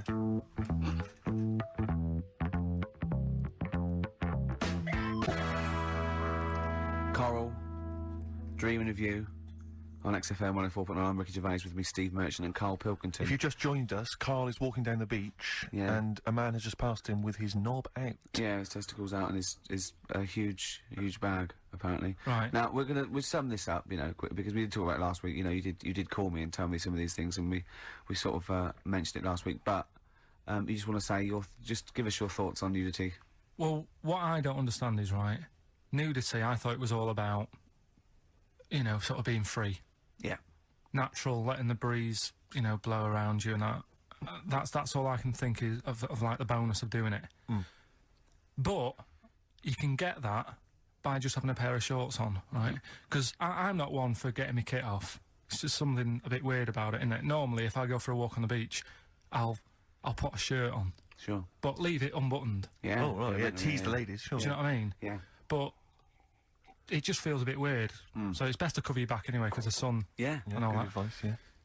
But when I saw him, and I thought, well, right, is he doing it to sort of be free and be comfy and all that? And then I thought, but he's carrying a big bag, right? I've got a pair of shorts on, and I'm not looking at him thinking, I bet he's really comfy. Do you know what I mean? I wasn't going, I can't wait to get home and get my shorts off. They're really annoying me, these. So... And that's just it. I don't get what it's all about. Yeah. Sure. Yeah. Sure. Well, okay. Well, my advice to you is don't go to nudist beaches again. Well, I didn't go again. Do you play volleyball? Nope. Well, there's nothing in it for you, to be honest, Karl. Do you ever walk around the house nude? Not really. Only if, like, it's quickly to sort of jump out of bed and go and get a glass of orange. But I've got to be careful, because living on a high street, there's flats right across the way looking in. Yeah. And the thing The is, little it's all Chinese fella. There's a little Exactly. And that was the other one. Is he the There's one? the old woman reading a book. Yeah, it could be dead for all we know. It hasn't moved. There's some bouncers, and Some bouncers. I think so, yeah. Is that a euphemism? They're always... There's always, Her name's Karl. But, yeah, the only time, if I nip out, sort of get out of bed at night, go and get an orange, I've still got to be careful, because if they're awake and I open the fridge door, and the you're light illuminated, comes up, yeah. Yeah. they'll sort of see the light, And the shadow. turn round, And the weird, long, stretchy shadow. Yeah. What did you get? You get up and got orange juice or orange squash? you know, Robinsons. You can't advertise on. Why don't you take a glass of that to bed with? Why are you getting up? Yeah. Because whenever I do that, I normally don't wake up, and it's a waste, isn't it? The man is a genius. And he, look, well, continuing our rocking out thing. Yeah, we're in a rock mood. Well, I think this sums up rock and roll, doesn't it? It's not called rock and roll, is it? Textbook. Coldplay, The Scientist. Do you think that's about you, Karl? What happened there with all that rubbish pressing the wrong thing going out and that? Don't want to go. I've sorted it now. Doesn't matter. Right. You've Just come carry on. back, you're not focused, Karl. That's what concerns me. Your mind's on other things. I'm all right now, though. You all Ready right? to go. Yeah. You sure? Yeah. Okay. This is, oh, I just... I'll tell you can't what. believe it. Right. I'll tell you how focused I am. What? Got some new ideas for you. Go on Well, then. they've all been blinders in the past. Go on. Did you do any competitions when I was away? Did we? I think we did, didn't we? Didn't we give away a DVD? Did we? Yeah, we did, Yeah, go on. Yeah, Right. go on. Anyway. Well, I've thought of some. This isn't like radio, is it, as we know it? This is just people talking. If the mic's on, it's luck. Yeah. If anyone's listening, I've no idea what they think of this show. It's not a show. Not in the traditional sense. No. Okay, No. then you're going to change with that, Karl. Because You've a got show suggests a certain form of presentation. Yeah. A certain pride. to- And when we do present and dare it, I say it, some planning. yeah, and when we do, it's ruined by him pressing the wrong button. Yeah. Yeah, but I've got some planning here. Go on then. Quizzes. this? What I did was when I was on holiday. Yeah. Right. You said, you know, come up with a new idea, right? So the best way of coming up with ideas is sort of Thinking. nicking a TV show name and then twisting it a bit. Yeah. So Or just rip off Simon Mayo's idea completely. That's Well, good I advice for anyone out there. I didn't. yeah. If you're interested in ideas. Karl is presently running a course writing for TV. Yeah. And that's the lesson one, isn't it? Just That's rip one. something else off. Just do an idea and change the title slightly. Yeah. Well, go on. this one I haven't really got. I don't know what to do on the game, but I'm thinking strike it, Ricky. That's all you've got. That's what you've come up I with. haven't- How I haven't long did thought that one take? through. What is that? I just thought it sounded a bit like Lucky. Forget that one then. Yeah, forget that one. Okay, yeah, well, Right. no, good. No, we all have hits and misses. Even Spielberg's, not all his films, you know, can hit the. Go on. Right. No, okay, no, it's a good. Go on. Do you Yeah, remember Big Brother, yeah. Do I remember? Well, no, go on. Big Mother? Right. You call in. If your mum's ever, you win a CD. What do you mean? How can you prove that? All right. Forget that. Right. Here. Here's one. Right, ER. Good one. No. Yeah. No. The Price is Right. Remember that? Yeah. Right. The Price is Ricky? No. The rice is right. And what I do, I read from an Indian menu and a Chinese menu. You tell me whether you have pilau or egg fried. He's a genius, isn't he? He really is a I modern. understand that one. Go on don't then. get it? I Go don't into that. understand No, let's go into this one. Let's not cross this off right away. Go on then. What do you read from? What? Well, I'll get a couple of menus from like an Indian and a Chinese takeaway. Yeah. And I'll go like, chicken korma. Well, could I just suggest that as it's an Indian, it will be pilau, and anything you read out that is. Yeah, but you don't know which one I'm reading from. What, the chicken korma's Indian, isn't it? Yeah, so you go pilau. But then Well, then you get- might as well say Indian or Chinese. No, because then the name wouldn't work. The rice is right. Okay, yeah, I forgot you're working for the title backwards, aren't you? Okay, yeah, okay. I'm so confused. I don't Right. know where I am or what day it is. A programme that they've been in on Channel 4, right? Can you which- cross that out? We're not doing the rice is right I either. don't understand the Rice is Right. No, go I'll on. tell you that later. We'll have a game in the office, right?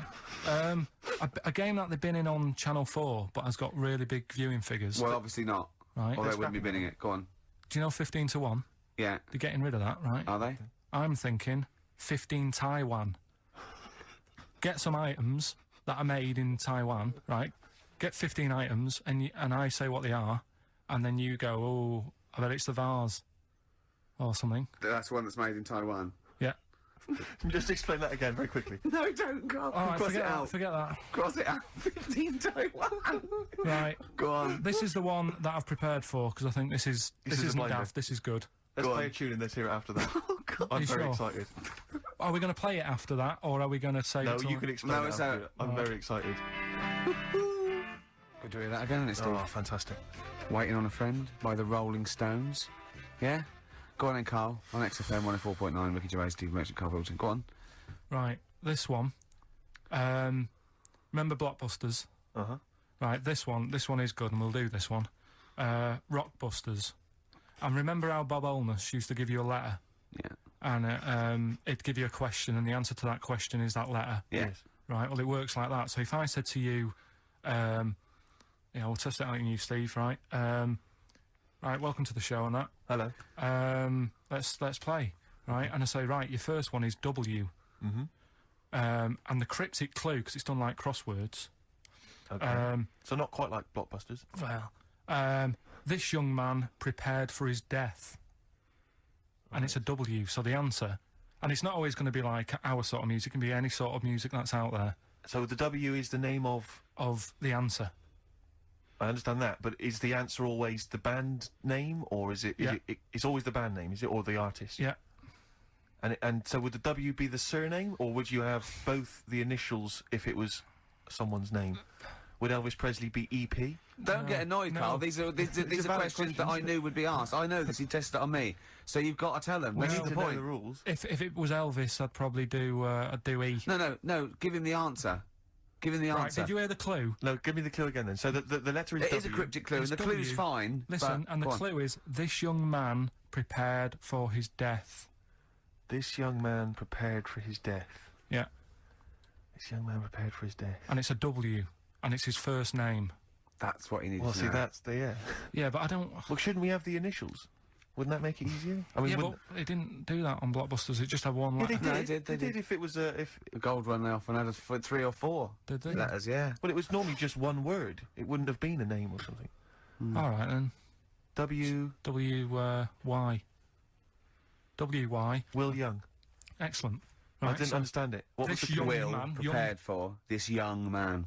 So And- he's sort of mixed, sort of cryptic. Yeah. But I mean, you know, that's it was a good good effort. enough. That's better than Yeah. usual. No, it's That is better than It's not usual. bad, is it? So do you want to play? Let's play Rockbusters. Yeah, Rockbusters. How So- many of these have you got? No, because No, wait. Let's just clarify a couple of rules here, Carl. Let's just make sure we've thought everything through, because I'm pretty certain when they get these things on TV, they at least have a go at them in the office first, before they put them straight on there. I'm sure that's how it works. I'm sure Bob Holness just didn't turn up the first day, and he goes, "Don't worry, we'll wing it, it'll be fine. Bring the students in, let's have a go." I'm sure they did a bit of preparation, so let's just check we've got every base covered. Yeah, I've Firstly, how many questions have they got I'll to tell get you right? what. Let's do this off air then. Should we play a great tune? Well, yeah. Well, people need to call in, don't they? Because we're doing it, aren't we? Yeah. It'll be alright. And there's good stuff. I've got CDs, right? I've got some compilation stuff and a couple of videos and that, so that's what they're playing for. Call up now, 08700 800 1234. Get them on the air, we'll play the game. Brilliant. Yeah? Yeah. Is that what we're doing? Bit of The Cure.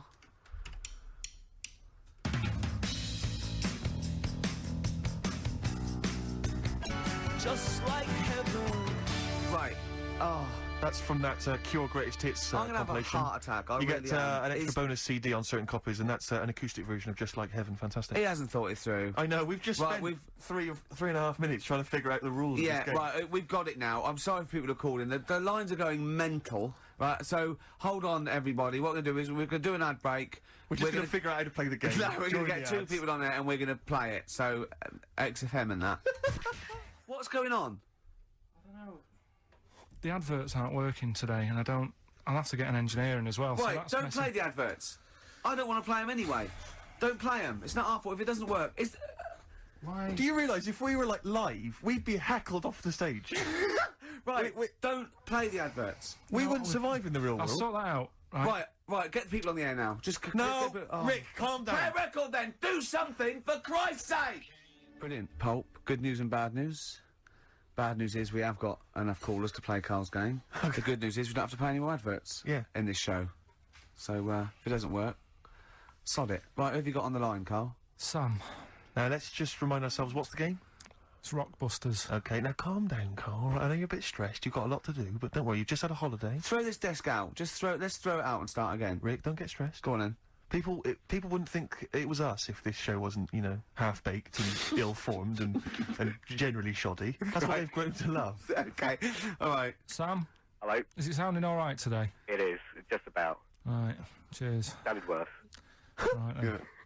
Well, And, that's it. so we've got Sam on the line. Who else have we got there? That's it. We've got Tim as well, haven't we? Hi there. Alright, Tim. Tim and Sam. Nice. You, Okay. you sound quite similar, lads. Could one of you affect an accent or something? Which one's Tim? Yeah, it's me. Okay, which one's Sam? This is Sam. That's slightly deeper, Bit slightly deeper, deeper. yeah, Sam, yeah. And they're not against the clock anyway, are they? So it doesn't really matter. I suppose not. So, I think Steve just wanted a bit of variety. you Okay. you understand the rule, lads? Could you explain them to us? Right, play it. Okay. Hang on, wait. Well, let me explain, because, I mean, life is too short. Now, Carl's gonna read out, say 3 clues, yeah? And, just shout your own name and answer it, or shout the answer. Shout your own name, then the answer if you know it, and it's the person who gets the most right. Okay. Is that alright? Yeah. Yeah. So, Here we go then. okay then. So, Hang on, shouldn't it be the first to 3? Well, yeah, but then he hasn't got... Yeah, he's got enough I've got enough, it's fine. He's got enough clues for that. Right then, here we go. Welcome to the show. Oh, God. Right, first initials, S-T, right? Is that right? Well, I ST. don't know. Oh, we don't know, do we? How do we know? Here we go, S-T, and the cryptic clue is better than the average homeless person. Okay? Sorry, I think... Is that a band? Yeah. Is it an old band? Yeah. I think that's one word. Alright then, S. S, it's an old 70s band. Better than the average homeless Tim. person. Tim? Go on. Supertramp. Yes. Supertramp Well it done. is. Yeah. Well done, 1 point to We're off you, and running. No idea Tim. why that's right, by the way. You don't understand why it's A right? He's a super tramp. Oh, right. Better than the okay. average Oh, homeless cryptic, yeah. Yeah. Yeah, cryptic. Yeah.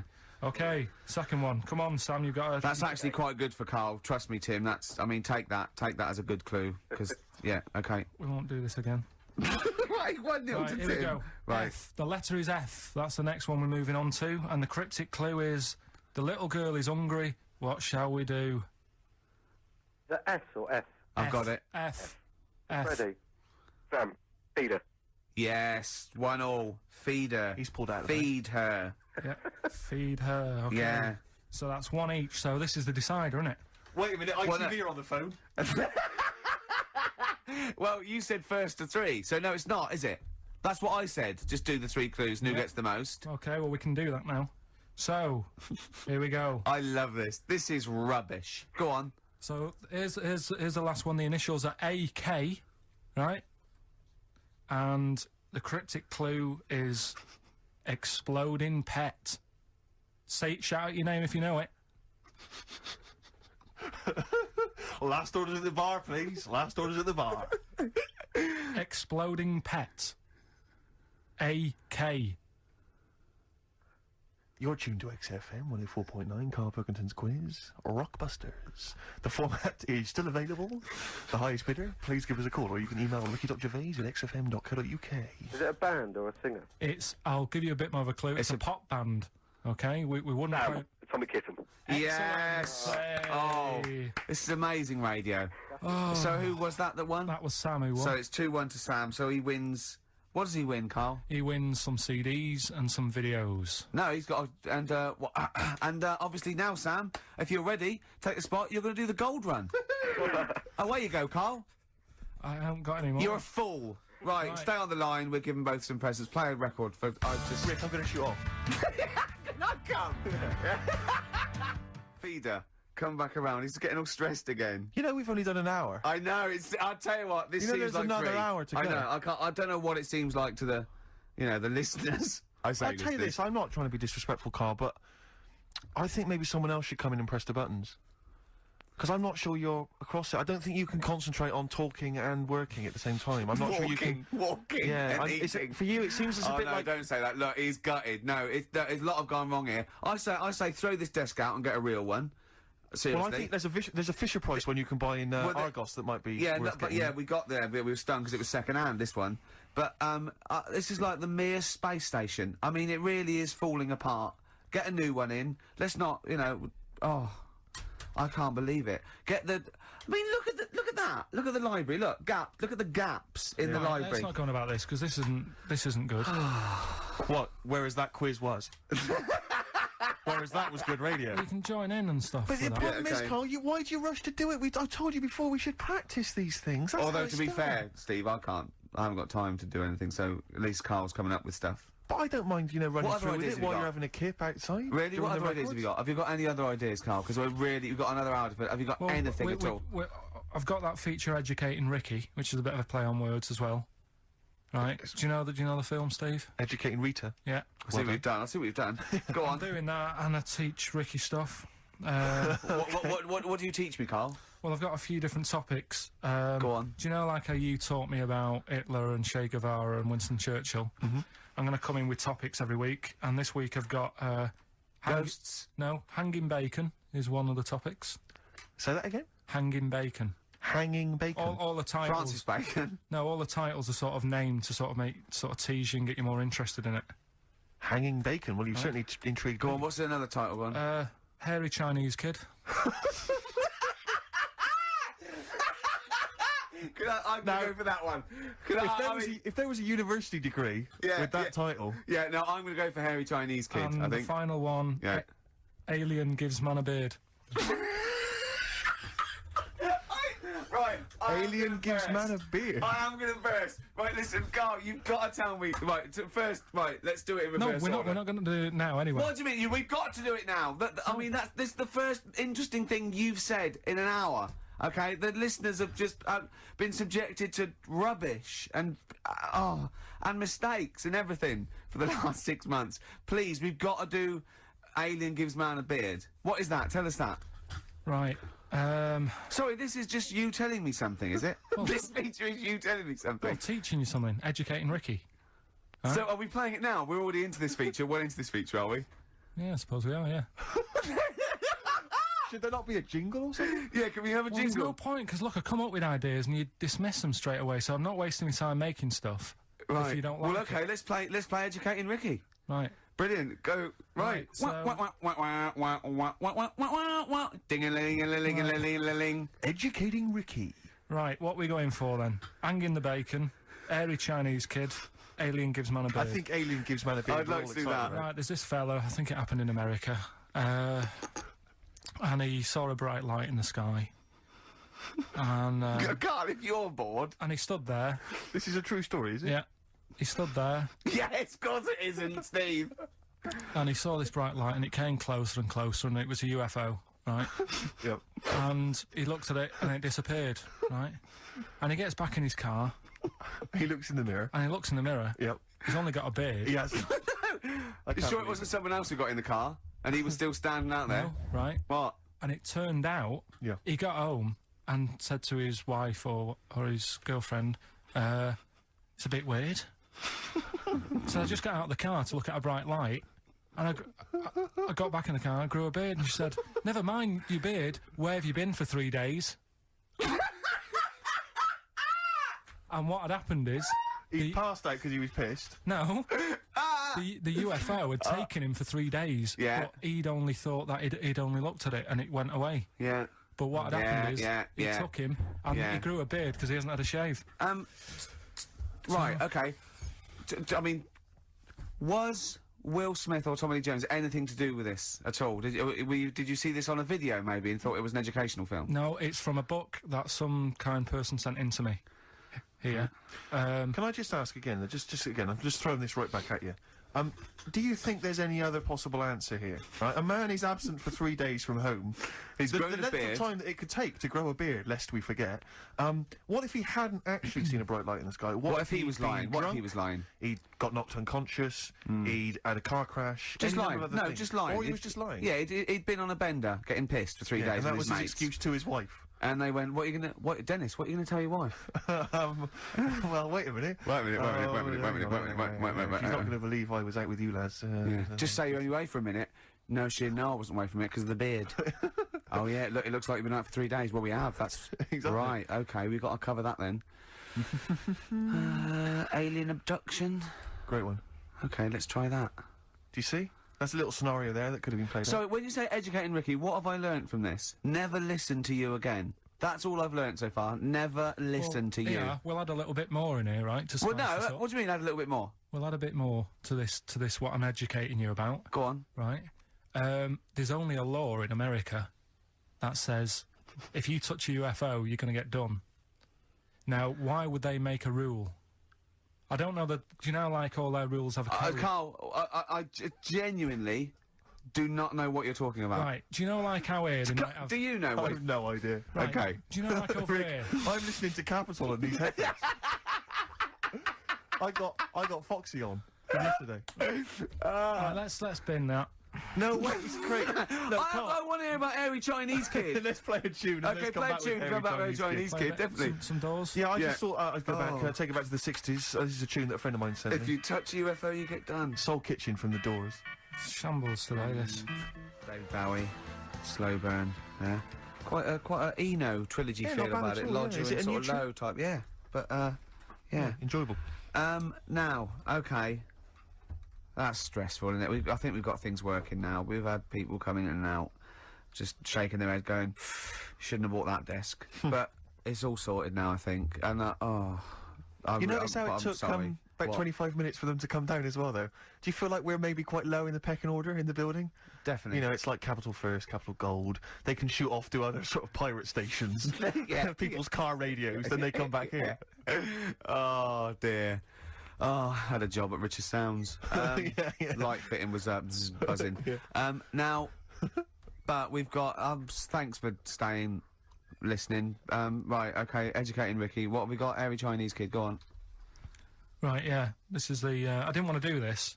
What do you mean you didn't want to do it? Well, I wanted to give you three, and I gave you one. It was like the alien man gets a beard or whatever. Yeah. And- Which was total rubbish. So this one should be better, maybe. Hairy Chinese kid. Right, well, we've talked about hairy people in the past, True enough. haven't we? Yeah. You know, the little kids who grew up in woods and hung around with wolves and that. Yeah. Again, you're confusing it. Yeah, they're not. There were some people that were born. Very hirsute. They were not the people who were brought up with wolves. You Yeah. just put that together in your Homer Simpson type mind. Right, well, this is like a sort of close to that sort of story. Yeah. But the weird thing is, right, Chinese people aren't that hairy as a nation. No, seriously, that's a well-known fact. They don't have that much body hair and stuff. Okay. So this little kid who was born over there, he was like covered in stuff, Was he? and it was only his nose that wasn't hairy. The rest of his body was caked in hair, right? And his hair sort of What grew. sort of hair was it? Was thick hair. No, what I mean is, was it sort of like a pony's mane? So he just looked like an Ewok. You know what I mean? Just like hanging down, sort of straight, Well, dark it hair. looked, in the picture, it looked like it grows was it from downy? his eyebrow. It grows from his eyebrows quite thick, and then it just goes all the way over You his don't think head. it was just really long eyebrows that he'd done a comb over? No, it was all over his body. It had a picture of like his back and that. Yeah. And Had he styled it? Had he styled it at all? Did he have it in a quiff or? no, it was just hanging everywhere. all over him. Yeah. And they were like, you know, this is a bit weird, happening in China, where we're not normally that hairy. That was the scientist speaking there. Yeah. And the local press and that were getting him down, calling him monkey boy and all this. Oh, And thinking Chinese press. but the doctor, Yeah. Oh. They're cruel, aren't they? It's like those doctor's- game shows. well, That's Japanese, isn't it? Yeah. That's all that. Yeah. and the doctor said, I was Carl talking through all that time while we were just like talking to each other then. Because I turned round and I still saw he was talking. Go So on. anyway, the local press came in to see the hairy boy, the monkey yeah, boy. and they were like being tight, taking the mickey out of him, and the doctor said Throwing him nuts. he's only hairy. Said he's a healthy young kid. The only faults he's got is he's got a little bit of eczema and a boil. And he said everybody should just treat him the same, and I think he grew up a healthy kid. Yeah, so that's the That's the end of the story. That's not a story. why. But I've got nothing. I don't know what to say to that. So someone in China was born slightly hairier than the rest, and he was normal apart from eczema and a boil. That to me isn't a story. But if it is, I've got a million. I mean, it's sort of like bloke from Manchester went a bit bolder than the rest, got a job on radio. It was normal. I mean, that's not a story, is it? Do you know what I mean? All right, then. Hang on. Hold on, he's got the big guns. You're not going to give us hanging bacon, are you? Yeah. Come on then, come on then, Right. This come is the one on, we've been looking come forward on. to. This is it. No, this is a good one. This is the one. And this is a story, right? Do you know the saying, chewing the fat? Good one, it's one of my favourites. Yeah? Yeah. Do you know what it means? Talking. Right. Well, do you know where it came from? No. Right, what they used to do years ago, when people didn't have much money. Is this the same as throwing the baby out with the bathwater? No, it's not well, it's not the same saying, but it's... No, but I mean, is it as wrong as that was? Well, let me tell you, and we'll Go see. on. Okay. Like, people go out to work, and with the money, they'd buy food. Oh yeah, go on. This is a good system. What? Go on. What do you mean? People go out to work and with the system. And if you were quite well off, you might treat your family to some bacon, right? But do you know, like in these days, if people earn a lot of money, they might buy a nice suit or a car. Yeah. So what are you saying? You're saying wait. Let me get this straight. You're saying that you go out to work and get money to buy things to live, and if you get sort of enough money to live and you've got some left over, you might treat yourself on like a suit or a car or something. Is that what you're... Yeah. Oh, but go on. back then, if Yeah. you earned money, they'd say, This is olden times. yeah, Okay. let's get some bacon in, right? And what they'd do, they'd hang it in the kitchen What, to show it off? to show it off to all the neighbours and friends. Because if you had hanging bacon, it was like, he's doing all right for himself. Yeah. Some lovely bacon. So they had loads of bacon hanging up, and people would come round, right? And whilst they stood in the kitchen talking about whatever they're talking about, in olden times. they'd say, do you got a bit of rind? And they'd rip a little bit of rind off, and whilst they're having a chit-chat, Chewing the they'd fat. chew on the rind. Well, I think that's probably true. And I it's haven't like- heard that, but that one to me sounds true. Do you see the difference between that one and a man was abducted and grew a beard? Can you see the difference in Yeah, but why they're I accept that different- story? Different stories for different things. Different stories for different things. So, see, that's a nice story. If it's true, I don't know if it's true. I mean, but it seems totally possible, viable, quite interesting. I won't be quoting that myself until I verified it. But that's, you know, I won't be telling anyone the bloke got in the car and he had a full-faced beard. Why has his car been towed away? Because it was a quiet road. Was it? Wasn't in the way. So, Are you filling in the blanks again? That wasn't in the book, was it, that you read? See, that's the thing. Sometimes I think you make up bits of the story as though they were fact. That doesn't seem right. well, that's all you can do, innit? So that's educating Ricky. Will we Brilliant. do that next week? That is brilliant. No, I think Carl. that was good. I did. I mean, I enjoyed that. I learned something from that. I mean, I want to get I mean, this is all from one book, is it? Yeah. That's an interesting book. With the, I don't want to dwell on it, but with the hairy Chinese kid, what did they say about that? What was the, I mean, was it once there was born a kid who was slightly more hairy than everyone else, but it's all right, he only had a boil. Oh, how did they word it? How did this capture your imagination? There was a Well, picture. it was a picture that grabbed me first of all, Sure. and it was like, God, what's up with him? And that's when I read it. Did you see the boil and the eczema or just the hair? No, you see, because his face is like, just under his eyes is sort of nice and smooth, and his nose is sticking out, and that's not hairy. But the rest of him, it looked like he had the sort of a balaclava on or something. And then I read on, and it's like, this is a hairy kid in China. Yeah. Yeah. So, Yeah. Okay. Good. Anything else in there? Because I mean, I like no, that. we'll do more of that next week. How is that alongside hanging bacon, alien abduction, a hairy Chinese kid, and a little interesting fact about the derivation of a phrase? What do you mean? He didn't understand a word of that. I knew the word derivation was going to cause problems. I thought derivation shouldn't have come out. He's all smug because he just had a phone call. That was Beck, lost cause. Go on, tell him why you're all smug. Because Adrian just called up. Yeah. After hearing the story about the Chinese kid. Yeah. And he said, yeah, that's true. He said that there was a TV programme on it. Yeah. He had a chromosome defect. Yeah. And it made him hairy. And his mum and dad used to have to shave him. That wasn't in the book. But, thinking about it, that's not a good move anyway, is it? What, Because they say shaving that for women, if you get a few hairs on your top lip, don't shave it because it'll grow back thicker and faster. So, They should just, let him be they should have hairy. just said, well, let's see how bad it gets. But if they went in there straight away if he came out as a baby and a little bit hairy, they should have left it maybe, for a little bit. But Adrian called up and said, yeah, he was hairy, he was Yeah, but alright. we weren't disputing there was a Chinese kid born slightly hairier than the rest. We were disputing the fact that you didn't actually tell us a story.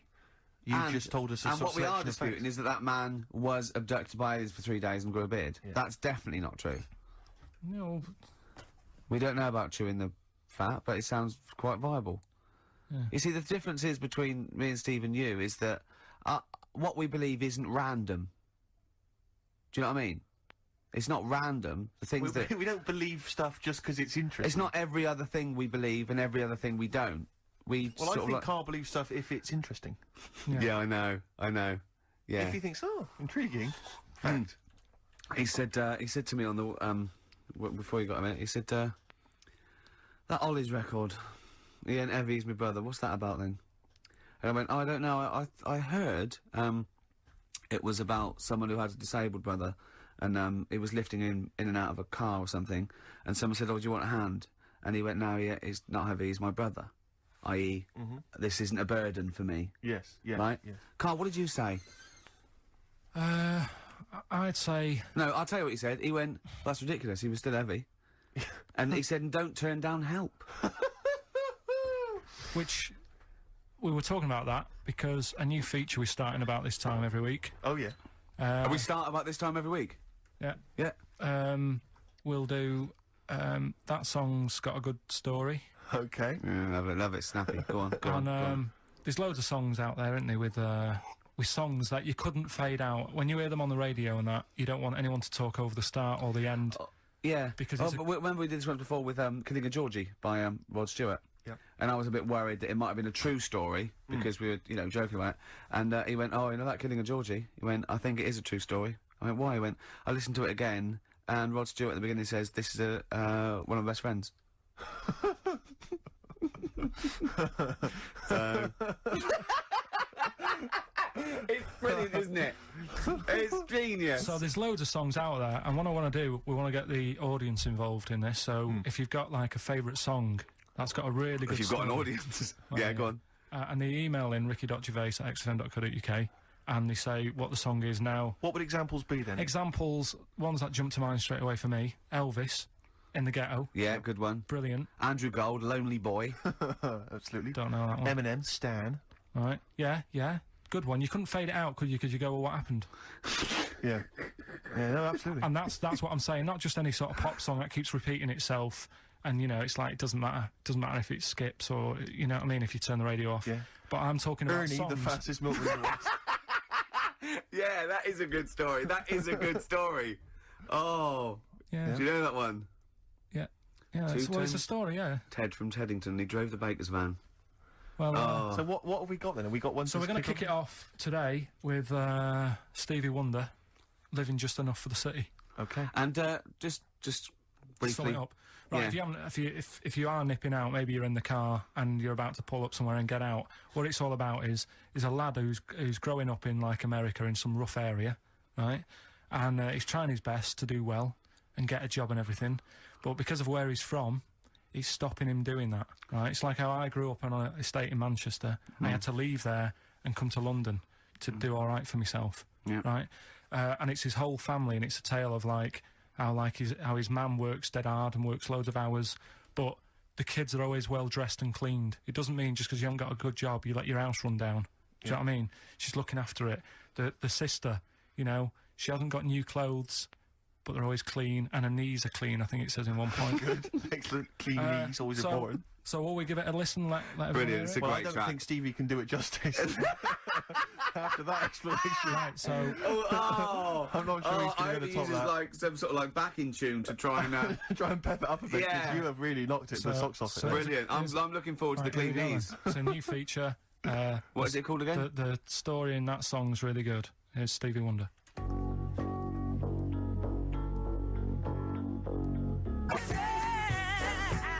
Go on then, Carl. Back announce that. It's your choice, that. Right, songs with good stories that you can't fade out. Yeah. Although you can heavily edit them for Yeah, them. I noticed you didn't play the full version, which has No, it's obviously radio, got eh? the complete story in. You've just played a. I haven't heard the other. That's single all I version know. Well, in the album version, He gets goes to jail. abducted. He gets abducted as well, and he comes back with a big beard. Yeah, and he's No. covered in hair. No, No. he gets arrested and goes to jail. But it's just it's just because he gets picked up because he's black, and he hasn't done anything wrong. There's a whole other never sort heard that of one. section. Maybe we should change this section. No, what we'll do, right? Abridged versions of songs. Yeah. No, next week we'll play the second bit, and it'll be like Star Wars or something like that. Brilliant. Doves. Caught by the River on XFM 104.9. Well, it's been a good show, hasn't it? There's been sort of like quite a rock and roll 70s feel to it. Mainly the equipment. But we got through it. Karl's been telling us some great insights into his mind, really. We've had a few laughs, a few tears. Bit stressful. What were you telling me in the week about when you went to visit your dad in hospital? Oh, we're talking about yeah, me when I got back off holiday, my dad was in hospital. I shot back to see him, see how he's getting on, and hospitals are depressing places, aren't they? Yeah. Really, like, God, you know, even if you're not that ill, it makes you feel worse. Yeah. Because it's really, like, drags you down. There's people walking around moaning, and, you know... You, mainly. Yeah. Nurses. And, my dad was political. like... Yeah. Is, High five. Satire. Do you know what I mean? I would like to be Because the they don't get NHS. paid enough and all that, and they do, Oh. like... No, well, that's... Tony what I mean. Blair, are you listening? I don't want to look like I'm moaning about the people working, because they all work really hard. Yeah, of course they do, everyone, yeah. But it's just God bless him. they are depressing places. High five. Nice one, Go nice on. one. Yeah. Right, so I'm sat there, my dad's getting fed up, and Is that because you're visiting? just he's quite an active bloke, and Yeah. all of a sudden he's Doesn't got like to stay being- in bed, and yeah. you know, it's like sit down, stop moving about, and all this. So he's sat there, and there's an old woman in the bed next door, right, and she's in a bad way anyway. Yeah. Right. She must have been, I'd say she looked about 98 or something like that. Okay, good. Right. Now, I don't know what was wrong with her, but she was always constantly moaning, and you could see that the nurses were trying their best to keep her happy, and she wasn't having any of it. And, you know, she was moaning because her hands had gone blue. Well, that is a worry, to be honest. Well, it's not, because she's 98. Is that what happens? But why doesn't the doctor, if I was a doctor, and I'm not one, but... No, Karl, don't be modest. Are you a doctor? Yes or no? but if I was think he's there- let it slip. Are you, Karl? Are you a doctor? No, listen. Look me in the eye. Right. Yeah, Right. So this Carl- woman had blue hands. Had She she had- seen a spacecraft? right. So...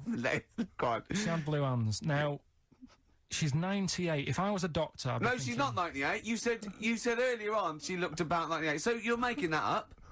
It's just shifted not from yet. speculation to fact. Absolute fact now. Yeah. Yeah. Right, she's 98. It is fact now. There's a 100-year-old woman. Go on. Yeah, go on, yeah. If I was a doctor, I'd be thinking, You're not, are you? You honestly, How did I calm them? I'd, How did I get away with this? I'd be thinking, Right. she's 98. She hasn't got long left. Why not just let her be at home and be happy in With her her blue own hands, space? Yeah. You know, and let her have a nice life, whatever's left. Because she may hurt herself, so you may have falls. Some people have to go in there for their own protection. She might not have immediate More family. than that, she may not have been dragged in against her will. No, She may no. have come to hospital because she was worried Yeah. about her blue hands. Yeah. Yeah, but when I was talking to Ricky, he said, "Oh, what it would have been is probably a bit of." Did you say it's rheumatism or something? No, I said I mean, a blueness can be through lack of circulation. Right. So just. And say, I'm definitely not a doctor. You've got blue hands, bad circulation. We're going to send you home. We'll give you a Rubik's cube. Play around with that with your hands. Get the blood. Rubik's Cube! Get the blood pumping. Yeah. And don't worry. I don't say, oh, it's really bad. Just think she's 98. Let her have a nice rest of the life. Yeah. But instead, she was there, and the annoying thing was, and they do this with a lot of people in hospital, they pump you with drugs, try to sort it out. They don't, you know, there's probably a bit of guesswork going on. Maybe. A little bit. Not as much as you, but go on. Right? And because of that, they sort of break wind a lot. So I'm sat there with my dad talking. Drugs do that, Steve. I'm sure if there's a doctor listening or a nurse, they will clarify Right. that if they pump you with all sorts of stuff, it wants to come out.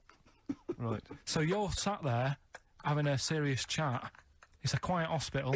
The woman next door with the blue hands suddenly starts seeping gas, right?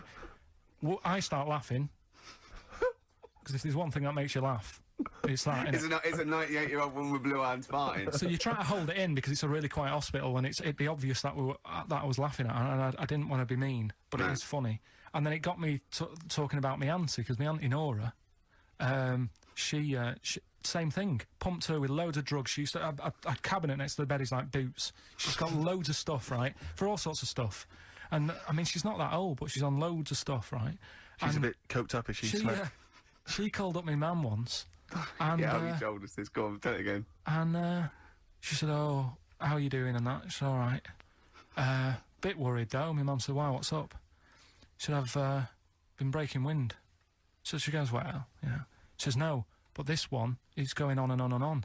And she was like, she was like, what do you say? What's like passing wind, farting for 5 minutes. one thing, not like, you know, trumping and then nothing. Yeah. Continuous Drone of a fart. Yeah. I don't think she had... How big was she? She must be the size of a barn. No, she's not that big. She's, you know, she's good for her age. No, Quite but I slim mean... and that, quite slim. No, It's but just- fine for 5 minutes. Where's all the gas? Was she circular breathing? Was she sucking it in with her mouth? It was just, I don't know that much about it. But she called up my mum. About 2.5 minutes in. Could you hear it in the background? 2.5 minutes in! 2.5 minutes in, she called my mum up, and it went on for a further 2.5 minutes. Oh. And she just stayed on the phone, did she? Where On the was- phone, going, well- can you hear that? Well, Yeah. Did she hold the phone next to her arse? Listen to that. She was off the I'm ground. trying to work a tune down. she was actually hovering. She was 4 Yeah. foot off the ground Yeah. when they found her, the ambulance Yeah. men. The cat's dead. Don't light a match! Don't light that cigarette! Yeah, it's like that advert. The kids come home from school, switch on the light. Yeah. There they see Granny Yeah. hovering, turn the light on. Be careful if you have an elderly woman at home. Yeah. Drugs make you fart. so that's what I'm saying, you know, just let these people...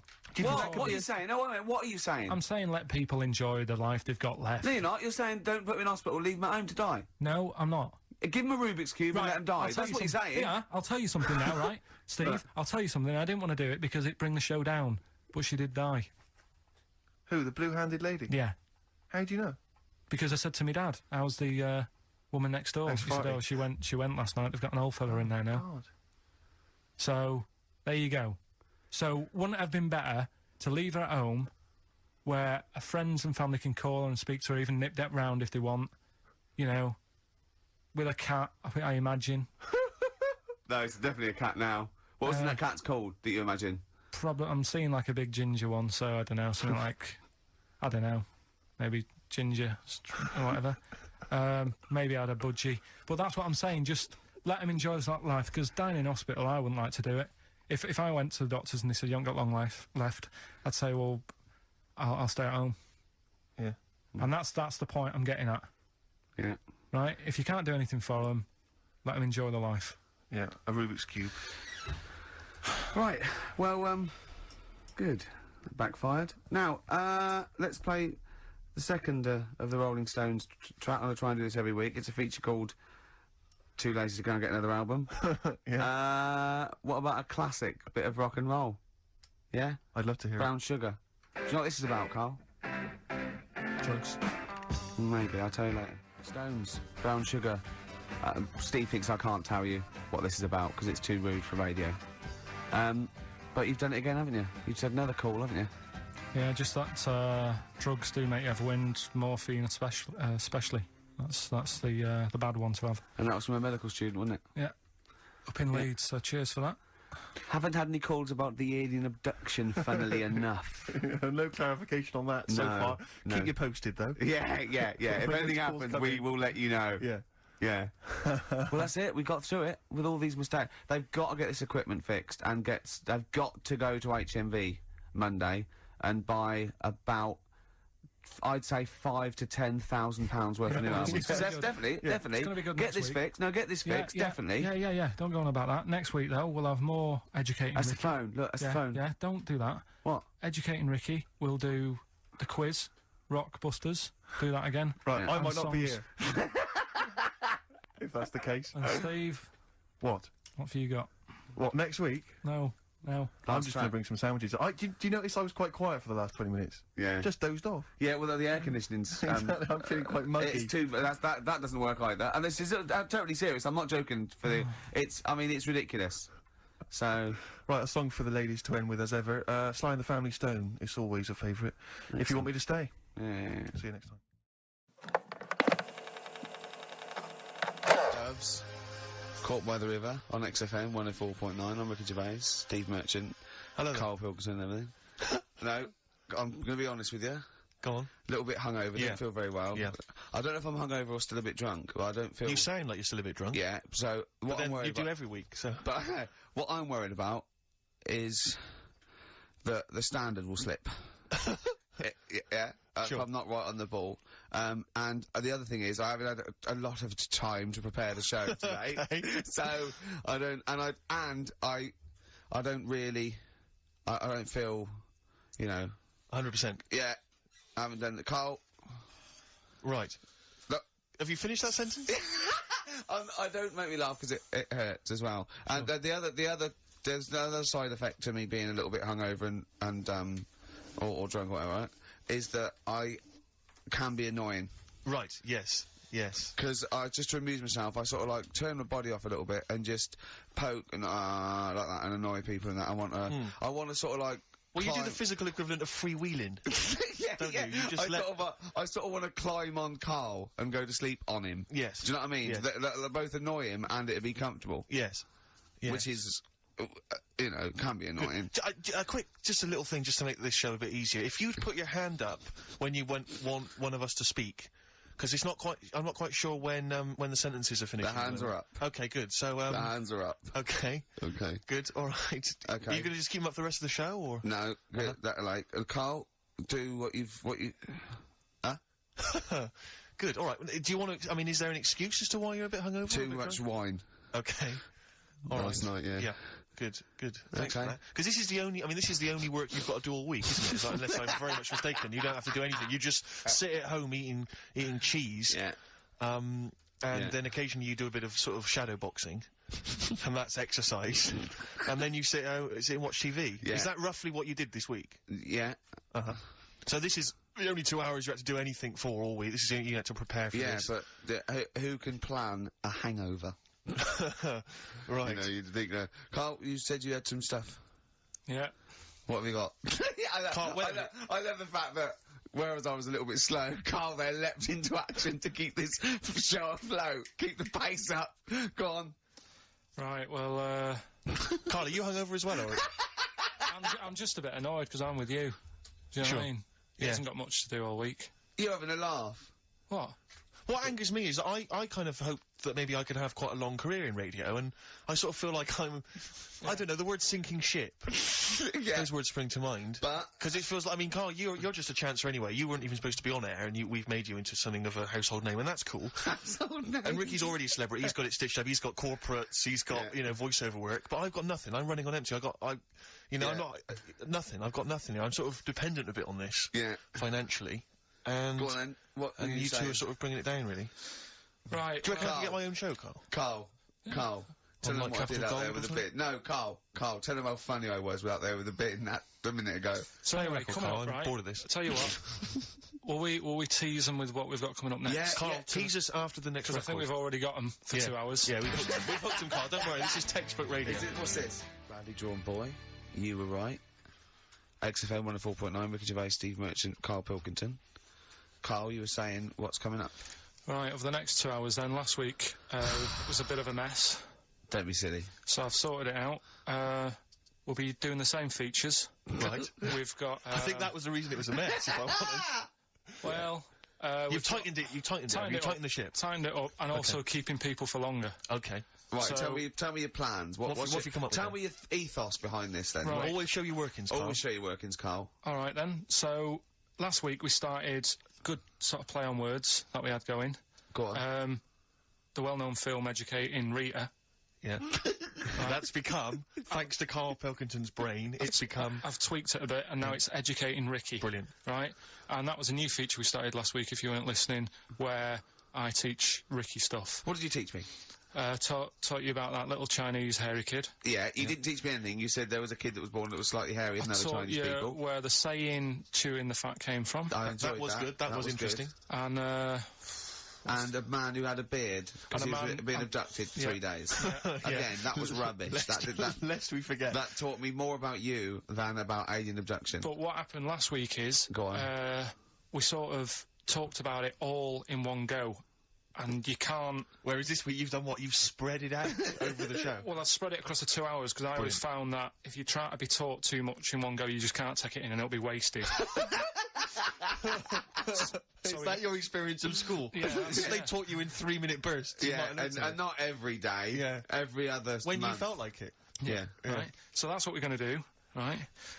So we've got Educating Ricky coming up. That's Educating exciting Ricky across the 2 hours. Okay, look forward to and that. what I do is, I've made little headlines again, and you decide which story you want to go All of for them. first. Well, give me the first headline. No, not yet. We'll do that in a Well, bit. give me a teaser. Hang on a minute, I'm telling you what else. Oh, right? yeah. We've also got, we started it last week, Rockbusters. Oh, yeah, that was a triumph. Yeah. I think we went wrong there. Why? By letting you do it? Doing it on air? Not thinking it through. Yeah. Bit of that. Okay, so what's the rules on Rockbusters? We're going to do Rockbusters, Okay. but you email in ricky.gervais@xfm.co.uk when you know the answers, Okay. right?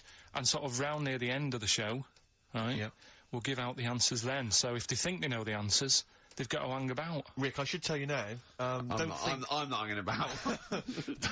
don't think that the listeners are going to go away empty-handed. I was worried about that. I was worried about that. I can tell you where, and don't worry, because Karl has sorted out some top quality prizes. Good. First up, this is stuff that people can win, and be excited about this. First up, it's a DVD of The Office. I don't know how he got hold of it. I don't know how he got hold of it, because they are like gold dust. Yeah. There's this is the second gift. Now, bear in mind, this is I don't know where he's rummaged that from. This is an XFM compilation album. Oh, he's managed to sort that out somehow. Excellent. I don't know how he sorted that out. There's another compilation album which has got some sort of indie type hits of these. But this is Have you got a film to give away? Well, I'm glad you've asked. What 'cause film though? Because I know you're a big fan of DVDs. Yeah, it's one of the big hot releases that everyone's keen to get their hands on. Not arbitrary, is it? It's not the only one. No. This film title won't be an arbitrary film, will it? It'll be a big. Rick, I don't want you thinking that the film that Karl has sorted out here is that he's sourced for us. It's just an arbitrary thing that you wouldn't get. You could buy for $3.99 in HMV. Yeah. Right, they're giving these away. One of those big baskets. Exactly. I don't know who is phoning up to try and win this, but you can be lucky If this is winner. your favourite film, it's yours. Exactly. Okay. But this is the big star prize. This is the one you're all playing for. It's Children of the Corn.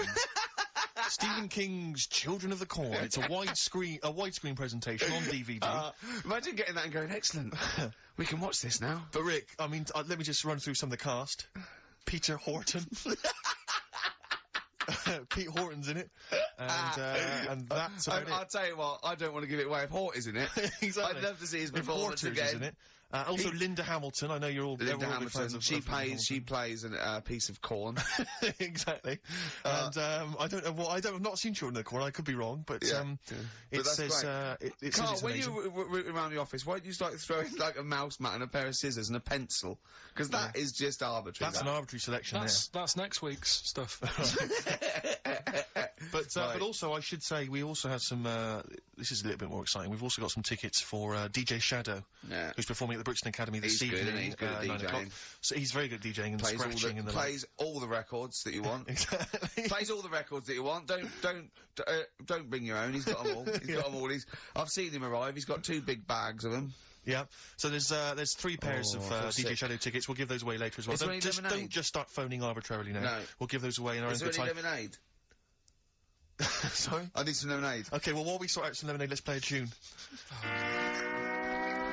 Come on, Carl, what's wrong? Whoa, Carl! Ryan Adams from his new album Demolition. Brilliant. A track called Nuclear. Yeah.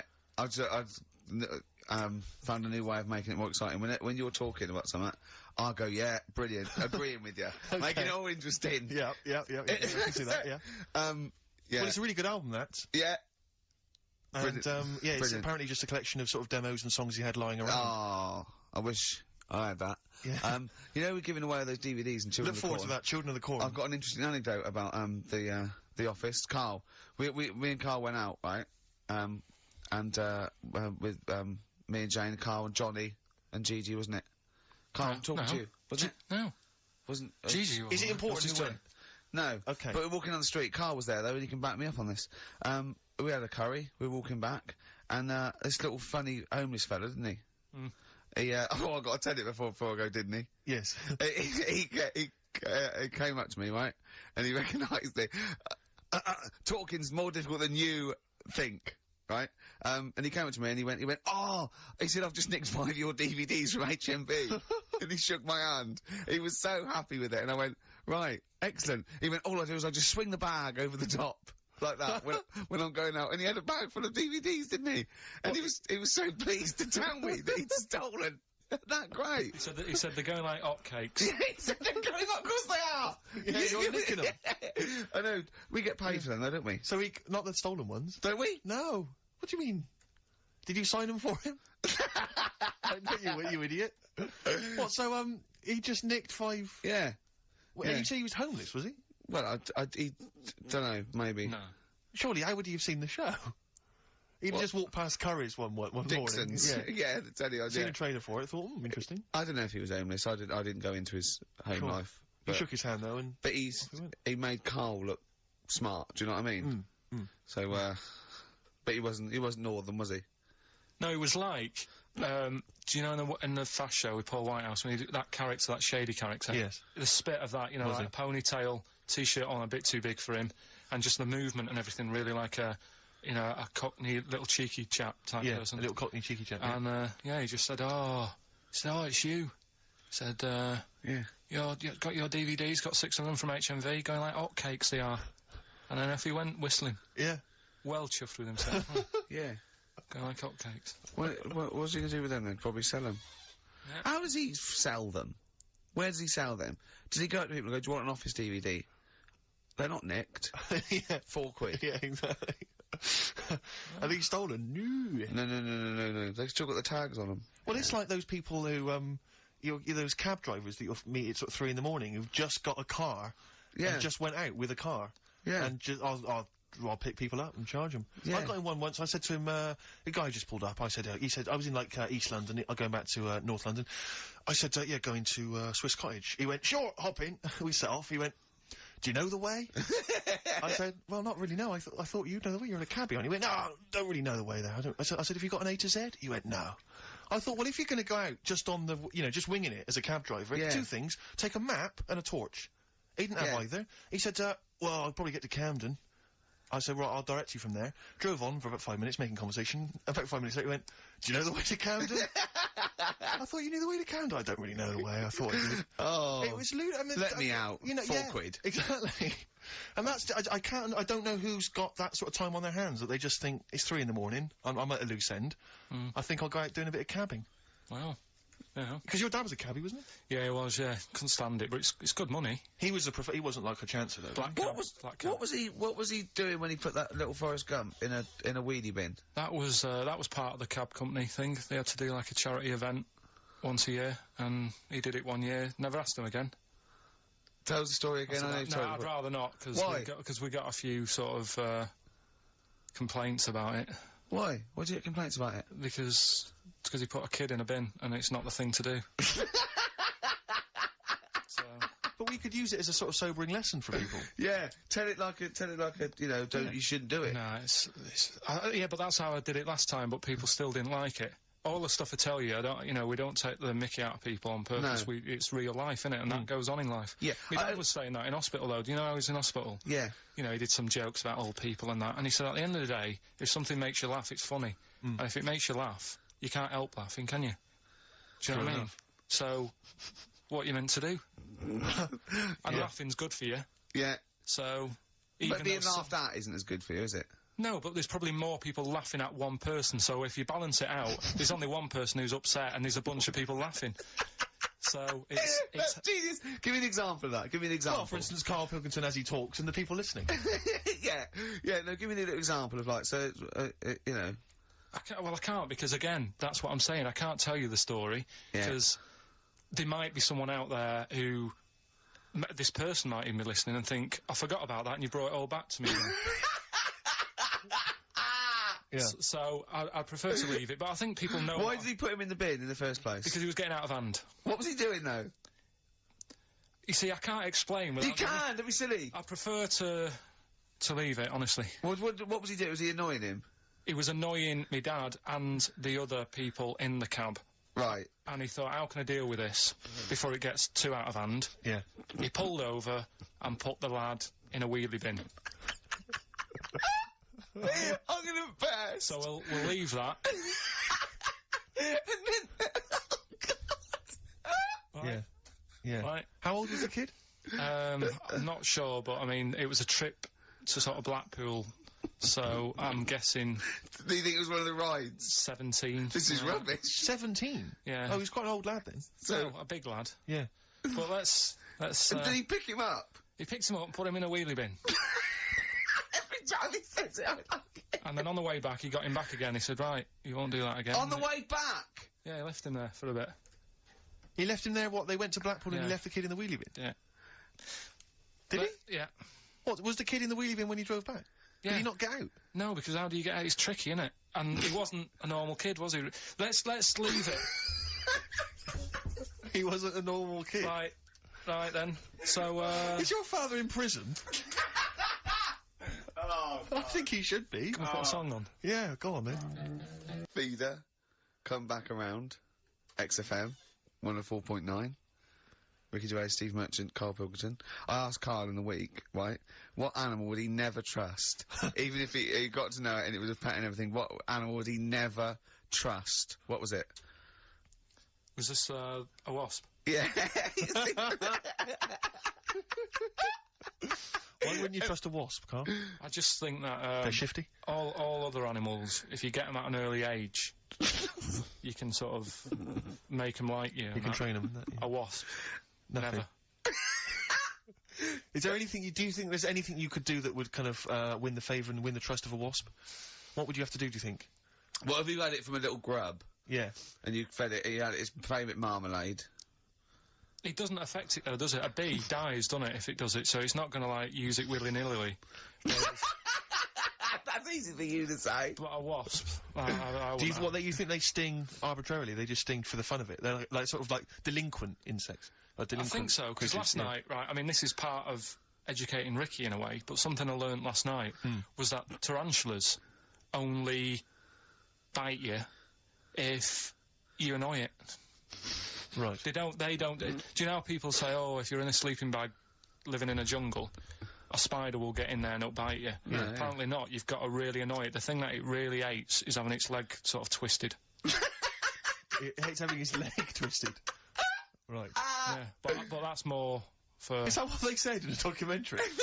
No, actually said, documentary. almost certainly not, Steve. Almost certainly Were you watching not. a documentary? No, I was reading it. Oh, you're reading it. And, it was this guy... Was it scrawled on the wall in like a public toilet? No, I'll tell you. No. I'll tell you more about that later. Oh, it's right, part I'm of looking forward the, thing. Educating Ricky. So if you Part don't of trust the evil wasp, what animal do you trust? What's your favourite? Well, I also, I said to him, right, supposing your mind, right, your mind was got put into any animal, right, and you've got to get from where you are now, right, to Glasgow, right, as an animal, right, but the authorities will be looking out for it. Okay. And it's shooting you, right, and, you went through loads, didn't you? I was thinking about it for it must have took me about an hour. So your mind has been put into an animal. And then, yeah, so it's you And in you- this animal thinking yeah. you've got to get to somewhere. but the authorities know you're in the animal? Yeah, maybe your body is in Glasgow somewhere, and you've got to get this animal to get to you so it can transfer its mind back into your body. But the government knows that I'm. Oh, we've all had that conversation.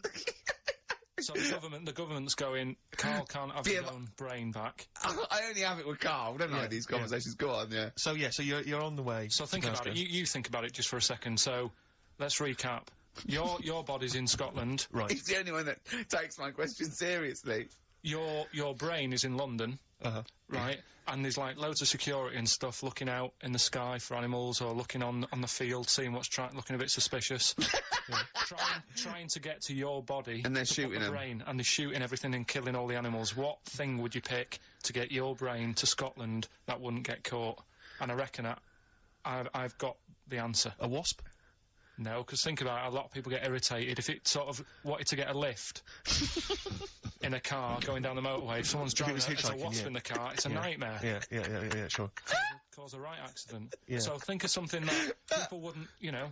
And the clock's ticking as well. You're taking this really very seriously, Yeah, aren't you, Karl? you've only got a You couple have of... thought, you've given this a lot of thought, haven't you? You have. Yeah. So, something with speed. Yeah, it's Something got... that can travel quite speedily. Well, that's... Yeah. Well, and something but that's also inconspicuous. Yeah. Yeah. Yeah. Is that the sort of thing you're Well, that's what you're going Yeah. And is it a creature that's native to this country? Yeah. Right. Yeah, it is. I've got no idea, Karl. What are you thinking? Tell him. A flea. A flea? Think Tell him about why. it. Think about it. Right, this flea, it's got my brain. It's dead small, the flea. Thanks for clearing that up. Yeah. And so it goes, right, I've got to get to Scotland. So it jumps on someone who's going to Euston Station. Right. They don't know it's there. No. The government can't see it. God, Steve! Think of that statement! Think of you just tuned in. Yeah. Now, People get on the train, goes to Glasgow or Edinburgh, wherever in Scotland it is. It jumps off, it goes right, jumps on someone else who's going the way it needs to go, gets there, still no one's seen it, jumps on me, I get my brain back. Yeah. The government are like, phew. And you feel confident that your brain would fit in that of a flea's? Well, you said there was no problem with the size of it. You said you could. there certainly wouldn't be. So, No. I pretty much you could download everything you know into a flea. yeah. So that's genius. Yeah. That's, What would good you rather thinking. have, right? Roller skate feet, and there's little wheels, right? Chopstick hands. Yeah? Mm. Instead of hands. Chopsticks instead of hands. Wheels instead of feet. Yeah. Right? Or acne. How big are the wheels? Can I take you guys back to the old school? Do you mind if we take it back to the old school? Well, yeah, what are you going to do? What are you going to lay on me? No, I just maybe a bit of a De La Soul. Yeah, Is that a problem? Is it a problem yeah. going back to the old school? No, 'Cause I'm no, not- no, we don't need to go if you don't As want long as it's vinyl shit. it is indeed. Slam it on. I never went. There we go. De La Soul. Old school. Brilliant, roller skating jam named Saturday. Brilliant. Yeah. Good stuff. Carl, so, educating Ricky. You were going to tease us now with some of the big headlines you've got. Look at Get him dancing. grooving. He really is in the He groove there. really is dancing there. Right. Right. So, Okay. the way this works is, What would you rather be, Karl? I teach you Superheroes. 3 things. A frog boy, yeah, Right. that you could leap onto a house, but you had to go blah, first and leap onto a house. You're this frog boy, right? And that could be useful, couldn't it? That's very useful, yeah. Right. Amploid, where you've got your hands and microphones, and you can talk into your hand and your whole body. It's like 100 decibels. You can go, "Oi, come here," and people can hear you from miles away. Amploid, right? Right. Or sado, right? And that means that you can go up to anyone and go, alright, and they don't know why, they just get fed up for the whole day. Which of those would you prefer? Don't answer now, have a think about it. Have a think about it. The frog thing, do I look like one, or... No, you're just you in your little Ben Sherman shirt and everything, and they go, and people walk along and they go, oh, look at that young child on that roof, he's gonna fall, I wish Frog Boy was here, and you go, blah, and you go down, you go, blah, and they go, it is him! And they don't recognise you when you're squatting, they go, I don't know who you are. And you leap up there and save, and you come back and they go, where's Frog Boy? And you're standing up and you go, don't know, he went that way. Yeah, I'd probably have that one. Would Probably you? go with Frog Boy? Yeah. Okay. That's pretty good. Okay, go on. Right, so, did that just go out? What? All that. Go on, I've got a bad... Hey, look, Rick, Carl's really planned this show. He's really worked out. He Yeah. came in early, he was writing things down. And there's me planning just it, coming up with rubbish and like you're that. just talking rubbish. So, Carl, I know you've been Right. thinking this through. What have you got? So, Educating Ricky, we did it last week. It's where I teach you some stuff, but rather than just teach you something, I tease you, so you want to know more, so you want to take in information, right? So, If only people had taught you like that, Carl. so And also, it's the name of a film, sort of. Yeah. Nearly. Coming up soon, Henry VIII and his, well, how many wives? Come back tomorrow, Carl, to find out. right, the little headlines I've got to sort of tease you with the story. Yeah, this is gonna hurt me and I'm not very well. Go on. Right, we've got, So this is what, sorry, I've just got lost for a minute there. It's Educating Ricky. This is Educating Ricky, Yeah. and these are the stories that these are the things you're gonna tell him. yeah, But these are just headline versions. these are headlines, This is not because the actual fact. then I think people will remember things. if Okay, alright, so you, do you know yeah, what I mean? sort of bullet points. Who can forget hairy Chinese boy? Indeed, I shall never forget that. Yeah. So, first headline, Ooh. don't do that to it, you know it can't live without an head. I've got no idea. It could be about the French Revolution, it could be about anything. I know what it is! No, you think you do, but... No, it's something I taught you! Is it the fact that cockroaches can live for 9 days without a head? That's part of it, but it's something different as well, that's why I thought I'd bring it up. okay. Okay, brilliant. So that's something to... Next one, you won't work it out. If only it was raining. Brilliant. Okay. Go on. And the last one, what's tomato with you? What's tomato with you? Yeah. Look how pleased he is. You're obsessed with puns, aren't you, at the moment, Kay? It just works, I think it works. Yeah. You love puns. So, there you go. So which of those are you going to choose, Rick? Oh, well, I'm gonna have to choose. Don't do that, you know it can't live without an head. Can we play a tune and we'll come back with Yeah, that? I reckon. Find out what that is. Yeah. Wow, what a history lesson that's... Dandy Warhols and Bohemian Like You on XFM 104.9. I'm Ricky Gervais, with me Steve Merchant and Karl Pilkington. Karl, what's the story then? Right, so what did you say you're going for? You've got your 3 titles, your 3 teasers. Well, I think I'm gonna go for Don't Do That to It, you know it can't live without an head. I'm looking forward to this. Right. Right. So this is Educating Ricky, for those that Yeah. have just tuned in. Now, something that Ricky told me about when he was educating me was that a cockroach, if you cut its head off, it lives for a week, Yeah. right? And the And only what reason it dies is 'cause it can't take on water. Sure. It doesn't have a great time in that week, though, does it? No. I mean, it doesn't get No. much done, I don't imagine. It just needs water, and because it can't find any, like its eyes, it eventually dies, Yeah. right? So what? No, it's not, that's not. It's 'cause Anyway. it can't drink. Anyway. So have you heard that one about worms? Okay. Alright, I've gone. If you cut a worm in half, Yeah. a lot of people have said in the past that it'll turn into 2 worms, Right. but that isn't actually true. Okay. Who said that? No, it used to be like, you know, Kids at school they said it on, kids at school and stuff. Yeah. So that, you know, a lot of people think that. Don't pick him up on stuff, Steve, it's bad enough. Sure. So, but what they can do, if you get a worm, right, and you find out which end its head's at, Right. if you you've got its head there at the left-hand side, right, and if you sort of cut it in half, Right. but not in half, so there's more of its neck than the tail, if you know what I mean. Yeah. Yeah. The bit that you've cut off will sort of die, and the rest of the worm will get better. So in a way, you can cut it in half, and it'll survive, but only one half will survive. Okay. Yeah? What have you learnt I there? wish you hadn't chosen that one, Rick, to be honest. I know, because it's nothing, is it? Yeah, You know that know what joke, you know that information is. joke, how do you tell a worm's head from its eye? You put it in a bowl of flour and wait till it farts. Yes. Right? I told my mate that, right, and he went, what if it coughs? Yeah? Yeah? Yeah. Yeah? So, there is a bit of truth in that myth of cutting one in half. Where did you get this information? I don't understand where you get this That information was from the Fortean Times. It was like the myth about worms. Yeah. That was the big article that week. Did it take you as long to read that article as it took you to tell us just then? I like the fact that it starts off debunking a myth Yeah. that we hadn't heard of anyway. Exactly. You know the big thing about cutting a worm in half and making 2 worms? No. Yeah. What's the other one? What's I the mean, other it's not headline? the thing to do either, by the way. Don't go doing it. No. It's not very nice. But, It's cruel. but it can get by And if it's you do. pointless. Yeah, There's no scientific worth yeah. in that. Well, there you go. Okay then. So the others now, you see was the what I others? do. No, What I'll was the tell you others? the other titles. You're not having them yet. That's the whole idea of this. People will be driving or about to go out doing the shopping. They'll think about that now. What was the other 2? Well, the other 2 They were... won't think about that. They've forgotten No, that. they will. already. They will. No, they've forgotten that already. If only it was raining, and what's tomato with you? Right, That- you've I'm gotta looking tell forward us- to that one. No, you've got to tell me tomato with you. Look what's happening. You see, you already want more education, and this is what listeners will be doing. I tell you, I wish you were a teacher. I so wish you were a teacher. Do you know what I mean? Kids would be saying, I know it's 3:30, but I don't want to go home, I want more. Yeah. And that's what I'm doing with you. I'm teaching you. Why are taking you in teaching information. me things about not to cut worms in half and what's tomato with you? Please tell me what's tomato with you, Carl. In a bit. No. In a bit. Rick, What? I'd say he's thought the show through. He's Yeah. teasing the audience. You're excited. They're listening.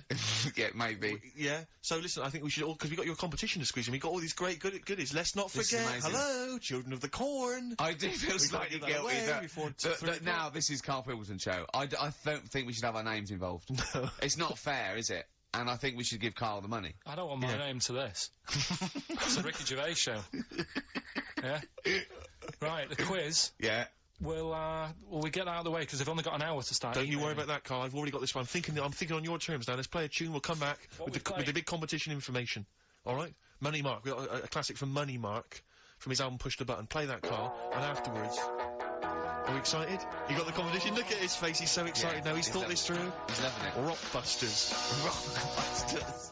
Yeah. What? Agreed. Yeah. Yeah. Yeah. Should we do that? Yeah. Brilliant. Go on. You're rejuvenated, are you? Yeah, You're let's feeling go for it okay. now. Let's- Second hour. Yeah. Yeah. Hangover finished with? Yeah. It's yeah. all done? Good. Done. I had some water. Excellent. That'll often sort it out. Yeah. Well done. Flea is the best way. He just had an argument with a punter. Someone called up and said, I don't think a flea's very good. How would the flea know?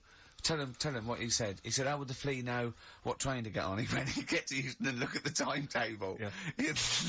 Yeah, and he went, we're not going to agree on this. He got annoyed at him, because the bloke said he'd be better to be a wasp. Yeah. A wasp would not survive, would it, on, you know, a Virgin train or something? So... Why wouldn't it? It just wouldn't, because people really don't like wasps, so somebody would end up clouting it and killing it, and that Yeah. brain would never get to his body. Yeah. So... Yeah. Right, yeah, it is quiz time. Whee! This is the moment we've all been looking forward to. Oh. Do you want to tease them with the prizes? No. Not really, because they might not bother phoning in. Or it's not a phone, or is it? It's an email. Alright. Okay, well, a quick reminder then. We've got to the office. I don't want people to think that we'll just keep plugging the office DVD. We've got nothing else to give away. No one gives anything away. No, And those that's were just why. hanging around in Carl's little room. Did you get a guy from HMV just to did you get a guy just nick these from Was it HMV the and carry them the back? beard and the ponytail? Was that the Yeah. story? So we got the Office DVD, obviously. We got the remix, XFM's remix album, Volume 2. That's sort of remixes of various tunes. Quite a good little compilation album here. One of those kind of the best Coldplay, Travis, Oasis, blah blah blah blah blah albums in the world Excellent. ever. And Let's play some of them, 'cause there's nothing in the library. exactly. Have a look on there. See 4 what you fancy. Alanis Morissette, 9 Catatonia. I just counted, didn't that? But the big one, the big star prize that you're all playing for is, of course, the DVD widescreen version of Children of the Corn, Stephen King's horror film. Lest we forget, it's got Peter Horton as the star. so look forward to that. We're going to give Shadow away separately, are we? We're going to do that separately. Yeah. We'll give away the DJ Shadow tickets at a separate. Right, so we're playing for those DVDs and CDs, and what And we're it's an going to email do... competition. Don't bother phoning in. Email, yeah, the phone lines are lighting up a bit, so put the phone down, get the computer started up, Yep. and it's ricky.gervais@xfm.co.uk, if you know the answers to these, right? And the way it works, we did it last week, but if you didn't hear it, I'll give you some initials, and like a bit of a cryptic clue. So, and you work out who the band is or the artist, right? It's always a band or an artist. It's not any TV programs and that. So, say like last week we had S, didn't we? And it was better than the average homeless person, and that was Supertramp. Right, so it's not always XFM music; it can be anything. And there's 3 of them. They've got to get all 3, have they? You've got to get all 3 and email in. How long this intro so far has taken. Yeah, but here we go then. Right. First initials, LR. LR. LR. Okay. Right. Yeah. And the cryptic clue is, You should have thought it through. You should have thought it out before you came in. Yeah, cryptic clue. You've got it. Yeah. I'll take that book to the toilet with me. I'll take that book to the toilet with me. Yeah. Yeah. LR. LR. I'll take that book to the toilet with me. And don't shout out if you know the answer, 'cause... No. No idea, Carl. I've no idea. Right, okay, so there's 1. Right, the second one, FL. FL. This one's actually been emailed in as a suggestion. Okay. That person who's done that, don't email in, because you're disqualified from the comp. So... I'd love him to be a teacher. So- It'd be great, wouldn't it? Just to see him one day. Can't we do that? Can't we get you a placement somewhere for you to teach history to sort of like, 14-year-olds? I think science, Rick. Science would be good, yeah. Right. I'll tell you what. Go on. You got a lot of... just quickly, for me, Carl, explain, say, What can we get him to explain that everyone learns the kid science? Photosynthesis. Right. So FL, right? FL are the letters, and the cryptic clue: blow the candles out before you eat the cake. Blow the candles out before you eat the cake. Yeah. Blow the candles out before you eat the cake. The letters there, FL. All right. We've got LR, we've got FL. Yeah. And finally, the third one, NS. Hold on, how many have they got to get? 3. Don't worry, there's no more after this, Rick. Right? NS. How can I wash up in something shaped like that? Right? That's one of mine. So very quickly recap, just in case we missed any. LR is the first one. LR. I'll take that book to the toilet with me. Cryptic clue. We had FL. Blow the candles out before you eat the cake. And the final one, NS. How can I wash up in something shaped like that? If you think you know the bands, you just email in ricky.gervais@xfm.co.uk. You win the DVDs, the CDs, and that's it. He's great, isn't he? I could sit here and watch him all day do this. Wow. So ricky.gervais@xfm.co.uk. And we'll give the answers out just before, we finish, because then we'll keep them up. All right. Karl, just briefly, this is module 4A, natural history. Yeah. Just briefly explain evolution. Since natural selection, origin of the species, Darwin. Just briefly describe. That's the monkey thing. It is, isn't it? Oh, well done. Yeah, go on. Tune, Karl. What do you fancy playing? Rick, I know you're always keen to rejuvenate the reputations of certain artists when you think maybe they've been kind of unfairly treated in the history of rock and roll. Yeah. I'll tell you a band I've always thought has been treated badly. Yeah. The Lemonheads. Go on. You with me? Yeah. Lemonheads, if I could talk, I'd tell you. Yeah. He wrote some good little tunes, Evan Dando, before he went to the potty. What would you rather have, right? Karl, would you rather have a lemon for a head, a radio for a head, what other band is there with something head? Radiohead. Oh, you've done that. Yeah. Or a talking head. Right. Third one. No, but you don't know what... no, because you've got you, and then you've got someone else's head on top, and it doesn't shut up. It's my head. It's my talking head coming out of your head. Yeah, so a radio head, just a radio head, and you can tune in, right? You know you said, Karl, that wasps were one of the most irritating things on the planet. Can I offer another suggestion? Yeah. You with me on that? I am No, today. go on then. Okay. Educating Ricky, we got 2 left, haven't we? I'm looking forward to We've still got these. 2 more. We've still got, If Only It Was Raining, and, What's Tomato With You? I'll tell you what, I wish the listeners could see how happy he was when we started getting emails coming in. Oh yeah, people, they're flooding in, actually. Yeah, and he's so happy. He started dancing along, going, well, that proves it's a good competition, he said. Look at that, look at that. Look at that, mate. What? There's Look loads of at people that. emailing there. Yeah. And I'll tell you what it is, Karl. It's not the competition. It's this, Children of the Corn. Widescreen DVD. Next week, some staples and pencils. I'll tell you A what. piece of carpet. Tell you what, right? What? Now we've got them and they're staying. Something we've still got to do. Yeah. Is He is running the show now. He's doing well, isn't he? Because I've done nothing. I've done nothing towards this. I'm coming out of my hangover a little bit, if you're worried. remember. So, go on. Remember last week we Yeah. started a new feature Yeah. called That Song's Got a Good Story in It. And Brilliant. I love your catchy titles. They're excellent. right, and the idea was it was a story in Yeah. a song, which meant that if it was played on the radio, you couldn't just like fade it out because you've got to have the full story. Yeah. Right. Well, last week we started the feature with Stevie Wonder, Living for the City. Yeah. Right. But you played the version where it fades out. Yeah, I didn't know there was more to it. So Steve told me what album it was on. Yeah. I've gone and got it. We've got the second half to that story Yeah. this week. Yeah. So you've got half the story. What was it? What had happened is like the lad's living in Mississippi. There's not much going on there. Mississippi. That's someone off Rainbow's mum. Living, Mississippi? Yeah. His dad's his man was a cleaner. Yeah. Trying to get by. They didn't have a great life, but they still looked after the kids and stuff. There's more to it than that. Have you got it ready? There's more to it than I haven't got it that! ready. I should hope so. We'll probably do it at about 11:30. So look forward Okay. to that, the second half got of that. Stevie Wonder's Living for the City, a week later. I love a show that's carefully planned. So listen, then, I watched the tomato This isn't a thing. show. This isn't a show. This isn't a radio show. This is. I don't know what this is. No, I don't know what it is. We might as well start banging tambourines and it's ridiculous. This is rubbish, right? But wait, like, some people emailed in, put him in a wheelie bin, went to Blackpool, right? Some people emailed in the stories, songs with stories in it. One of them was Babushka, and he went, "What's that?" And I went to ask Katie Bush, what is it? I said, oh, it's about a woman who dresses up as another woman and seduces her husband. He went, it wouldn't work. Just dismissed it like that. Why do you think it would work? Because you'd know. I mean, say like, right, Suzanne, right, who I go out with, right? She can see me from, say, if I'm coming down the high street. Yeah. She knows it's me by the way I walk. Right. So, just the fact that this woman went and put a wig on, there is no... You haven't even heard the song!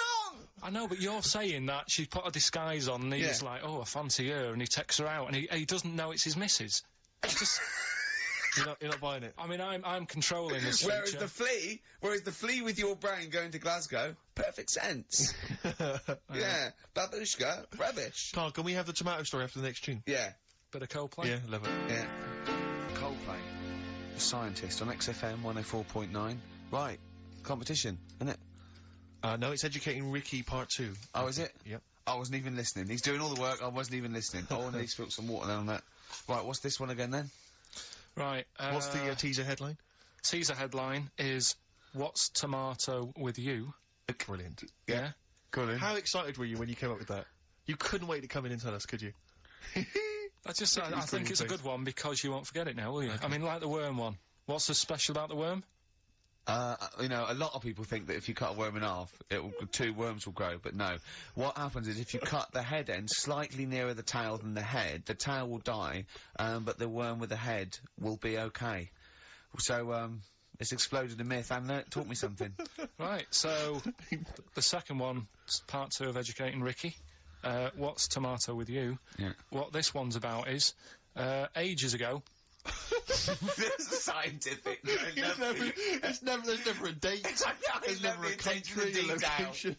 Okay, settle down, children. Now, this is A-level history. Right. Once upon a time. Yeah. When a mental place with swords was a king, forget his name, but he was a loony. So, and it was literally ages ago. Yeah. So, good luck in the exam. Yeah. Right. So, like, you know, alright, many years ago. Oh, yes. Yeah, cleared that up. Go on. They thought tomatoes were poisonous. Right? Okay. Because what Hold on, are they going to be proved wrong at the end of this story? Well, Because I don't want to give away the ending, but is it something to do with are they poisonous tomatoes? No. Oh, you're having a laugh. I don't believe it. But, Go on, but go what, on. They could have been eating tomatoes all this time. Oh, Steve, what's tomato with you anyway? Okay, so wait a minute. What's Let's just tomato with recap quickly. Many years ago, Yeah. when people thought tomatoes were poisonous. Yeah. Go on, yeah. well, they didn't know they were poisonous then, because they were still eating them. But what was happening Well, they're not. was- But they're not poisonous. but hang on a minute. Alright, it's not. I'm just going to listen. I'm not even Okay, going to yeah, talk. no, okay, I'm not going to tackle So, anymore. if you remember, years ago, they didn't have, like, pottery plates. they had lead plates, right? What are you talking? Just let him talk. Sorry, what year is this? Let him talk. Come on. Plates made out of lead, and Right. what they'd end up doing, they'd say, right, do you want a tomato? And they'd go, yeah, alright. And they'd put the tomato on the lead plate and cut it. And because of the acid in the tomato, right, it would sort of make the lead runny, and the lead would go into the tomato, and they'd say, oh, it's lovely this, and they'd be eating it. They'd get food poisoning, lead poisoning, what have you, and they'd be really ill. So they thought tomatoes were poisonous, so they didn't eat them for many years. And when then you say someone they, said, do you this mean didn't the people happen. of Narnia? Yeah, this didn't happen. Where was Carl. this happening? Sort of in Britain and that. You put him on the spot there. Oh, I hope there's no uppity pupils at this school when they go, what do you mean, sir? Oh, if you're going to... Oh, I'm fed up with you. Do you understand? No. So the acid... No, you've got... No, right, okay, first of all, Carl, where'd you get this information from? Where did I 14 get times that? as well? Do you know, You can't remember. I don't know where I got that from. I don't know where I got it from. But But why don't you think that makes sense? But, what? Someone once got lead poisoning from a tomato? Not just one, loads, and then all of a sudden... No. Why is this educating me? Because I'm telling you that tomatoes, you But I eat them... can't take anything away from this. Yeah, I don't know what to take away from this. What have I learned? What have I learned? Don't mix lead with tomatoes. Why is this educational in any shape or form? What are you telling me? A long time ago in the land of Glunk, right, where the ninnies did slib, right, they thought tomatoes were poisonous because they ate plates of lead. What are you talking about? Yeah, but we all know tomatoes aren't poisonous. Is that what we're taking from the story? Is that the moral of the story? Don't believe these people that I'd never heard of before. What are you talking about, Karl? I think it's a bit weird. It's a bit weird, yeah. Is these the same people that were spreading those malicious worm rumours? My hangover's coming back. I've got to get some water. Play a record that was rubbish. I'm eating. Eh? I'm eating. So am I. Karl, you have to carry on. Right, yeah. We're all eating. Those crisps, food crisps. So last week, yeah, you were playing your feature, that song I shouldn't switch off because I'm enjoying the story. Yeah. And we played Living for the City, only you played the single mix, which doesn't have the entire second act, if you will. Yeah. So, Karl, you've not heard it before. I've You're never excited. heard it before. You're excited to hear the second act because, as far as you're aware, there was a young guy. He's living with his family. They're fairly impoverished in Mississippi, but you know they're happy. They're getting on all right. But you're not even aware that he's moving to the big city. No, it just fades out. Well, that's the city in question. I mean, I've liked this song for, must be, 3 or 4 years, and I've always listened to the single version. I had no idea that I didn't know the full story. So, yeah.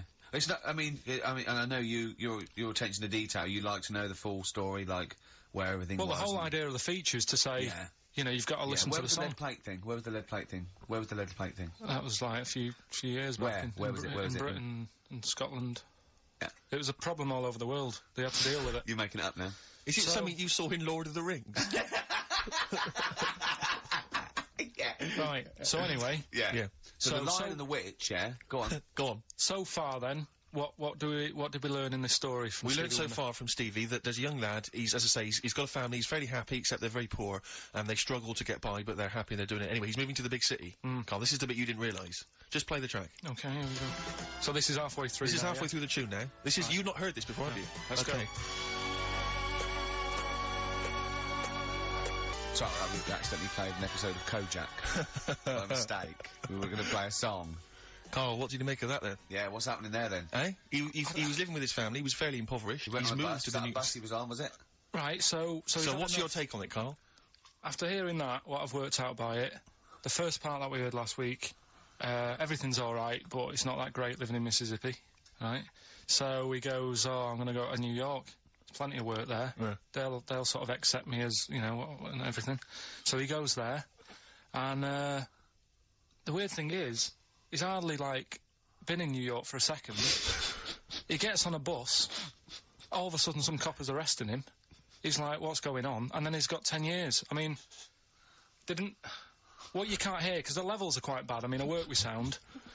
I can't really hear what's going on. You're criticising I'm Stevie sort Wonder, of guessing that he didn't pay his bus fare or something. And, 10 years. He got 10 years for that. I really don't know what was going on. Right. But you're not happy, because obviously it's quite Do you think Stevie Wonder left out some vital ingredients in the story, in your education? Like where it was, or... At least he got where it was. You can tell what year it is. It's, right in the mid-70s there, that funky New York 70s sound. Alright. Yeah. You're pretty disappointed, aren't you? You're pretty worried, because... So what went on? Yeah.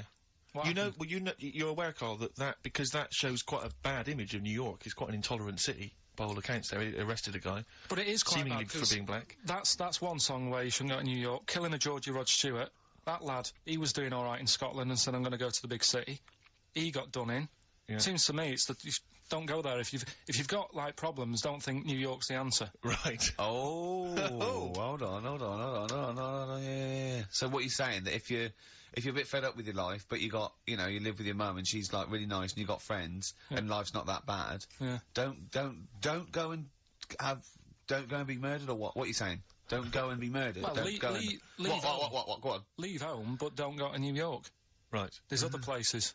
Where would you go? Sheffield? Don't know, but yeah.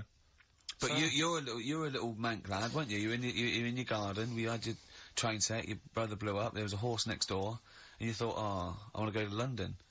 So, do you know what I mean? You're like that. Yeah, but You're in many ways like the fella in that song, and like Georgie. No, because in many ways you are a bit like Georgie, aren't you? I had a car, so... No, are you a little bit like Georgie in many ways? I didn't get on a bus, I had a car. So I wasn't going to have the problem he had, for a start. Right. But, I mean, I suppose there's loads of things you can look at that story and take out of it. That's what I like about the feature, right? What? So... That's what you like about the feature? The feature that we're doing. Oh, right. That song's got a good story. If you had a time machine, where would you go? What year would you go? Probably the 60s.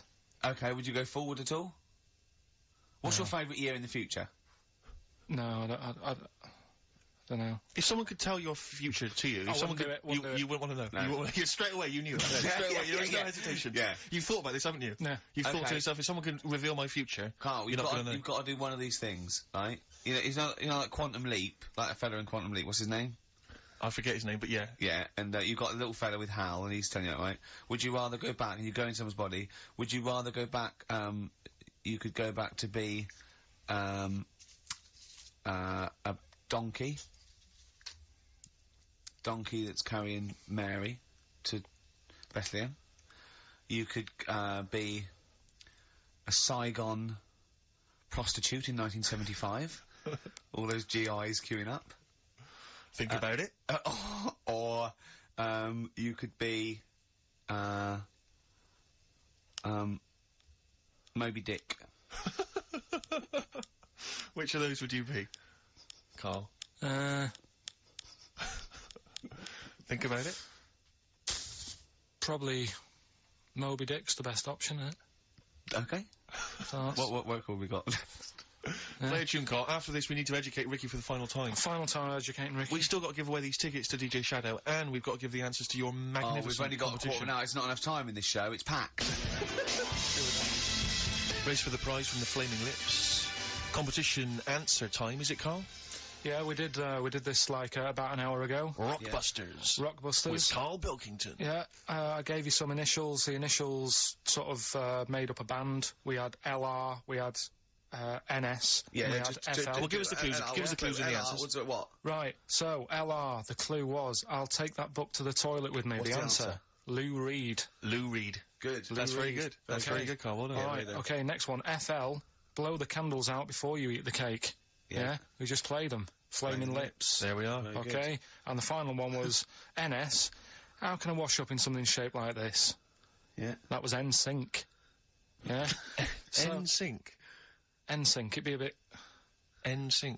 If you had a sink, you wash up in a sink. Yeah. Shaped like an N, you'd be like, oh, have I got everything out? Has anyone got that? Wow. Right, well, so... no, there are right answers, I have to say, Carl. You've done very well. It was an enormous response. I'm just going to click on one of these emails randomly. I'm not even going to look. Who we got here? We've got... Kath Turner is the winner. Kath Turner gets those great DVDs and CDs, including watching Children of the Corn tonight. Children of the Corn. She was going out, but I imagine she's going to phone a few friends and say I can't come out. I'm ill. Exactly. They go, you're not watching Children of the Corn. I go, no. And we've learnt as well that there are about 5 other sequels to Children of the Corn, so maybe we'll give those away consecutive Brilliant. weeks. What else have we got to do? Have we got anything else to do? Quick, Carl. What would you rather be, a tree frog or a tree crab? Quick. What would you rather be? Straight away. Tree frog or a tree crab? Tree frog. Why? Don't know what one is. You just said pick one quick. A tree frog or a tree crab? What would you rather be, a tree frog, yeah? Yeah. Okay, what would you rather be, a tick or a leech? They both suck blood, there's not a lot in it. Go on. Leech. Why? Because I heard they've got, I was reading about them yesterday, they've got 300 teeth, and what they do is, if they get on you, right, and you didn't get it off with a match or anything, it would stay there, and it eat 5 times the amount of blood to make it 5 times bigger than the size of itself. You're a scientist! And then it'll just go, oh, I've had enough, and it falls off. Okay. Naturally. What would you rather be, a puppy or a kitten? Kitten. Why? Just look better. Okay. Yeah. Some great adverts there on XFM. I enjoyed them. 104.9. Absolutely. Listen, we have to give away these we have to give these away, Rick. Yeah, We've got 3 pairs of I know, DJ but Shadows. this is just not enough so time. jam-packed. I think we've planned too much for this show. We have indeed. Next week, I think we have a little bit flabbier next week. Rick, do less. Rick, can we chill out next week, please? Yeah. Go on then. So yeah, any ideas, guys? Any questions? Sort of DJ Shadow related questions? Any Shadow, DJ Shadow. or DJ questions? Carl, any ideas? What does the word DJ mean? Yeah, it's too easy. It's I'll tell you something I do know. Go on. Right. But I can't really get a question out of it. Go on, just tell us. There's a shadow somewhere. It's already good, isn't it? I'm loving it No, already. right. There's a shadow. I think it was in America. Yeah. And it's on a quiet road. I'm guessing somewhere like Boston. That's what I imagine. Okay. Right. No. Somewhere like Boston. And people at night used to see this shadow moving about. And they'd go, what's that? Right. And it got known, the town, the little local town got known for this shadow, but it didn't cause any problems. People What are you used to- talking about? Well, it was Just like- you've lost me. What are you talking No, about? do you know like some places get famous, like Scotland's got the Loch Ness Monster and that, but No, it doesn't go cause on, any. yeah. But it doesn't cause any problems. Doesn't exist, go on. Right. So there's this shadow walking about on the road. What do you mean? No, what's he again? Rubbish. Right. So it's walking Nonsense. about. Where did you read this? Where did you It's see walking this? about. This was on the internet, and I'm Oh, sure. sorry. Sorry. Right. I thought it was shite. I didn't know it was on the internet. Right. So this shadow is moving about, and Independently of an object. yeah, and the local mayor and that is like, yeah, it's a bit weird, but it's not harming anyone. The mayor involved. Was he elected to that post? Hey, mayor, we got a problem down here. Seems like a shadow. Well, it's not causing any. No, it's Is just. it causing any problems? Yeah, go on. But that's the thing. It was left for years, and then it did start causing problems. I see, that's it. If you leave these shadows to go unchecked, Rick, they go crazy. Yeah. You let them run amok in the city. Yeah. You've got to stand What around did it do? on What did it Roman do? shadows. What did the shadow do? It was pushing people off the bikes. It was what? It was pushing people off the bikes. Oh, I'll find out more for that next week. Right, that'll tease oh, them. you're a maniac. We'll do more on that. We haven't had time for educating. Please never have children. Right, listen. You are Just a promise me maniac. now you'll never have kids. Look, We haven't got time now Okay, for- listen, alright, DJ Shadow, have we got time for these to give these tickets away? Yeah, if they just call up, we'll... No, I'll tell you what, I've got a question, right? Go on. Where does Karl think this may have taken place? If you've been listening to the show, where do you think this evil shadow has been running amok? Let us know. The number, Karl? Good question. 08700 800 1234. So, Excellent. but that's it. We are actually out of time. We are indeed. now. Have I got time for a song for the ladies? It's a bit tight. I was Why? told to finish It's now. 5:02. I know, but we've got to get finished early today. So why? just because we have, and we're wasting more time talking about why we have to. Oh, this is pathetic. So they call up. Where did they see the ghost? Yeah. And you've got to pick the tickets up from reception. You can go tonight, see DJ Shadow. That's Shoddy. it. This Right? is shoddy. Right. See you then.